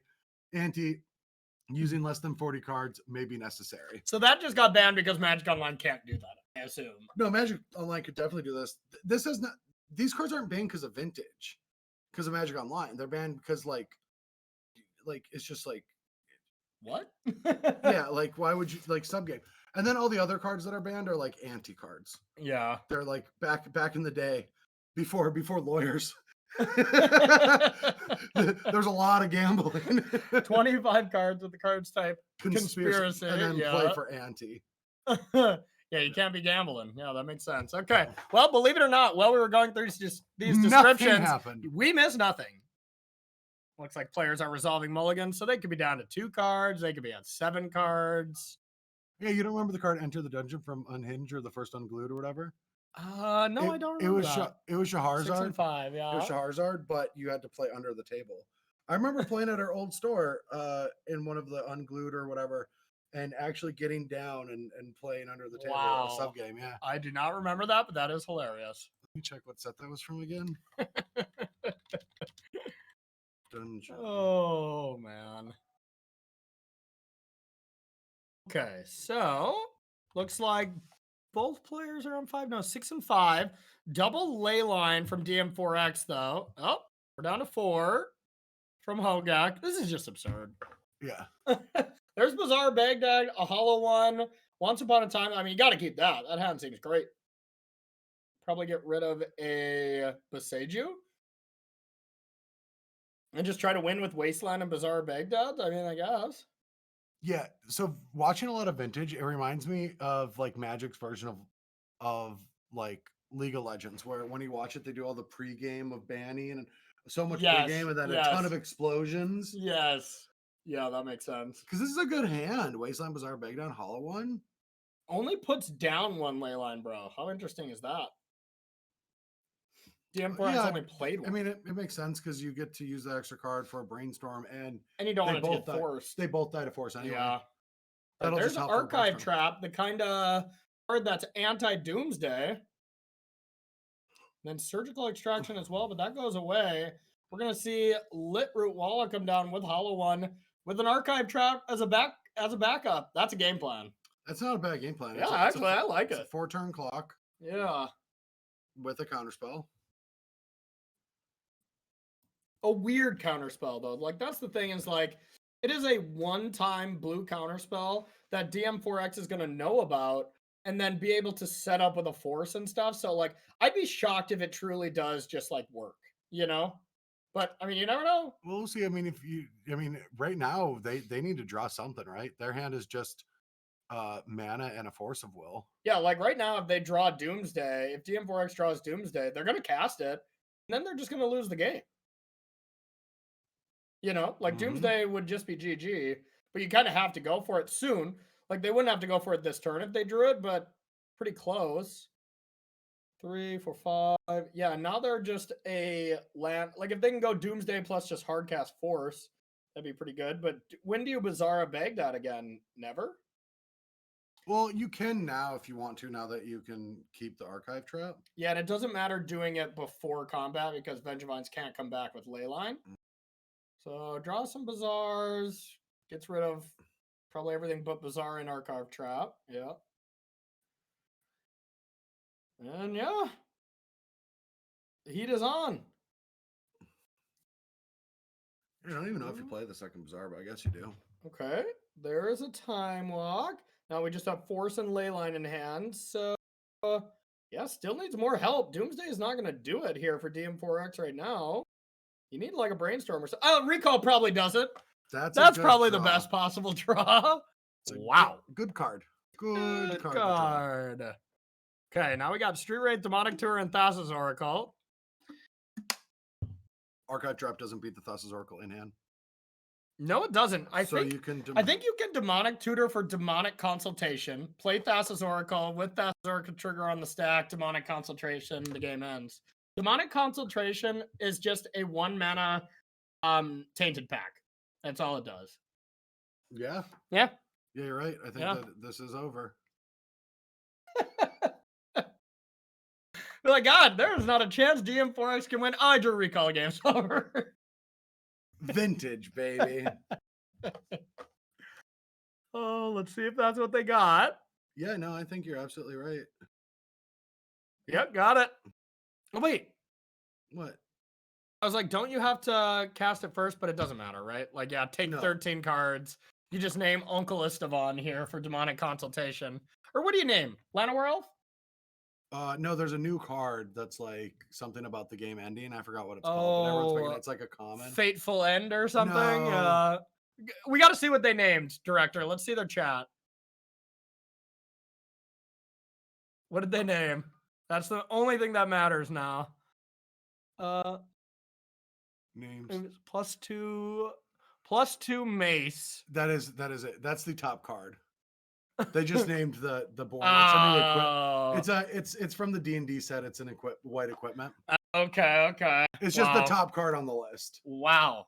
You know what? That says a lot about a player, and that's disappointing. I go through, I do like Uncle Estevan, you know, like Fateful End, you know. There's a new card. I can't remember. It's a comment. It's something about like this is overkill or the end is near or something. I don't remember. Yeah. Either way, DM4X picking up the win and likely a top 8. You know, we're not gonna call it quite yet because there's 2 more rounds. If they lose both and tiebreakers are bad, 9th or 10th, but that's like as low as is they're gonna be here. And I believe that was like our only Doomsday player, kind of at the top. There's another Doomsday at 3-1 going in the round.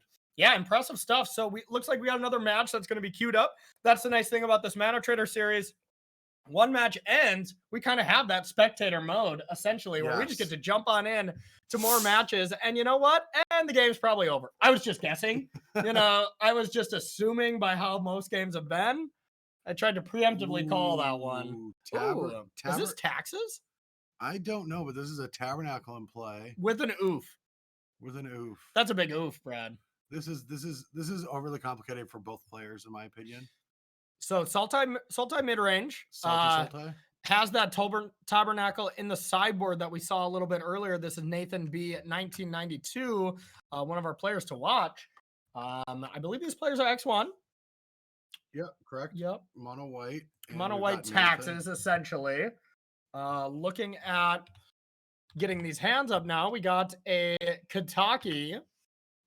Man, Kataki, Tabernacle, those kind of effects are just amplified in Vintage. Like, these cards are already, like, really good when you think about, like, against Hammer Time and Modern and stuff. Already a good niche card, but they're just good against, like, every matchup here. So, see, Luminar Aspirant, standard staple, Leon Relic Warder, and Mental Misstep, but just nothing to do with mana.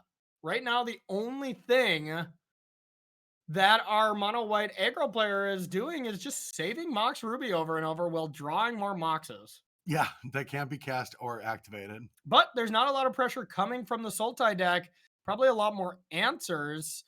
But, you know, nothing like a, you know, one of their big threats like an Oko here to kind of seal it up. Yeah, but it's still like, it's in a tough spot, right? Because eventually Sultai is going to break free because it has just better ability, more lands, more stuff going on.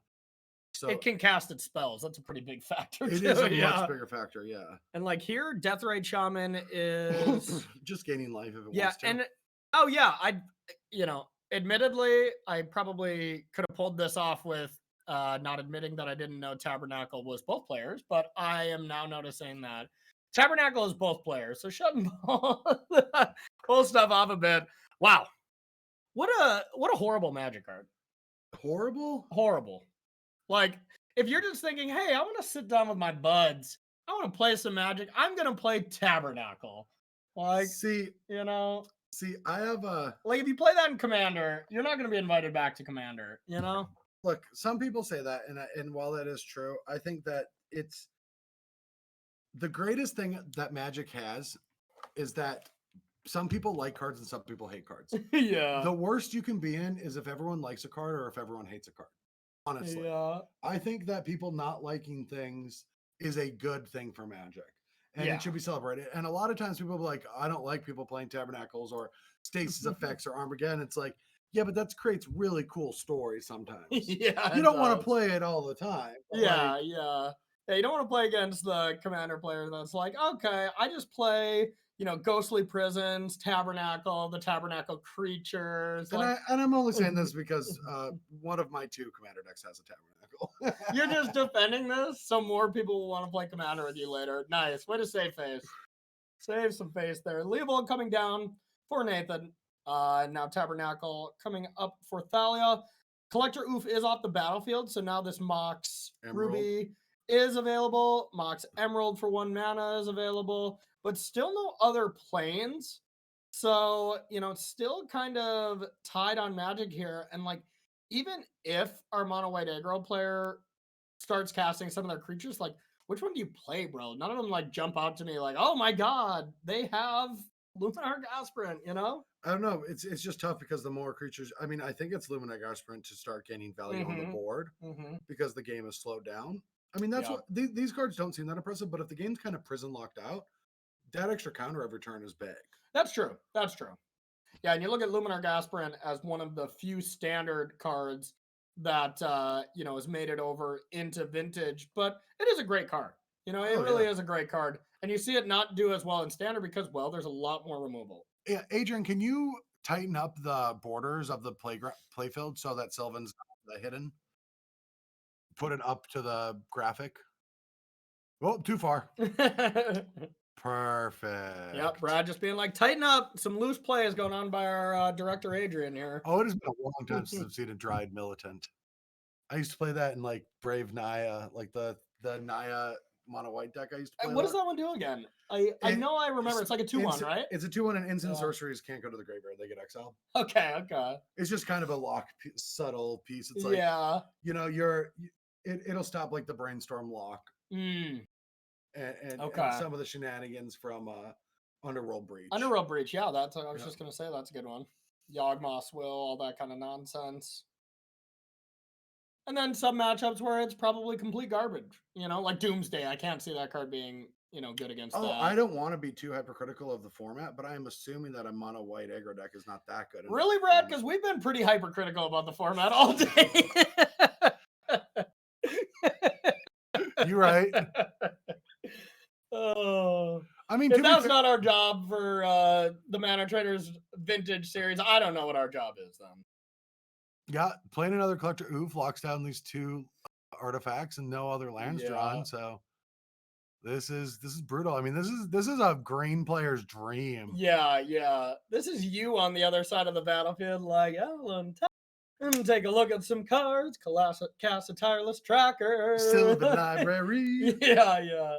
Dude, Sylvan Library is one of my favorite cards, and I got to put it in a commander deck where you have 40 life and people don't hit you. Yeah, I know. Like, draw. I'm not even gonna look. Of course, I'll take 3. Sure. I've never looked the first time. You're just like, I pay 8 when they say my turn, and I draw 3 cards. I've never looked. I see no reason to. Hey, good call. Good call. Yeah, one of these times we're gonna have to build a commander deck together. I still you know, believe it or not, I don't own all the decks I play with on the show Commander Versus. Yeah. That would be, you know, if it was, I could retire. I played with a lot of dual lands. Yeah. Every time I added dual land to my deck, either Stephen Green or Jeremy is like, really, wow, you had to use a dual land, huh? I'm like, no, you know, I'll have like a Godless Shrine in there, and I'll have a Watery Grave in there. I'll be like, let's get that out of it. Let's put in an Underground Seed and tilt off Stephen Green, and it's always fun.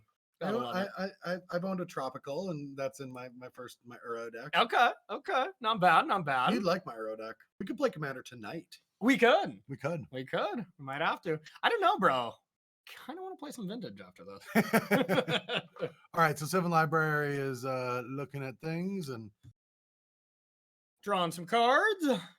Didn't take any damage there. You know, you do have Deathrite Shaman eating creatures, so you kind of get to, you know, minimize that drawing an extra card effect. All right, offering the trade here. Now we did get the answer because of our delay. Doc MTG, the card is called You Are Already Dead.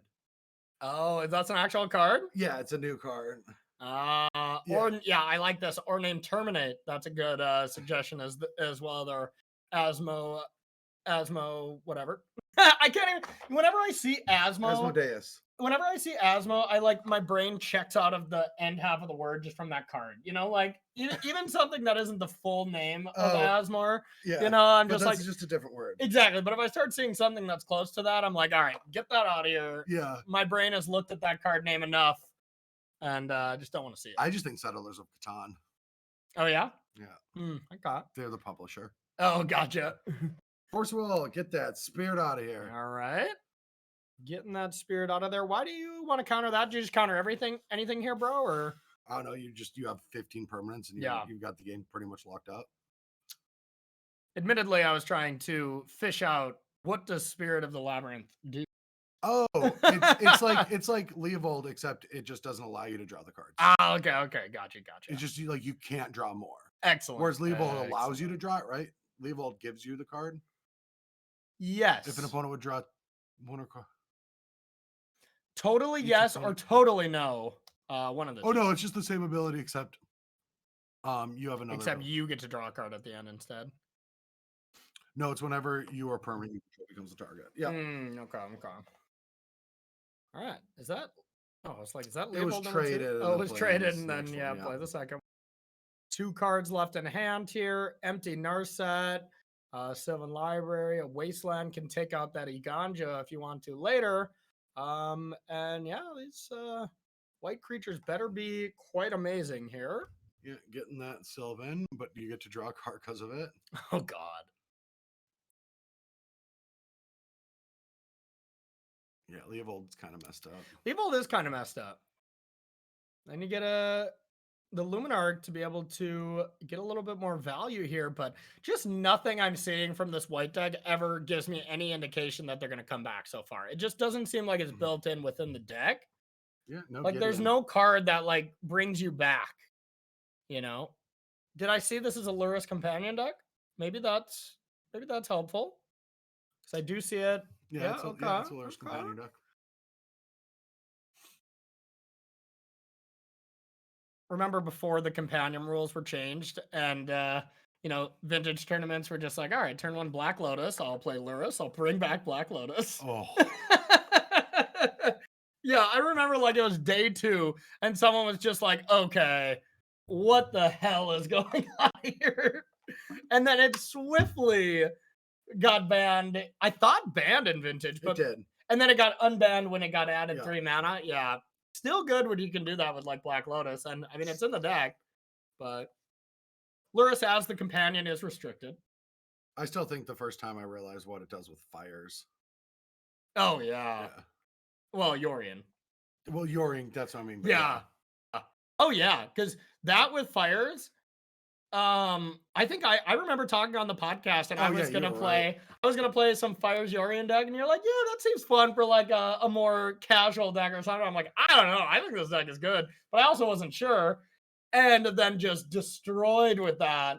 And now even with Fires, you know, played an Explorer, the Jeskai Fires deck where turn 5, you just pay 3 to put Yorion in hand, but you already have Fires in place.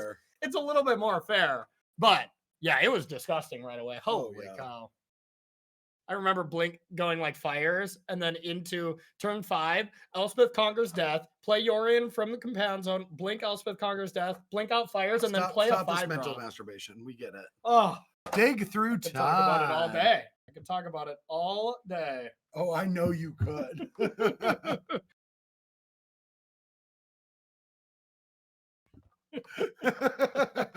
All right, getting back to the game here. 2 life. Yeah, this game's over. 2 damage. All right, and that is going to do it. That's the match. Nathan B wins the match into 4-1. Yeah, with 2 rounds to go. Yeah, you know what that means, actually. Winning in. And did I hear, Adrian, that our backup matches just finished or we just got it? Okay, so it sounds like we're going to look around for some other matches. If there's not a lot left, we will try to take around. I think the backup matches are over the couch. Oh, they're over here? Yeah. No, that's where we keep them over there. Yeah. We're going over here. So go check it out there.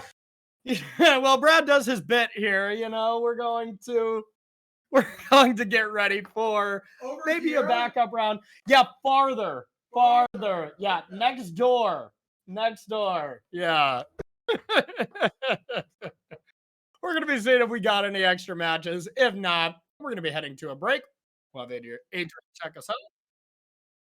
Okay, seems like there is still a decent amount of matches. So, right. Adrian, jump us on in wherever. You know, hopefully, preferably a Hogak mirror, please. That's what we'd really love to watch.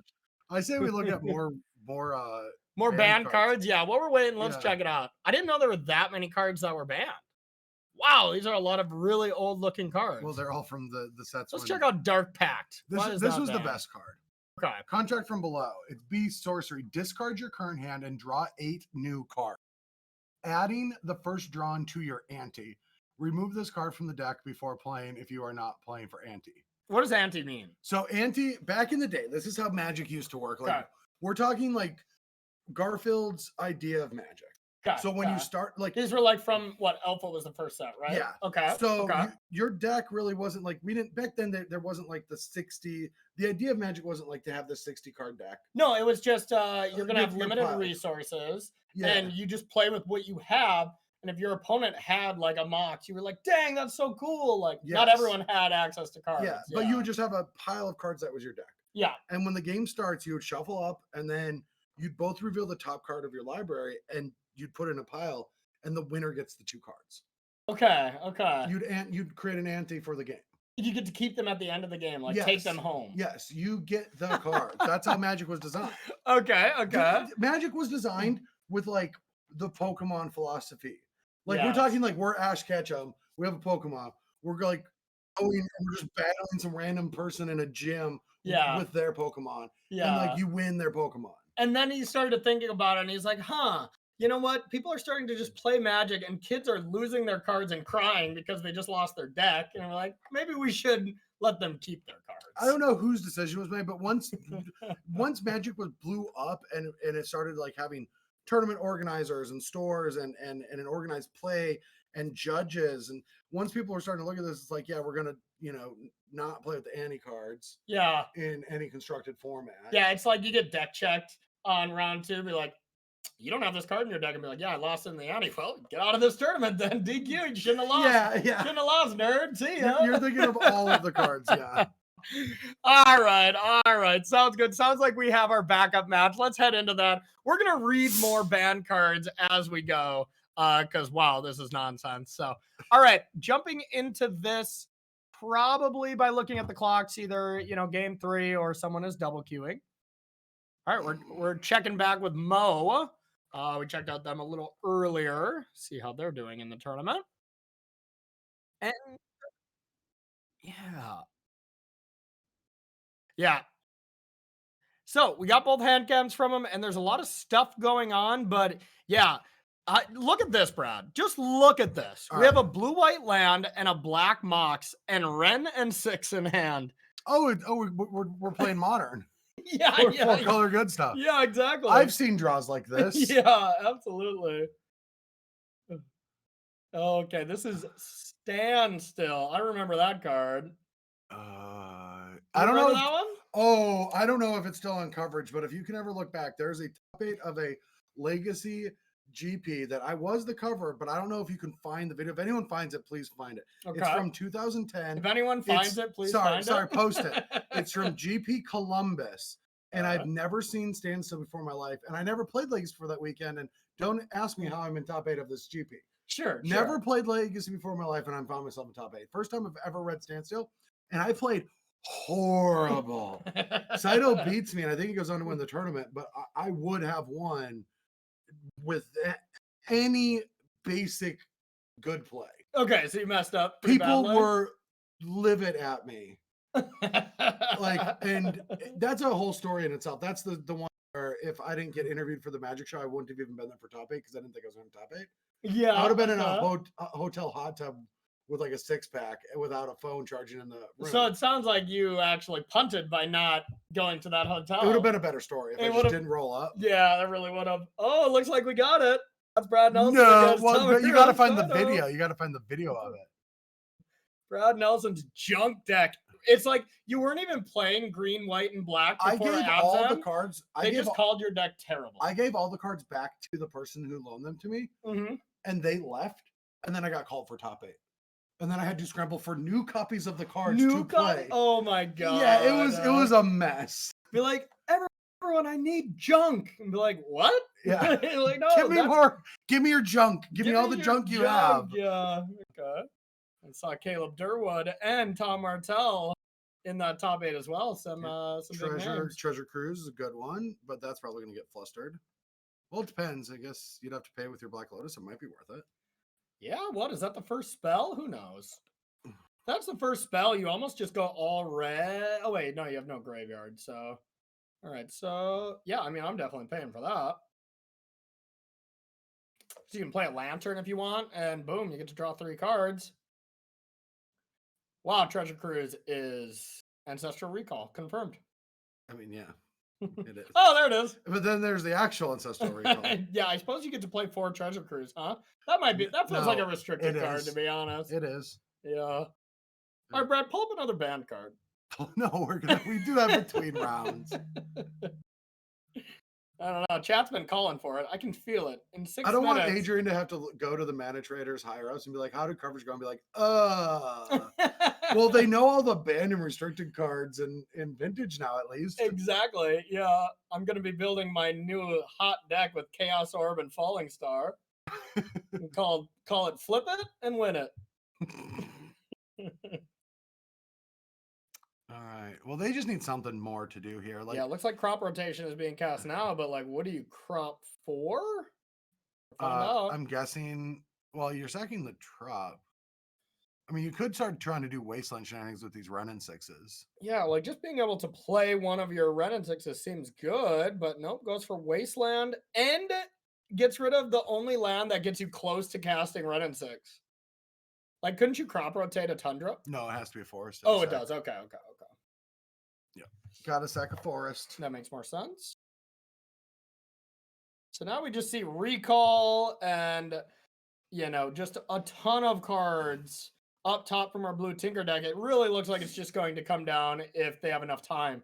And so far, it looks like 17 minutes left on our player down below, Frozen Phantom. And only 4 minutes up top for Mo. So probably double queuing. Yeah.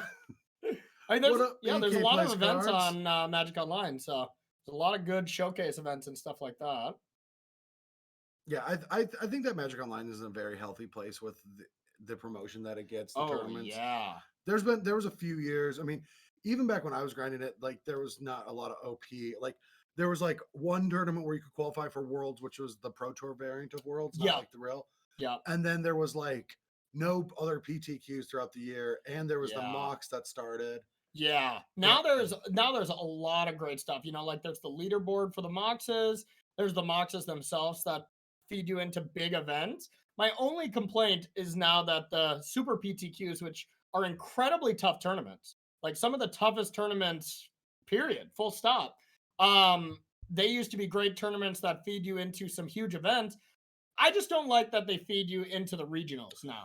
Because like you can also just go to your local game store, win an 11-person tournament, and you also get there. The problem with that, I thought about this a lot too. I agree it's impossible to solve, but it just feels kind of bad. No, it is possible to solve. The problem is the current structure is built around the 11 regions with the regionals that qualify for a pro tour and a Worlds. And the thing about the Pro Tour is they want to hit a mark of players.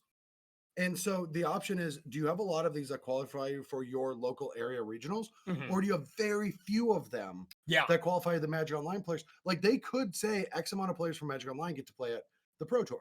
Yeah. But that number's like 5, maybe 10. Yeah. So then the entire year, there's only like 10 PTQ. Because but if it's regionals, you can have a ton of these tournaments to try to allow people to get chances to play. Play. I think they really want to limit these Pro Tours. That's what I'm saying. They're very exclusive. When we get to Pro Tour 1 here, I believe it's released already, right? Like the location? I think so. Yeah. Again? What city is it in again? I think it is released. Yeah. I think, just in case it is. I know it is, but I'm like making Corey turn over here. Yeah, you're tricking me. Yeah, okay. It is released. It's even in Charlotte. Yes, and it's announced that that's like the next like M30 celebration. Yeah, absolutely. But that first one, you had me going there. I know. That first one is going to be so awesome because it is just like the first big tournament where, it's people don't just get invited without performing to get there. Everyone had to perform to get there in their regional qualifier. They had to qualify for. Some people didn't have to qualify for the regionals like the MPL and Rivals players, but that's it. Yeah, us elite members of the Rivals League. Exactly. After having no good finishes for the last year. Maybe I still MPL, have qualifications. Maybe MPL does get qualified for them, probably. No. Yeah, they're just regional as well. Yeah, okay. So that's going to be awesome. And I love that. If I was MPL or a Rivals Pro, maybe I wouldn't love that as much. I'd rather be able to just play straight in the Pro Tour. But seeing it from just an outside perspective, seeing which one of these pro players that are in the MPL and Rivals that are good enough to just be like, okay, whatever, you're not going to invite me. I took that personally. I'm going to go qualify. Well, we'll see. I mean, the funny thing so far, from my understanding, is, I mean, we're just starting. We're in, early. I guess we should focus on the games. But this game's over. This game's over. From which direction? Oh, yeah, up top's got it for sure, I would think. And Lurs here is pretty nice, being able to play Black Lotus and then bring it back. That is kind of disgusting, but... Well, you'd probably have wanted to set that up the turn before, because now now can get interacted with. Yeah. But all I'm saying about that is I still picture John Emmanuel Duprat at every single Pro Tour and still in the top 8 of every tournament. Well, yeah. What I'm saying is, because this is the beginning of the, OP is starting up again. A lot of stores are coming in for the first time. A lot of players in stores didn't even know about it right off the bat. Like they might have been like, oh, I want to get involved with this, but I didn't realize the system yet because it's all just new and it's getting smoothed out. But they're ready to have qualifiers for round 2. Yep. We're helping facilitate with DreamHack on the Melee side. And cool. I'm working with these organizers, with DreamHack. I'm working, everyone behind the scenes wants us to be the best possible ever. I didn't know you work anymore. I thought you were just retired. I'm living off that Rivals money, baby. Yeah. All the way to the bank. No, but where I'm going is I've heard a lot of winners are a lot of us old school players, like friends of mine that used to grind way back in the day. Like they're winning their local one and they're like, we're just gonna have a big old party in Atlanta. Yes. Like the people I haven't seen in 10 years. It's gonna be awesome. It's gonna be so much fun. If you're at home and you're trying to get involved, get online and try to figure out where your next regional championship qualifiers are. Go to your regionals. It's OP, baby. It's back. And I will tell you, getting to go to a Pro Tour, these will even be more exclusive Pro Tours than we've ever played in. Yeah. But getting to play in a Pro Tour is it's the best feeling. It really is. There's nothing like your first Pro Tour. You sit down, you still got that badge on. You're you're new, it's an exciting and you'll see both of us at it. Even if we're not qualified, we'll be there. Oh yeah. Absolutely. If I'm not commentating, I'm going to be trying to play. If I'm not qualified, it's also a 3-hour drive for us. Yeah, I'm going to LCQ in. I'm going. If I don't get into any of that, I'm going to sit on the rail and cry. I can't tell if I'm going to sit on the rail of the commentators and cry or on the rail of the players. We'll just figure that out when we get there. But all right, Underworld Breach is coming here, so this game has to assuredly be over.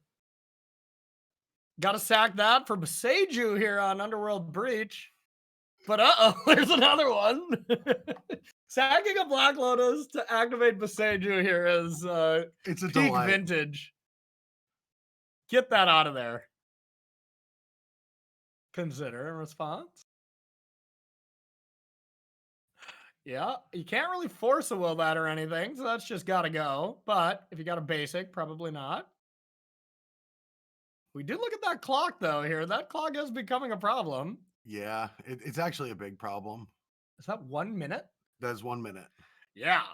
To get this Ledger Shredder up big enough to win the game. Oh, crop rotation is any land. Sorry. Nice.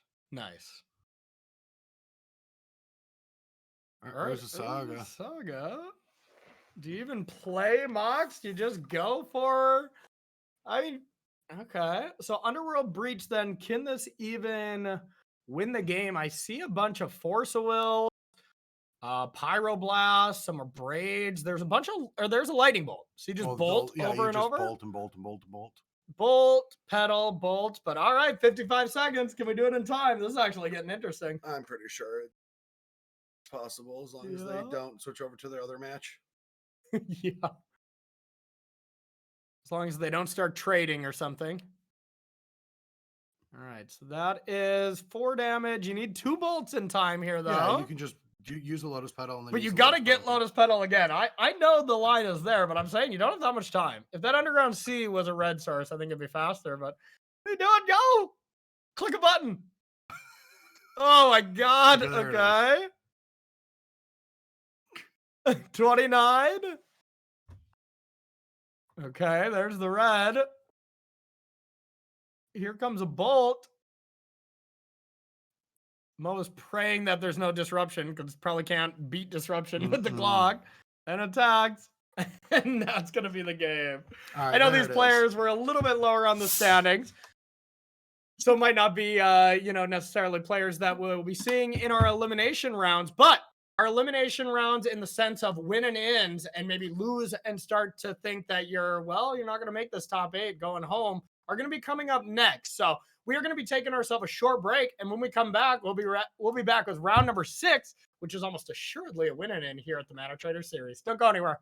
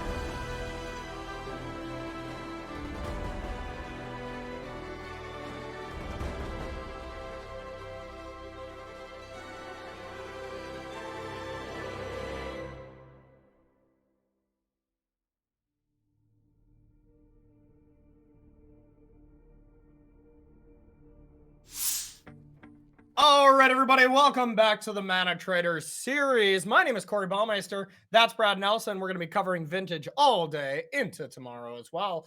And we're going to be bringing you round 6 here. So we're kind of getting to this winning in time. For sure winning in for our next two players. They are the 5-0s. There's 4 5-0 players.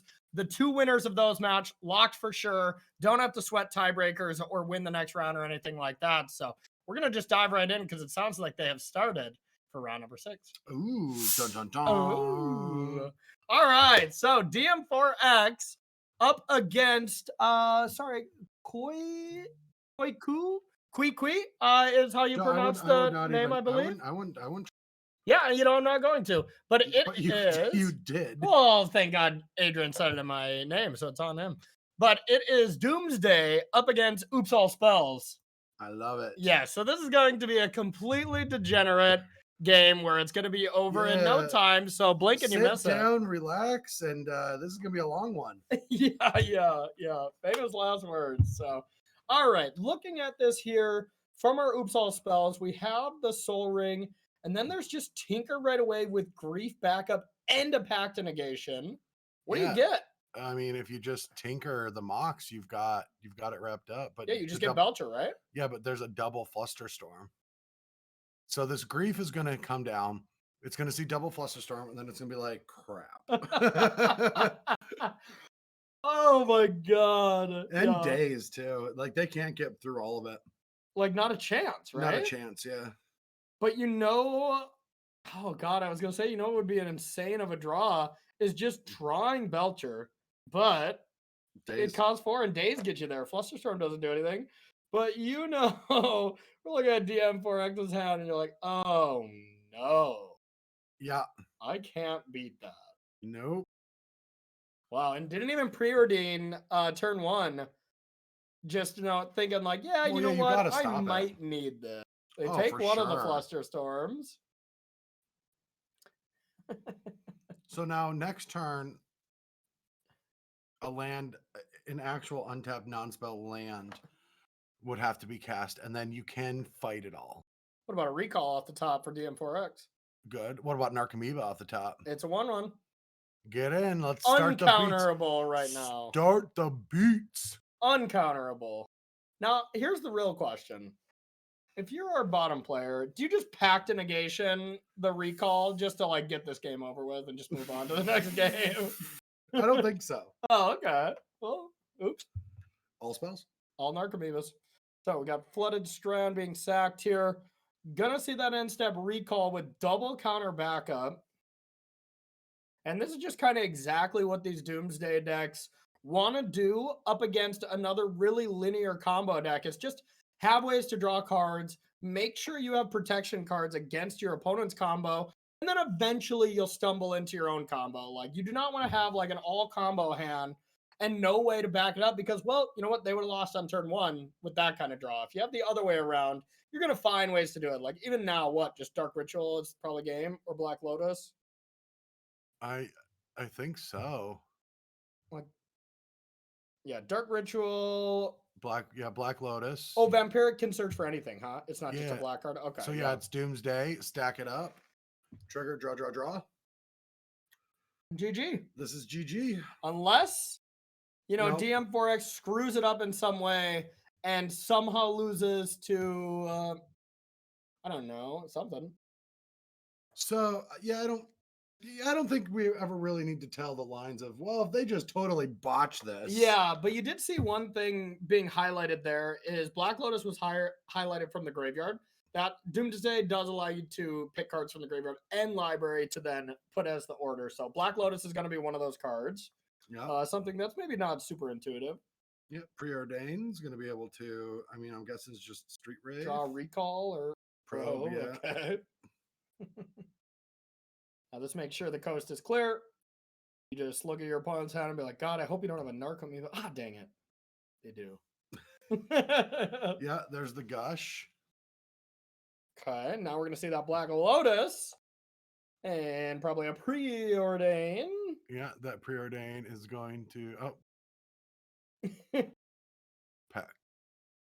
Sack. Flusterstorm. Honestly, I want them to let that pack resolve and just say go. Yeah, that is true. Yeah. All right, DM4X kind of making this tournament, look easy so far. Yeah, really, really good deck. Really good Yeah. results. Yeah. Honestly, I think this is the deck I would play. I would just to be fair, they are playing up too. Well, no, they're tied. Are they tied? Yeah, they're both. Oh yeah, they are. There's yeah, 4 5-0s. Yep. Okay. Yeah. Honestly, if I were to play Vintage, this is the deck I would learn as Doomsday. It's very just straightforward. Yeah. Like as long as when you get the lines down of what you search for, right away, of course, you're gonna screw up a few times. I mean, that stuff is just right. read an article, go on someone's Patreon, get that. Yeah, exactly. And then just, you have blue cards and you have black cards, hand disruption. You get to peek at their hand to know what you have to play around. Like Doomsday seems complicated and simple kind of at the same time. Yeah. If that's possible to be that way. But yeah, so far been making it really look good. Now our player on bottom with Oops All Spells is undefeated as well. And they have played a very small amount of games as well. 12 games? They've lost 2. They've so lost far. 2 games. And DM4X has lost 3. So, well, now they both lost 3. Yeah. Straight tied in games. Impressive stuff. Not true. Yes. No. Oh, yeah. 13 Yeah, games you're right. That's that expert role really coming in clutch. Still got it. Nice. I haven't won a match of Magic in 2 years, but I still got it. I don't know. I've seen you win some Commander matches here and there. I've won 2 games now.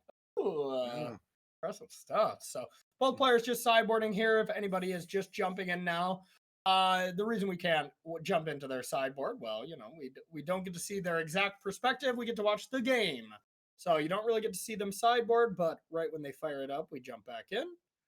And both hand cams are working here. So what are we looking at from our Oops All Spells? We would have a turn 1 kill, except there's no black mana with Oops All Spells with packed back up. But yeah, it's a Mock Sapphire Ruby. No, there's black mana. But yeah, no win condition. Yeah.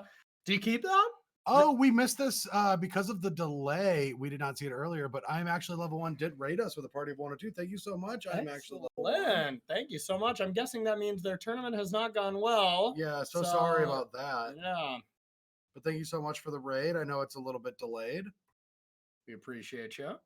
Oh, no. It'll be delayed. Yeah, it just happened.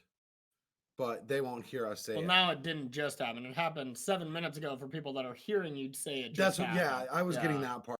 I was getting confused here. All right, anyway, we got Mox Chat, Mana Ball, Pearl, Sapphire. Well, this also fills. Whoa. This is a turn 1 kill. This sounds better, but it's super fragile. Turn 1 kill, but absolutely nothing to defend that if they have a Force of Will. But that's fine. You go for it. But yeah, especially when you have 3 Moxes that one of your thing gets forced, just play the other thing. That hand is great. Yeah, I mean, the game is over. We know it's over. Yeah. We know we're going to game 3. That's not true. There's a Street Wraith. That's true. There's a Street Wraith. Oh, Street Wraith into Force 1 time. Honestly, if that happens, it's DMX's tournament. Let's give them the win. Here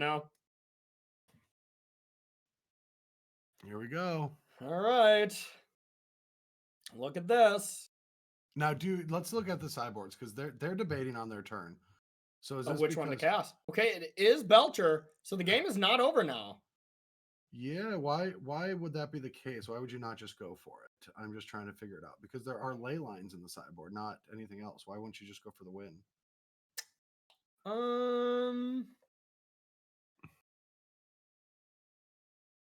Very good question. Turn 1 Doomsday? You get to Street Wraith for the Black Lotus and just win the game on turn 1. Oh my god. Oh, and they could have went for the win, but they're not. It's just a turn 1 kill. No way! Did they? Oh, no way. Yeah, you're going to get to Street Wraith for it and then Street Wraith. Oh, wait. No, you brainstorm Street Wraith, win. It's over. I think you're right. I know I'm right. No way. Their little decision point of to go for something. I'm not wrong, right? Like they could have won with the Undercity Informer. Yeah, I mean, oops, all spells. You get the Undercity Informer, you mill yourself, you get 4 Narcobeavas, you dread return Thassa's Oracle, but instead Thassa's Oracle will be on the other side, and the other side will be picking up a 6 win as long as we are correct in this. But that makes sense to me, bro. And like that Street Wraith wouldn't even be in hand if they would have went for Undercity Informer. It would have had to cycle to try to find a force, otherwise you lose. It wouldn't have found the force, and our oops all spells player would have won. Wow. Absolutely backbreaking. Is this a turn? They both had turn 1 kills.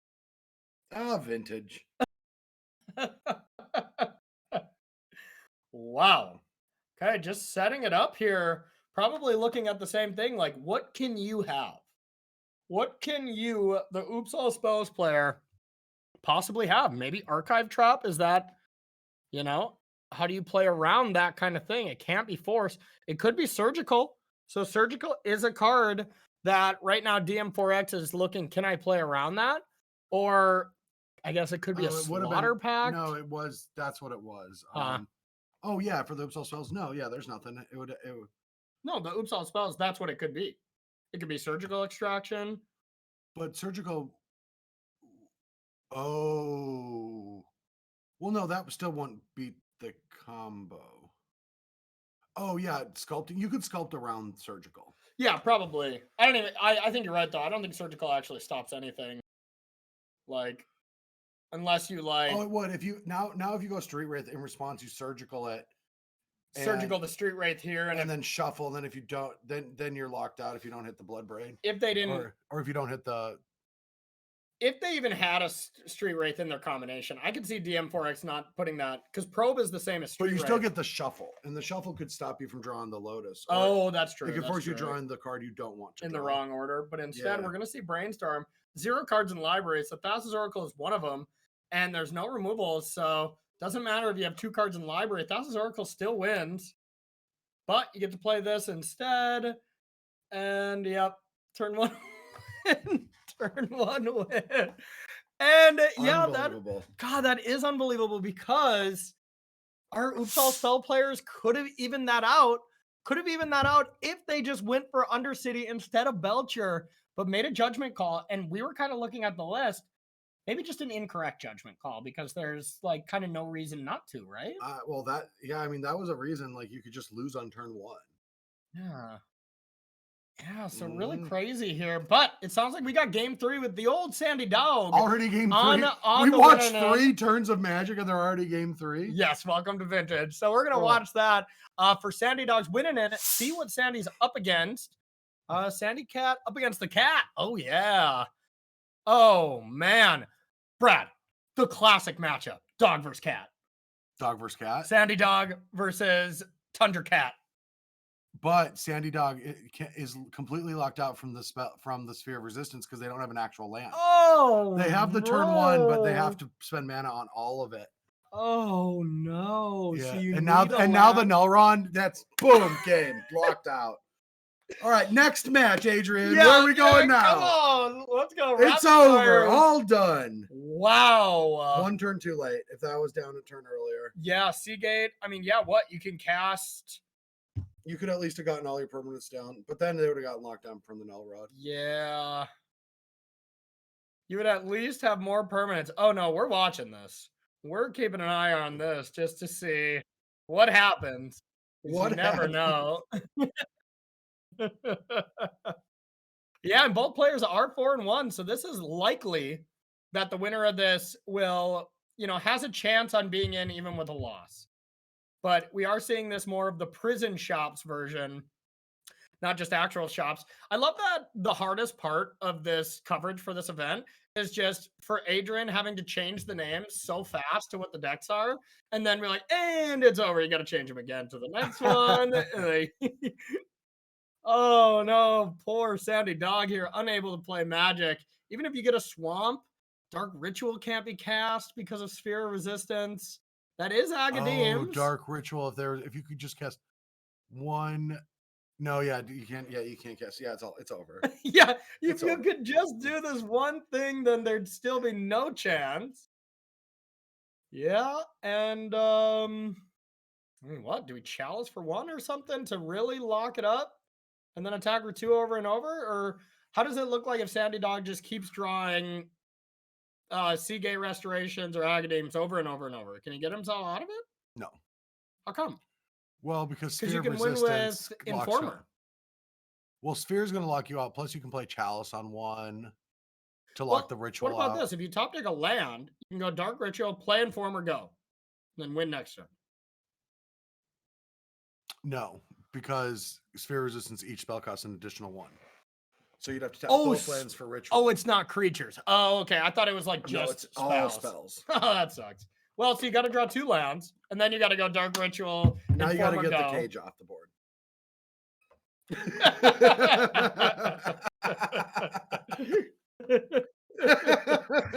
Oh God. Any other questions? All right, you're out of land too. Yeah. Do you think they have a land to search? I don't know. We should check their deck list. Do they have a land to search for the Ghost Quarter? It's not Oops All Lands, I'll tell you that. Yeah, it's not Oops All Lands. All right. Poor Sandy G. Yep, honestly, you know, I heard a really interesting thing about this Prison Shops deck. What is Did it? you know the creator of it is? The actual creator? Yep. Who? Akon. Because you get them locked up, you can't let me out. They're locked up, they won't let me. I just muted Corey.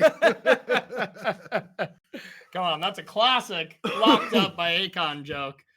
Timeless classic. It is timeless. Yeah, actually it's not. I haven't heard that song forever. It must not be timeless. No. I don't think it survived. All right, we see Seagate Reborn coming down to reborn the chances here. Trying to think if there's any way Tellurium Academy is gonna. Academy is pretty busted. That's gonna do something. That means Mystic Forge is coming down. Yeah. Yeah. I mean, I guess you can't activate Soulgate Lantern, as a piece of graveyard disruption with that Null Rod in play, but Mystic Forge, the static ability of it still works. Yeah, but you can't even tap it to use its other side. Yeah. I love that these Prison Shops deck also kind of screw over themselves, but just not as bad as you're screwing over your opponent.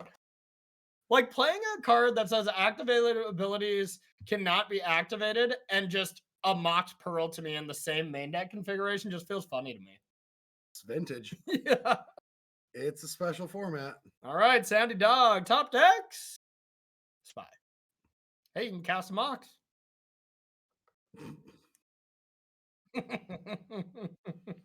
You almost just kind of have to, right? Oh, I mean, what else are you doing? Or maybe you just want to discard. Yeah, I don't know. All right. That's a Mox Jet. Off the top. It's just going to be this 2/2 going the distance. A 1-mana Mox Jet. And then maybe play a Chalice. Nope. Yeah. Quite possibly. Yeah, Chalice for 1. Okay. Yep, Chalice for 1 with paying 1 extra to stop Dark Rituals. That is a smart play. Nope, not doing it. Okay. Take your 2. Blightsteel Colossus. Woo! Why? Woo! 12 lands away from casting that one. Tinker for a Colossus? Why not? Why not? That's pretty dope. All right, we cast Mox Pearl. Wasteland coming in to take on Seagate Reborn. You know what? I live for these close games, you know? Yeah. It's a caster's dream to be able to cast these really, really close neck and neck games. You know, you gotta like Sandy fighting the good fight here. It's like 11 pieces of hate here. Yeah. Ooh, Gataxian Probe. We get a land. We can cast that. No, because of Chalice on 1. You can cast it. You can cast it. I did not say it was going to resolve, but you are correct, sir. You can cast the card. Cat takes down Dog in a twist of fate. You know, yeah. Dogs usually got the upper hands on Cat, so they usually do. But you would say that, but I guess you don't know Luna, my cat. Yeah, that's fair. That's fair. So you know the the meme that it's like, you better call an ambulance, but not for me. Yes. So this scenario actually happened to my fiance with Luna when Luna was like, this was like 7 years ago. Okay. She was living with a couple that had dogs, and she came home and the cats got out. And when she walked into the door, Luna was covered in blood in the dog's mouth, and the dog was doing this, right? So she's freaking out, and she rushes over, gets Luna out, runs Oh my upstairs. God. No, takes her upstairs and takes her under the sink and just starts cleaning her and crying and like, oh my God. And then as she's cleaning her, she realizes that like there's nothing wrong with Luna. And she goes downstairs and the dog's face is just bloody. Is a bloody mess. You know, like went down, Luna's just at the top of the stairs. Oh yeah, it was mostly like, you know, go to Dang. the vet, but not for me. That's really good. Call the vet, but not for me. For me. Wow, that is hilarious and It's pretty scary dark, at the same time. Yeah. So we will see if we got any matches left. Adrian, I know once again I'm just lost in, have we been in this round for like, you know, an hour and 10 minutes, or has this been 11 minutes? I just cannot tell anymore. Games are going so fast. Just not. Yeah. It's also the game is decided in the first 2 minutes and it still takes 12. Exactly. Yeah, we've been time walking through this whole day, to be honest. So we'll see if we have any more matches available. But in the meantime, if you want to play some of this vintage, you know, I think I lied earlier. I don't think I will be playing vintage after today. It's not for everyone, but it is a fun format to a lot of people who like to play. If I did, it would be that Doomsday deck. That deck actually Doomsday's looks really cool, really yeah. fun to me. But if I would get stuck in a Hogak mirror, I'd be like, no. But you never would, because you'd be playing Doomsday. I think so. So if you want to play in this, or if you want to get ready for next month and play some Pioneer's a lot of qualifiers around town as well. So getting to know Pioneer as a format, that's what I've been doing for the last month, to be honest, because, I didn't know anything about the format, but Pioneer is going to be our next one. So if you want to get going, start playing some decks, start playing some, is it Phoenix? Start playing some Rakdos. Rakdos midrange. Wow, that might be the funnest deck I've played in a long time. You can use !Bash Bros in the chat and then follow that link to get yourself 15% off your first 2 months subscriptions. And maybe this first place prize of $3,000 could be yours next month in the Pioneer end of month tournament. You could get yourself qualified for that 30K event in December, all by just listening to us, saving some money on your Mana Trader subscription, and starting to play some Pioneer and getting on in this qualifier. So check that out if you're interested in that. Also, I mean, getting a subscription right now and starting to test Pioneer is a great way, especially if you're playing on the RCQ circuit right now, getting qualified for a regional championship. When those are going to be happening later this year, there's a lot of Pioneer going on. So get those chops. Yeah, it's perfect time to be training up with Pioneer for other tournaments that we are going to be playing throughout the year, since it's now that Paper Magic is coming back. Not only do we have just a slew of amazing online events to play with through the Mana Trader series or the challenges and stuff like that, it gives you an idea of renting a deck online instead of buying it online, already valuable. But renting a deck online, figuring out what you like, so that if you have to buy a deck in person, there's no real good Mana Traders for in real life. So, I thought there is. Oh, yeah. Yeah. So, like, I mean, just renting cards in person is a lot trickier. So use a Mana Trader subscription to figure out what deck you want, and then you can buy a deck with a little more confidence than, like, buy a deck and be like, God, I hope it's actually good, you know? Yeah. So, Adrian, do we have any matches to check out, or are we kind of at the end of this?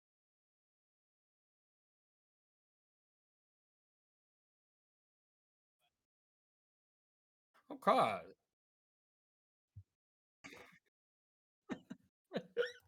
All right. Yeah, jump into one of them there. We'll check it out for now, but we got 3 matches of players that are in contention for the top 8. Do you want to take a guess out of those 3 matches in total, how many hand cams we have available with those players? That'd be 0.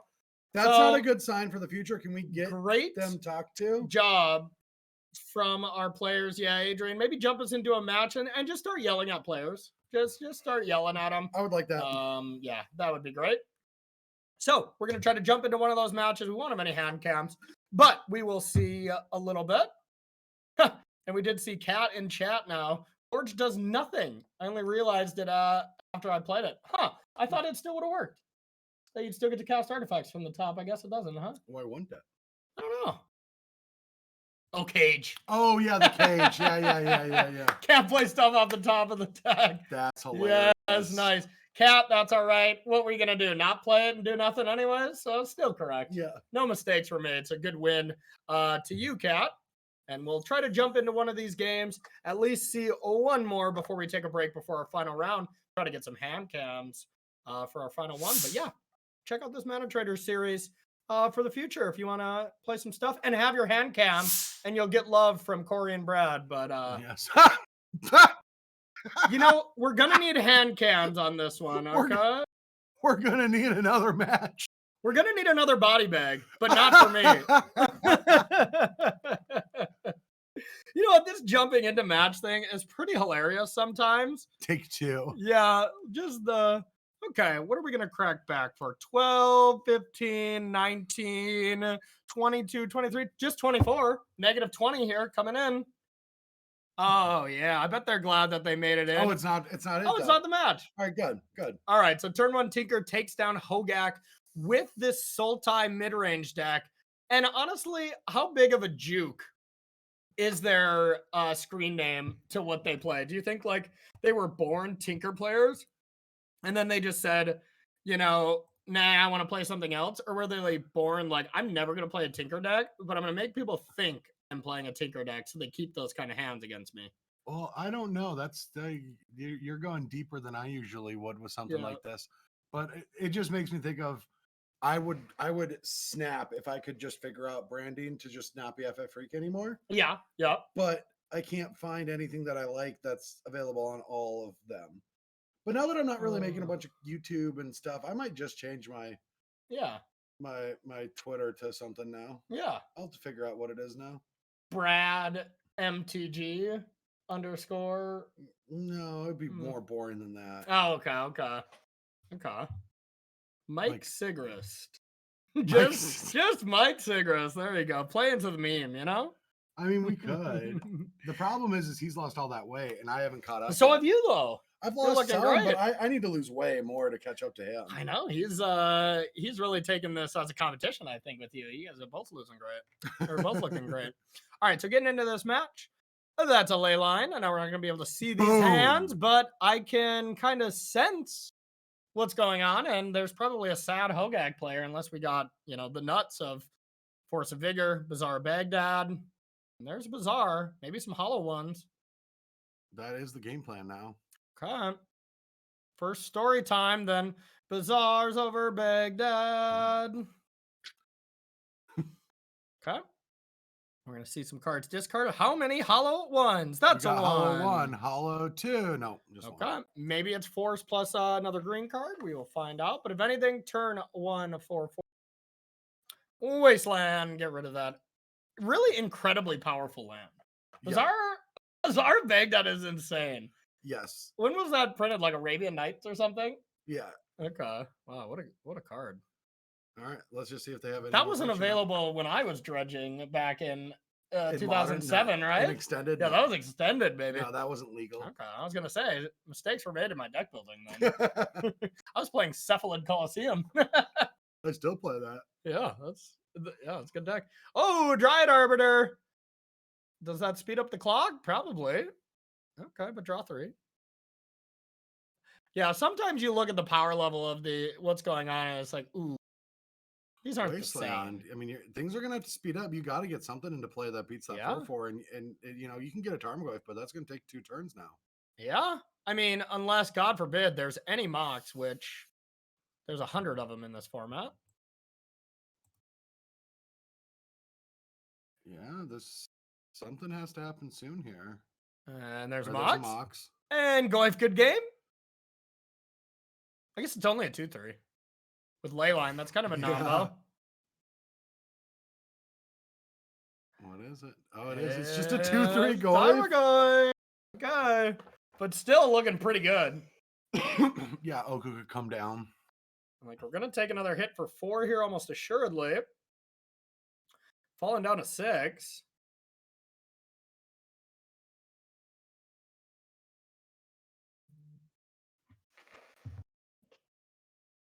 All right, and going to turn 1 Tinker's next turn, and now I want to remind everyone these players are 4-1, so winning this, you're likely in. Losing this, you're almost assuredly out. Yeah, and what is this? Cycling a hollowed one. It's a hollow cycle if I've ever seen one. This is actually pretty tense. This is actually a good game. Yep. And now we're gonna see, is there any kind of combat trick to make this Goif bigger? It kind of looks like there is. Yeah, a Is hull this a breacher. tinker? A hull breacher for the double block. Ooh, and it's one of those, sometimes vintage looks like limited every once in a while. It's just like, okay, I got 3 toughness, 2 toughness, the 2-3 and the 3-2 versus the 4-4. Exactly. Yeah. Like, yes, this is the classic like blowout, we would call it limited, like. Oh god, what is this? Oh? Is this an actual pyro? Oh, that only made Goif a 3-4. Yeah, because it didn't go to their own graveyard. The old shock before damage resolves. Oh. Okay, it's still not lethal though, so no matter what turn 1 Tinker has, but that's they're not dead now. They need like an assassin's trophy. Okay, took out a land. Wasteland the other land, not even wastelanding Dryad Arbiter. No. What? I'm thinking assassin's trophy. Okay. Yeah, I'm thinking assassin's trophy. 6 turn clock. There it is. Is there a basic? No. I thought there was a basic. I thought there was a basic. Nope, there isn't a basic. Okay. So here comes the one. Turn 1 Tinker bought themselves 5 turns to find an answer. Oh, this is so tense. Not really. There's 0 cards now in our Hogax player. Like, that is a little too This late. is way better than I thought the game was going to be. That's true. This is the most interactive game we've seen with Hogax for sure. And in general, Tarmogoyf. Yeah. And Deathrite Shaman. Yeah, even Deathrite Shaman. All right, then, okay, well, that's probably going to do it. Get a Black Lotus if you want, or just put a Tarmogoyf on top. Putting a Tarmogoyf on top seems insane. Or an Oko, maybe, if you have another land. Or even a Deathrite Shaman. Wasteland? Oh, that's huge. That could be big. Oh, what if God. Oh, yeah, Diabolic Tutor puts it into hand. Yeah. What if it was put on top and you just draw that and you just say go? Like, yeah. Okay, It was Deathrite Shaman. Yeah. Okay, good. So, wait, did they hit the wrong land? But all those lands would have played Deathrite Shaman. A valiant effort by our Hogax player here. This was super close. Now we're adding mana, probably to play a big old Goif. Or Broco. Oh, Leovold to lock it up. No more bizarre shenanigans. Yeah. Offbeat Hero, thank you so much for the raid. Hope you had a good tournament if you were playing. Boom! Grafdigger's Cage. Locked up. Yeah. Can't draw cards, can't bring things back. Oh. But you don't have the black mana to... You lose. In this fight, you always lose. You don't have the black mana so far. Yeah, but Deathrite from the other side. Yeah. You always, if you're the player behind, you always lose these fights. Well, just showing off the Mox Jet. Just like, got extra black mana here. Yeah, I'm so black mana rich. I'm flooded with black mana.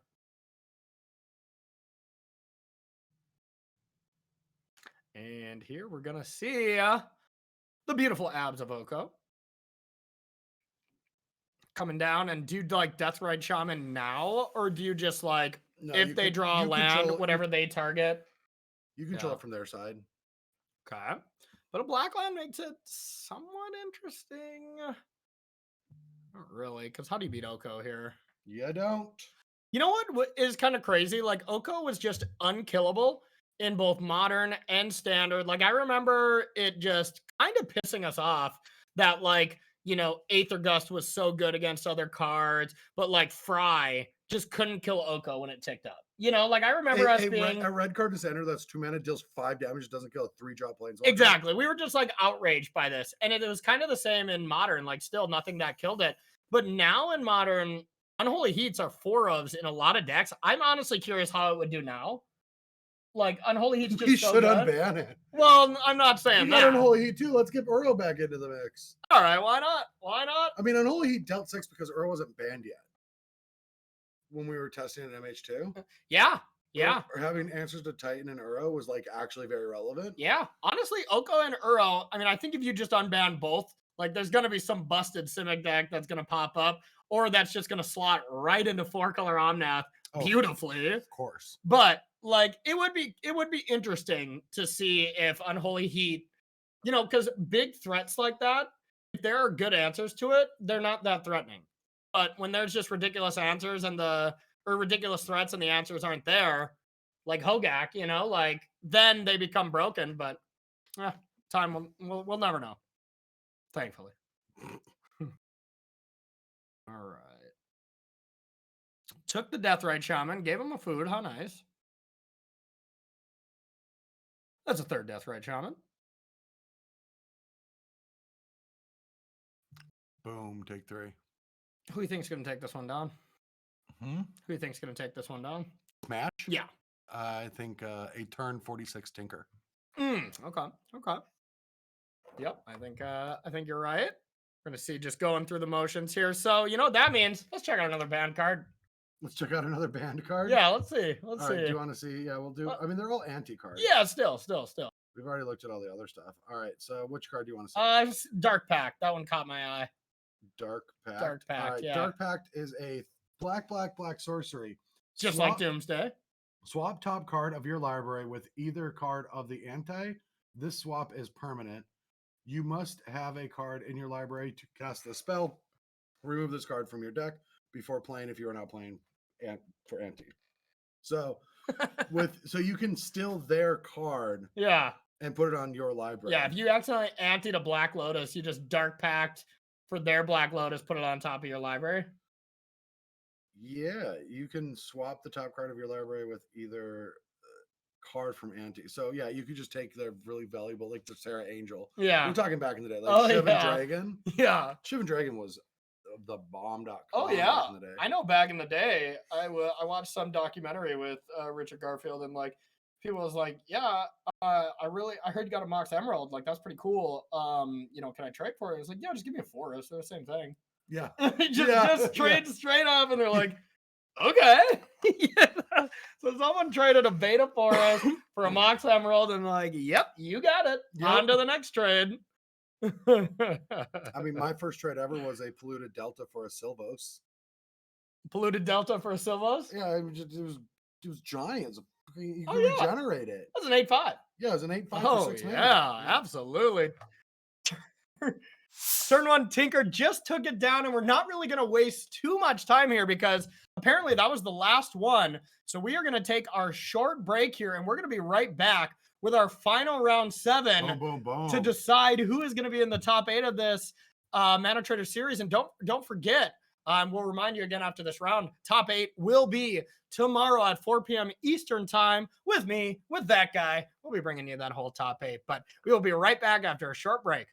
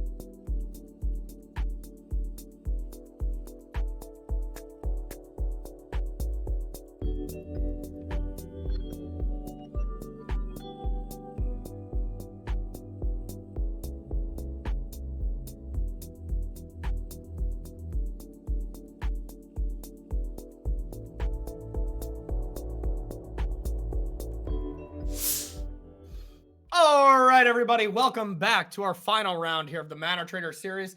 Now, these Mana Trader series don't wait for anyone when the round ends. It just starts again. One of my favorite tournaments to play in for that reason. It is. It's awesome. When you get done with the round, you just get to play again. I Like, know. you don't have to wait. That's great. So, our players have already started. We're going to come in and check out the player we just saw beat Sandy Dog. Tusbaga Cat. Sorry, I probably Subasa Cat. Okay, we're gonna watch them. They're playing that prison shops deck. Yeah. And it's kind of been my favorite. I one to love watch. artifact decks. I do too. Yeah. I do too. Up against Mistaken, I believe is their- Mistaken. Yeah, let's see what they're playing. All right, Mistaken is on Prison Chops as well.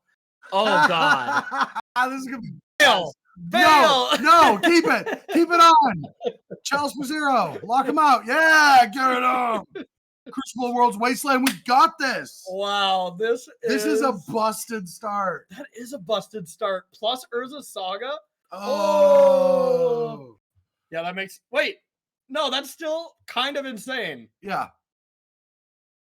Unless Crucible goes away. Okay, Thorn. What does Thorn do? Thorn of Amethyst is another prison lock, but it's non-creature spells cost 1 more. Wow, just getting to bring back Saga all the time. Like, I mean, Crucible of Worlds is the most busted card in the mirror. Like, it's going to be so good because now your opponent just can't develop their mana because they can't. Yeah.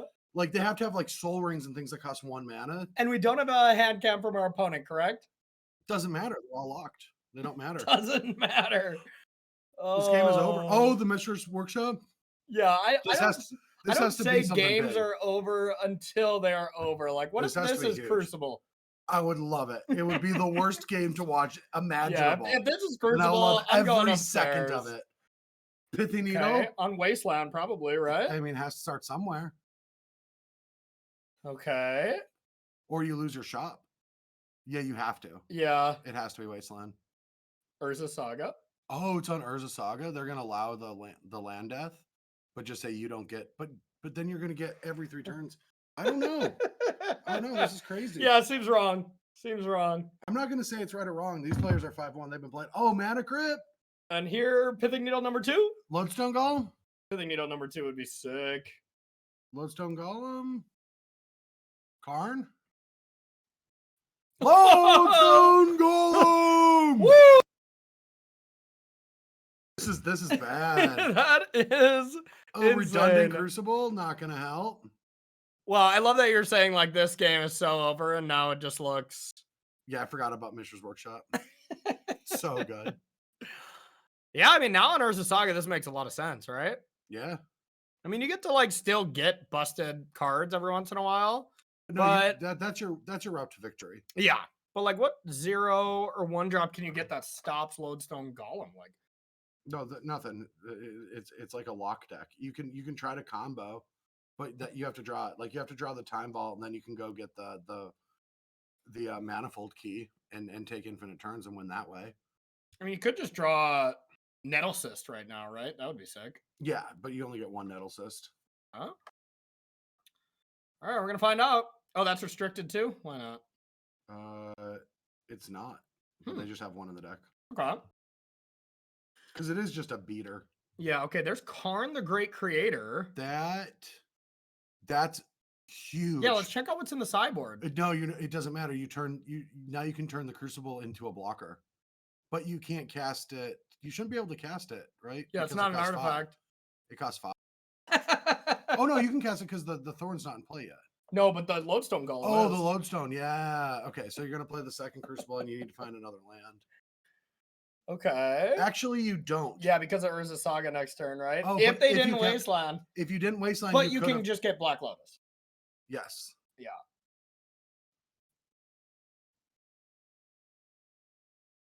Okay. Okay, there's Crucible from their side.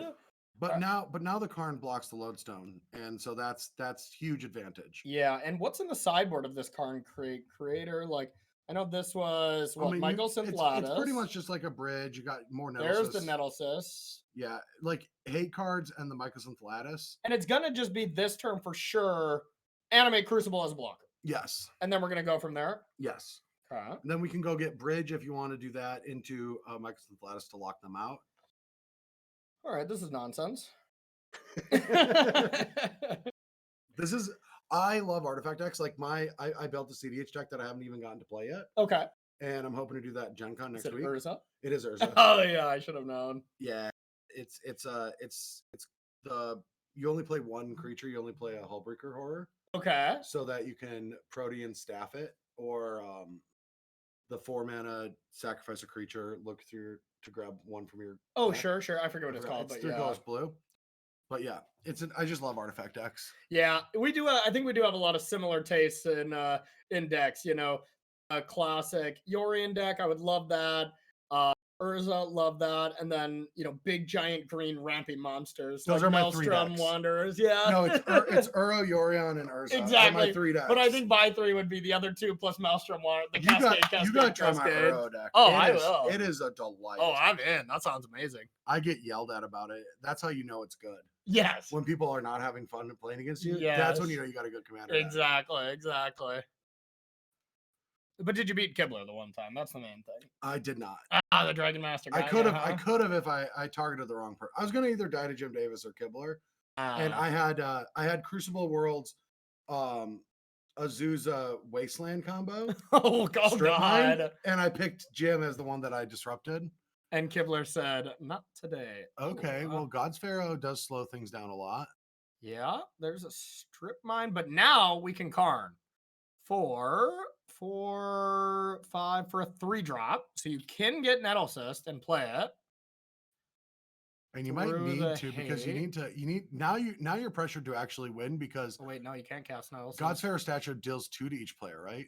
1 at the end of turn, I believe. Oh yeah, at the beginning of your so it's just 1, yeah. Yeah, so what do you do here? Yeah, it doesn't look great. I mean, I think you just have to go get Nettle Cyst and put it into play, right? No, you can't. You don't have enough mana. Oh, wait, if you bring back Saga. Yeah, if you bring back Saga, I guess you can. You can also just go get Bridge. So it's either Bridge or Nettle Cyst. Either or can be cast. With the Urza Saga coming from the graveyard. And yeah, Bridge or Nettle Cyst. That's the main thing. I don't think you want a Bridge, though, because you don't want to get locked out because of that. God's Pharaoh is going to keep pinging. Yeah, you might need to attack. And yeah, this Nettle Cyst is going to be gigantic. And I'm sure both players have Urza Sagas too, so it is shutting that down as well. But still pretty strong. And here is a very expensive Nettle Cyst. Yeah, that's a 7/7. And that's a nice thing because you can attack and then just animate Crucible as a blocker. Or, if you're feeling froggy enough, animate Crucible, attack for 10. And see what's going on. But I mean, you could also attack for this and get another Nettle Cyst. Oh yeah, there's multiple on the sideboard. Yeah, That's there's good. 2. Yeah, that's a way better play. And you can even wasteland something. All right, another sphere. Well, is that one more? Right? That'll cost one more for Okay, rain. so you need Strip Mine to cast Nettle Cyst now. 6 mana Nettle Cyst. But that's what I would do. Oh, Tolarian Academy. Oh, now you got all the mana in the world now. You got no problems. Okay, but activated now ability. You might get Mycosynthlatus and just lock the game up. Is there any no rod where you can't equip? So if you get Mycosynthlatus, the game's over. So I'd probably go for that. Yeah, because like you're only losing 1 each turn from the Godsphere, and you can figure out how to beat it. I forgot what Mycosynthlatus does. Everything's an artifact. You can't cast or tap anything. It's just all permanents are artifacts in addition to other types. All cards that aren't in play, spells and permanents, are colorless. Players may spend mana as though it were any color, but because of Karn's other ability to lock things out, they can't tap for mana anymore. But you can still cast them. You can, because Karn isn't universal. It just says your opponent, like... Pretty fun and interactive Magic, huh? Yeah, activated abilities your opponent's control can't be artifact. Wow. God, I haven't seen this combo. I mean, there is still an out. Is the Godsphere statue, you have to let 7 turns go by. And then game. But yeah, the time isn't going to be allowed. Yeah, it's just going to go Nettle Cyst here. Soul Guide Lantern gets picked probably out of... You can cantrip off of it. And I'm sure we're going to see a Nettle Cyst or just more artifacts cast. Oh, there's 12 mana. Pithing Needle. Get that Crucible in there. Yeah, attack for 12. 15. Or yeah, you just force it to chump. Yeah. Or block or whatever. Yeah, if you play the Thorn, that gets it to... Oh, it's already... Now it's 14. Okay. Whatever. Can't cast spells, so this is going to be game over. You can block the Crucible, technically. And to get a permanent off the battlefield, but... Really getting that second Crucible World off the battlefield isn't exactly what you need here. This is so great. I love everything about what's happening right now. Yeah, this is absurd. I want to see Golos this next game. Wow. I'm pretty sure the first person to Golos and get their Tolarian Academy is also the winner. You know what this... Not Golos. I mean, yeah, I meant Golos. You know what this... match of Magic reminds me of? What? We're like, okay, so one person's like putting another person out, and the other person has to also get into prison. Prison Break.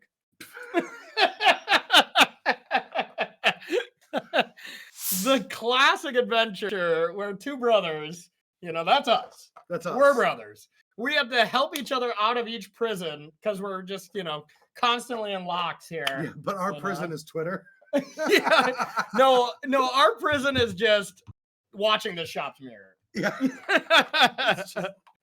No, I just want to make I want to do some kind of promos for the Brothers War and stuff. Yeah. But like the skits like Brian and I used to do. Same. One of them would be great if we just redid Prison Break, but about like Twitter. It's like my brother got put in Twitter jail for saying something stupid. I need to break him out. I need to break him out. Season 4. We got to break him out again. Okay, looking at this deck list here. This is, Mistaken's list. Yeah, 4 Golos. Is that pretty stock? Or? It is stock, yeah. Wow, interesting. I guess, do you have a land that you get that adds all colors so you can actually activate it? No, but you get Tolarian Academy, which allows you to go the F off. Okay. So Golos just for that, not trying to actually activate Golos. No, but just, it can get you all of these utility lands like the Tabernacle against creature decks, Caracas against something that you want to bounce. I mean, you can also go, it's just, Tolarian Academy is a hell of a drug. Yeah, because it is still tapped, so it can get Stone Rained or whatever, but still just a huge ability here. So bro, out of the sideboard, what do you bring in the mirror? Oh no! I think you bring in the Nettle Cyst, maybe the Dismember. Remember, you're a Karn deck. A more Crucible of Worlds, and that's about it. I guess Null Rods to. Yeah, and that's the problem though. Your Karn deck as well. I mean, I know it's only 1, but you want to leave targets in? No, I don't think you do. I think you just need to go the F off. Yeah, I guess. Sorry for keep saying F, but I mean you go fast and you disrupt them. Like you put a creature into play. Well, you're saying go the fast off. go Yeah. the fast off. Yeah. But I mean, I think you just leave literally one target in your board for Karn, and that's just Michael Simplatus, because you need that to make it good. Well, yeah, you know, yeah, like, and that's good enough. True, but I'm just saying, like, you're trying to get on the board as soon as possible. Like right here, we have turn 1 Nettle Cyst. We have, we almost. Wait, do we have? Yeah, we have turn 1 Nettle Cyst, turn 2 Plus a God's Pharaoh mana. statue. Yeah, and yeah, I wouldn't see why you wouldn't want to just go turn 1 Nettle Cyst. It's just off Mishra's Workshop, right? Workshop doesn't have any negative thing except it doesn't produce mana that's non-artifacts, right? There's no other You tap caveat 3. with it? No, you just have to do it for artifacts. Okay. So no Karn with Mishra's No, Factory. it's not for colorless sources or something. It's just artifacts. You can only cast with artifacts. Okay. Being on the draw though, now you can't do a lot. Now you can't. I mean, you can. Well, no, you can't, because you have to. You can cast Mox Ruby. Yeah, you have to tap the Ancient Tomb and cast Mox Ruby, or cast the Wasteland and Mox Ruby. Okay, what do you do? Or do you Mox, or do you Wasteland? You might just Wasteland them too. You can do either. Yeah, it's interesting. Yeah, I think I like Mox here. I do too, because like you don't know what their hand is, and you know your hand is big mana. Yeah. Their hand is also probably similar like this. Yeah, of course. It's like it's a mirror match. Okay, so this is Revoker is templated not like all the other cards where it shuts off mana abilities too, right? Yes, If you want. yeah. So yeah, it was Wasteland. I wonder why. Lock you all out.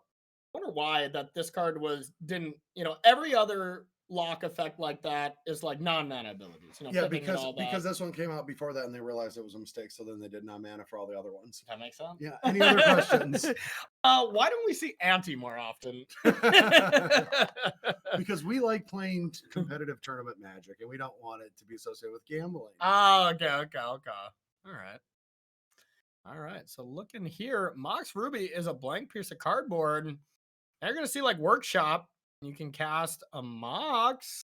No, you don't want to. Yeah, like this is better because you can cast both of your Moxes. And you don't want to make it susceptible to Ghost Quarter, right? Ghost Quarter is Strip Mine, right? Yes. There's no basic. Yeah. And so you don't want to lose your best land, which would be your Mishra's Shop next to Academy, I guess. But yeah, just all kinds of explosions. But here's Nettle Cyst if we need. Here's Crucible if we need. Oh, I think I would definitely get that Crucible down. Yeah, that seems insane. Yeah. GG. We said that last time. I mean, that player did end up winning, but it was much more long and convoluted. But okay, so now if that Workshop gets destroyed, you just bring it right back and cast Nettle Cyst, and then bring it right back and cast Nettle Cyst. Urza Saga might be able to compete with. Oh, that's GG. GG. Wasteland. Oh, yeah, you gotta get rid of that. Yeah, makes sense. Okay. We got this Ambush Viper though ticking down. Yeah, down to 10 life. Not gonna matter. Yeah, Crucible is so overpowered in the mirror. I can see why they have a 4th in the board and they just play out 4. Was it 4? I thought it was 2 and 1. No, it's 3. Well, it's 3 and 1 in one list, and 4 and 0 in the other. Just 4 in the main. 4 Crucible Worlds in the main. Yeah. Love it. All right, there's an Urza Saga, but you probably just bring back this Workshop. Yeah. We're not on the right turn. Never mind. You really, they had to waste another Urza Saga. Okay. All right, but now this is a lot of mana. This is 5 mana. Oh, you're on Crucible. Okay. But that gives enough time though, right? So now you can get that Workshop into play. Black Lotus. Black Lotus. What does that do? It's a 0 mana artifact that taps and sacrifices for 3 of any color. Thank you so much, Bradley. You're welcome. But if we Black Lotus, we'd be one short of God's Pharaoh statue, right? Maybe that's not even the best play anyway. Yeah, so currently we're in this weird lock where the top player can bring Urza Saga back and it can be sacrificed to the Wasteland. So that's not getting anywhere. Oh, that's the mana advantage card. Yeah. Because now you get another land. And so now you have 2 threatening lands in play. You probably, I mean, honestly, I could see, you get another Urza Saga and play another Urza Saga, and now you can't get rid of both. And so now it's game. GG. Brad, you already called GG from the other player. Look, when it's mono artifacts just slamming into each other, you can be as hyperbolic as you want. Okay. That's in the contract. I don't know if you read the manager's contract, but I actually had an addendum added for this. Oh, did you? Yes, Okay. because I thought this moment would happen. Okay. We even got it in chat right as you said that. Someone said GG. You must have been calling GG 7 minutes ago. I was. Yeah, love it. So yeah, what do we do here? Do we just cry and concede and go to the next game? I mean, I don't really see how you get out of this. Like, Yeah. honestly. All right. Black Lotus is apparently the start. Here's 6 mana. I mean, you play your statue, sure. It's only 5. Oh, you play the Forge and try to go off with Forge. That makes sense. Yeah, I guess you're just trying to. I mean, I don't think we played a land yet, so if like a Pithing Needle's on top. You really, yeah, you really need to find Pithing Needle. Yeah, let's see if we can find it. Is it there, Cat? Yeah. Meow. Come deep in the tank, probably because Cat is like, oh, I'm in trouble. Oh yeah, I'm in danger. It's a lot, yeah. Yeah. And I mean, and the opponent has a third Urza Saga, so if you don't keep tracking with one, they just, I mean, It's Urza Saga every single turn. Every turn there's going to be an and you have Urza enough Saga. mana, so you're making 2 tokens every turn. Yeah. It's kind of it's very degenerate. Well, Workshop doesn't work well with Saga, so it is actually not enough, right? No, but the third Urza Saga comes in and it'll activate both of them because you have the two Yes, Soul yes, Ring yes, and the yes. Mox You can't Jet. activate all 3, but yeah, you can absolutely activate 2. Yeah. Wait, Phyrexian Revoker. I just saw that in Cat's card. Wait, there's a Revoker? Yeah. Where's the Revoker? Oh. It got it. I Did don't they know where it exile it? went, but it went off the top. Couldn't they put Workshop? Did they not? No, they. Why wouldn't? Yeah, couldn't you just play Workshop? Is it still there? Why did they exile that? Go check their exile. That's their exile. It's Revoker. Is it? Yeah. Did that exile the top card of your library? Don't you just name Urza Saga and destroy them? Yeah, I don't know. I don't know why that didn't happen. I believe that's how it would have worked. Well, in 7 minutes, we're going to find out. Someone's going to be like, well, actually. Yeah, well, actually, you are dumb. Yeah, Poker actually doesn't work on enchantments. Yeah, I don't get it. You name a card. Yeah, right? I know. That's Can you highlight Phyrexian Revoker? Yeah. Enters the battlefield. Choose a non-land card name. Non-land. You can't name it. We got it. We got that. Chat, stop. Please, stop chat. correcting us. Stop correcting us. We got it. Yes. All 5 of you. Now all 6 of you. We know. Yes. That works out. I hope it works out too. Yeah. Really shooting my shot on that one. Yeah, you did. I would assume by this time, I think we're about 11 minutes into the round or so. So this is our last match playing right now.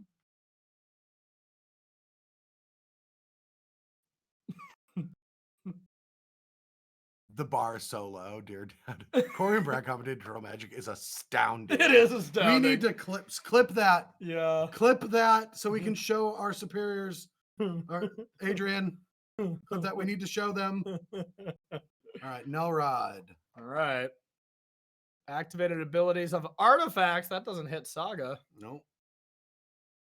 Yeah, this game just looks completely wrapped up. And just such weird games. But I'm actually here for it now, too. These are this great. Nice. No, artifact decks are awesome. Yeah, it's just like the advantage bar is just a pendulum swinging. Like, oh, yeah. Oh, that's game. Oh, that's game. It's so Oh, that's volatile, game. Yeah. That's game. I've always loved shop mirrors because they are disgusting. Yeah. I like to talk shop every once in a while, but I don't know if I like shop mirrors.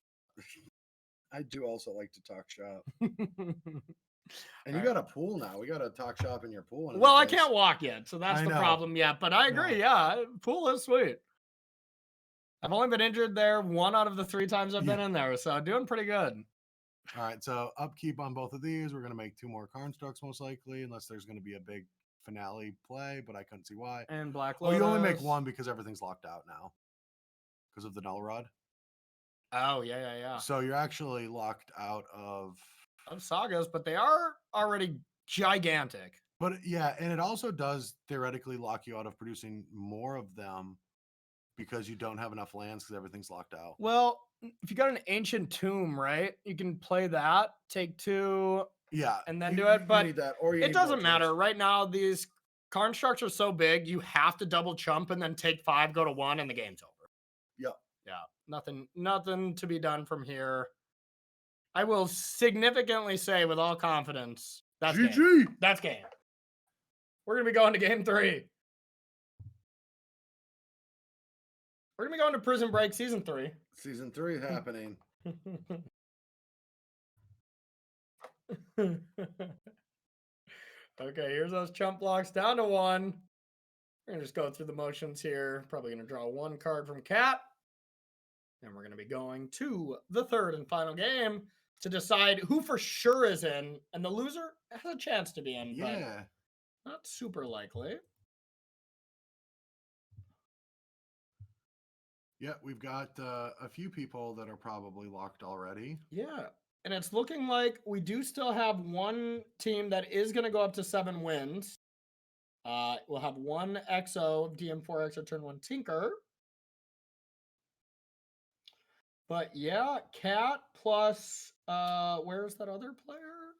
Cat's opponent win percentage is not too high. Oh, mistaken. Oh, wait. Yeah, I don't think so. Oh, I think that they need to win. I think both of these players have to win. There's a chance that Cat can lose and get in, but it does not look good. It looks like this is a win and in, lose, go home. 2 people have 6, so that's 1, 2, 3, 4, 5, 6, 7. Only 1 gets in. Wow. Only 1 X2 will make it. And currently, from opponent match win percentage, it's a neck and neck tie between, is it QQ?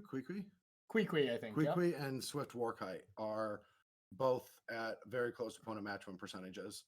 Wow. And maybe it's dependent on these 2 matches. But yeah, right now, this match and one other are the only 2 that'll populate 2 more 6 and 1s. And so, yeah, currently we can tell you 5 of the 6 that are guaranteed. Yeah, let's do it. What's our Skenerus? Hogak, on Hogak. You say the players, I got the deck. Saigio. That we got on Paradoxical Outcome. Okay. Odorous Urungus. I like your job more than mine. Yeah, I like mine way better. That's Prison Shops. That's a shop stay. DMX. Yeah, DMX and Doomsday. And then turn 1 Tinker. Sultai. Those are both our undefeated players. All right. And that is it. The winner of this match. And then the winner of... Oh, wait. The other one finished up. Dissolution on Blue Tinker. Okay. Dissolutionist. A pretty diverse top 8. Yeah. And 71.7 and 71.4 for opponent match between Swift Warkite and Queequee. So and honestly, the winner of this might swing that decision too. And to the players still in it, 100%. If you have your hand cam, we hope you make the top 8. Yeah. Yeah. So if you want us to root for you in this next Mana Traders event, make sure to have your hand cam ready. I don't think you can put this hand away. You got turn 1. It's a multiple mulligan already. I think it's already kept at 6 actually. Yeah, but this is an absurd start. Oh Turn 1 Crucible, and then if they don't waste, you have turn 2 Golos. That's game. That's game. This is game. You said that already. You said that already, Brad. This is how do you beat it? You can't beat it. There's a Black Lotus. There's a Black Lotus. At a shop. And turn 1 Cospero's statue. I don't know. A Golos? Oh, turn 1 Golos? Oh, that's game. That's game. Yeah. That's going to be game. That's kind of busted. Oh, God. All right, what do you get here, though? Do you get another shot? I don't know. Whatever you get, it's going to the graveyard. Most likely, but you could have another Golos. Now you just go, what? You go Wasteland and play Bridge. Just say go. Okay, gets Ghost Quarter. Yeah, that's not even that good.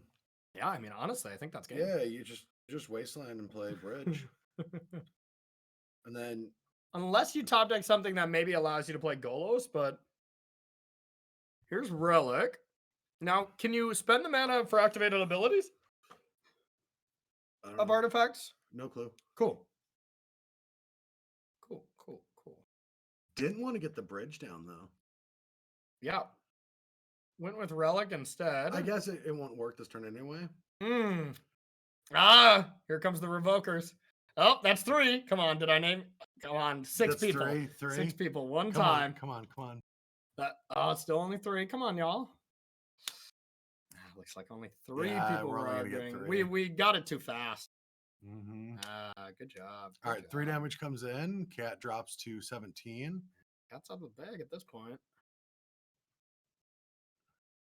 All right, now do you just workshop for bridge, or do you wait a little bit? The exile means. Oh yeah, the wasteland's gone. Yeah, but so there's just 1 chop in hand. There's and Black the Lotus. How about play Golos? That sounds good. Golos. And you get that 1 mana to relic as well if you want to. I don't even know if you need. I think I would. You would if you, because you don't have it for next turn, and you kind of want to make sure that they don't have their own. Or do you just get wasteland? For this activated for this land, I would get wasteland. Yeah. Yeah. So you just relic away their lands. They have 2 cards in hand. Yeah, I'd get wasteland. I think I'd get Ghost Quarter. What about Strip Mine? Ghost Quarter. Ghost Quarter? Yeah.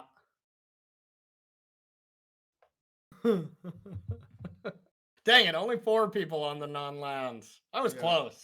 You were actually. Come on, chat. I had higher hopes for y'all. I thought at least 6 of you were going to chime in on that one.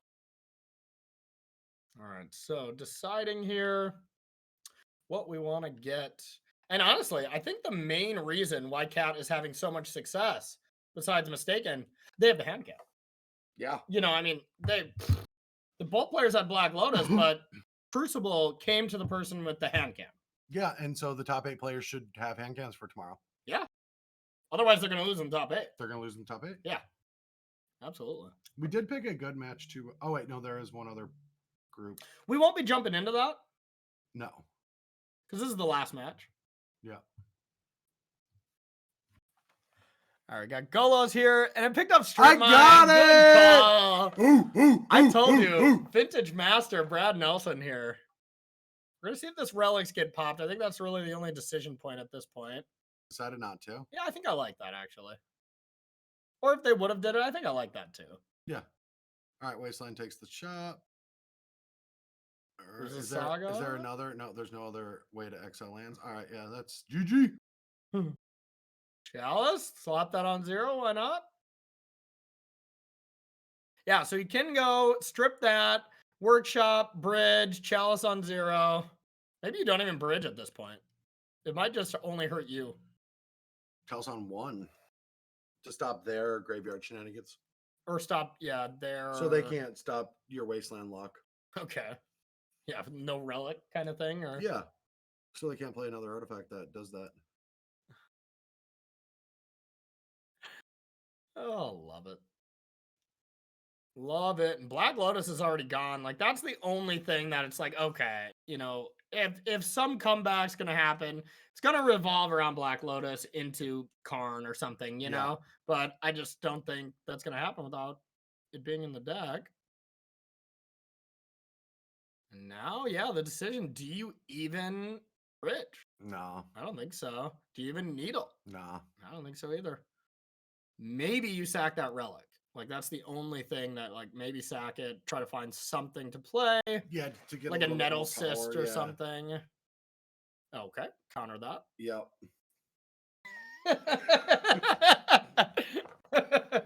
Run right into your own chalice, I see. That is a show of strength. Yeah. Ooh, Revoker. All right. I would name Urza Saga. Would you? I would. It's probably a good call. I might name Wasteland. Yeah, you know what? Or Strip Mine or Ghost Quarter. I don't know. Tolarian Academy, I think, is really Tolarian would be right a really now. good one. Yeah, to name, let's name that. Yeah. Chat, what would you name?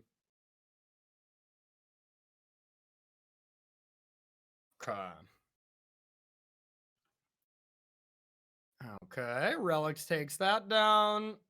Revoker on. I hope it's just on like a card that doesn't exist in either one of their deck. Be like, my draws are live, so why would I hit cards in your deck? Because I could draw them too. Yeah. Like Terminator or something gets named. Could be like a Soul Ring or something. What is it? Karn the Great Creator. Okay, sure. Now they're gonna top deck Karn the Great Creator. And then they just start attacking for 2. Yeah, good point. Would you like to block? Dude, that would be such a level. You just like go, oh, I can't attack for 2. Yeah. All right, Ghost Quarter comes down. Doesn't want to select the relic yet. Oh. I mean, you're relic locked. Yeah. It's over. It's GG. That's GG. I mean, yeah, you've got all the strips and you get Still to had all these Ghost Quarters. Yeah, the locks are in. No way to get out of this. For any of us, we just have to sit here and watch. Yeah, this. you can't leave either, y'all. I'm getting word that Adrian wants to leave and go get food, but no, you can't leave either, Adrian. Sorry. Too bad. We're all staying here. And remember, everyone. Oh, there's a Nettle Sis. That's going to wrap this game up quick. So we'll kind of let you know about some information for tomorrow as we get this going, y'all. This is almost assuredly going to the cat coming into the top 8. Top 8 tomorrow will be at 4 p.m. Eastern time. We'll be starting right away. And now for anybody who hasn't joined for a day 2 of one of these Meta Traders things, be on time. They will go fast. These events are just lightning speed. An hour and a half. We're in and out of here. We're going to crown a champion. We're going to give away $3,000. We're going to send 2 people to that December tournament.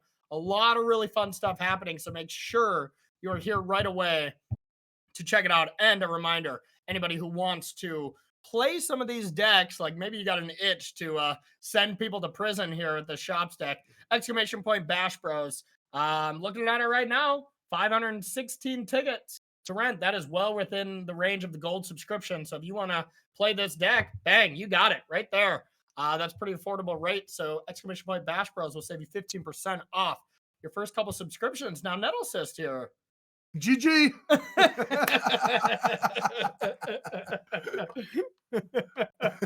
Yeah, can't beat it. Can't beat it. All right, it's a 4/4. Paired with Golos, they can get that Revoker out of here for the low price of both creatures. Would it be both? Yep. No, it's an 8. Kill the Golos first. Oh, yeah. Don't call me a noob. Oh, sorry. Noob. Sorry. Did I say that all loud? All right, here it comes. Are they is Mistaken gonna see this? Like, that's a prime double block. Ooh, fell for it.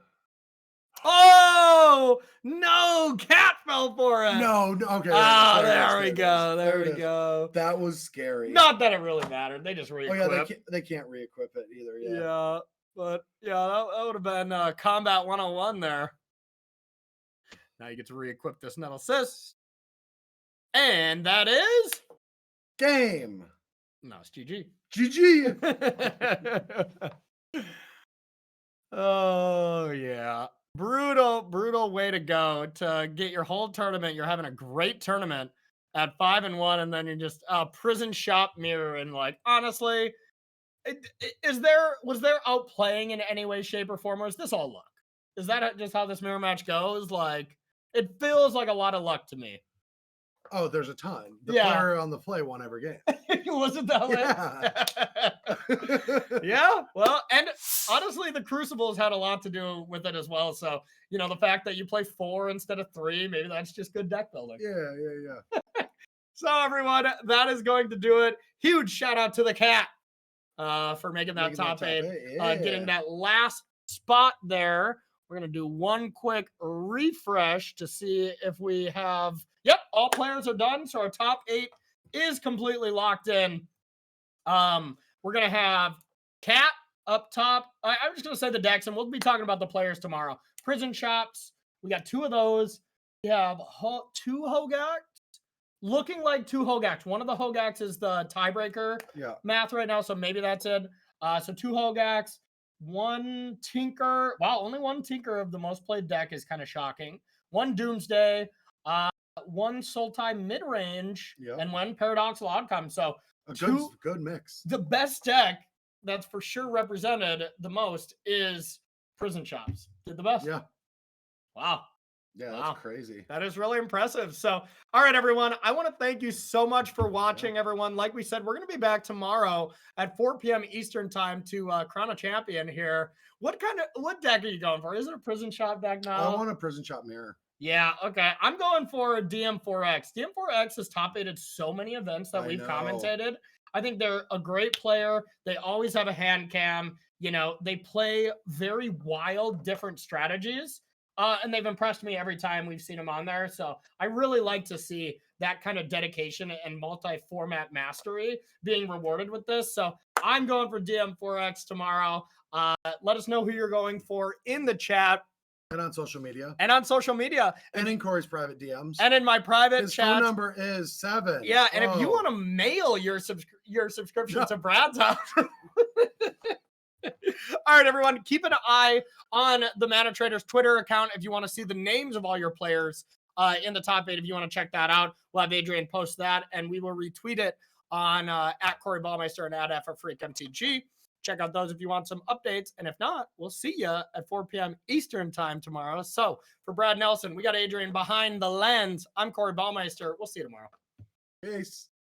Peace. GG.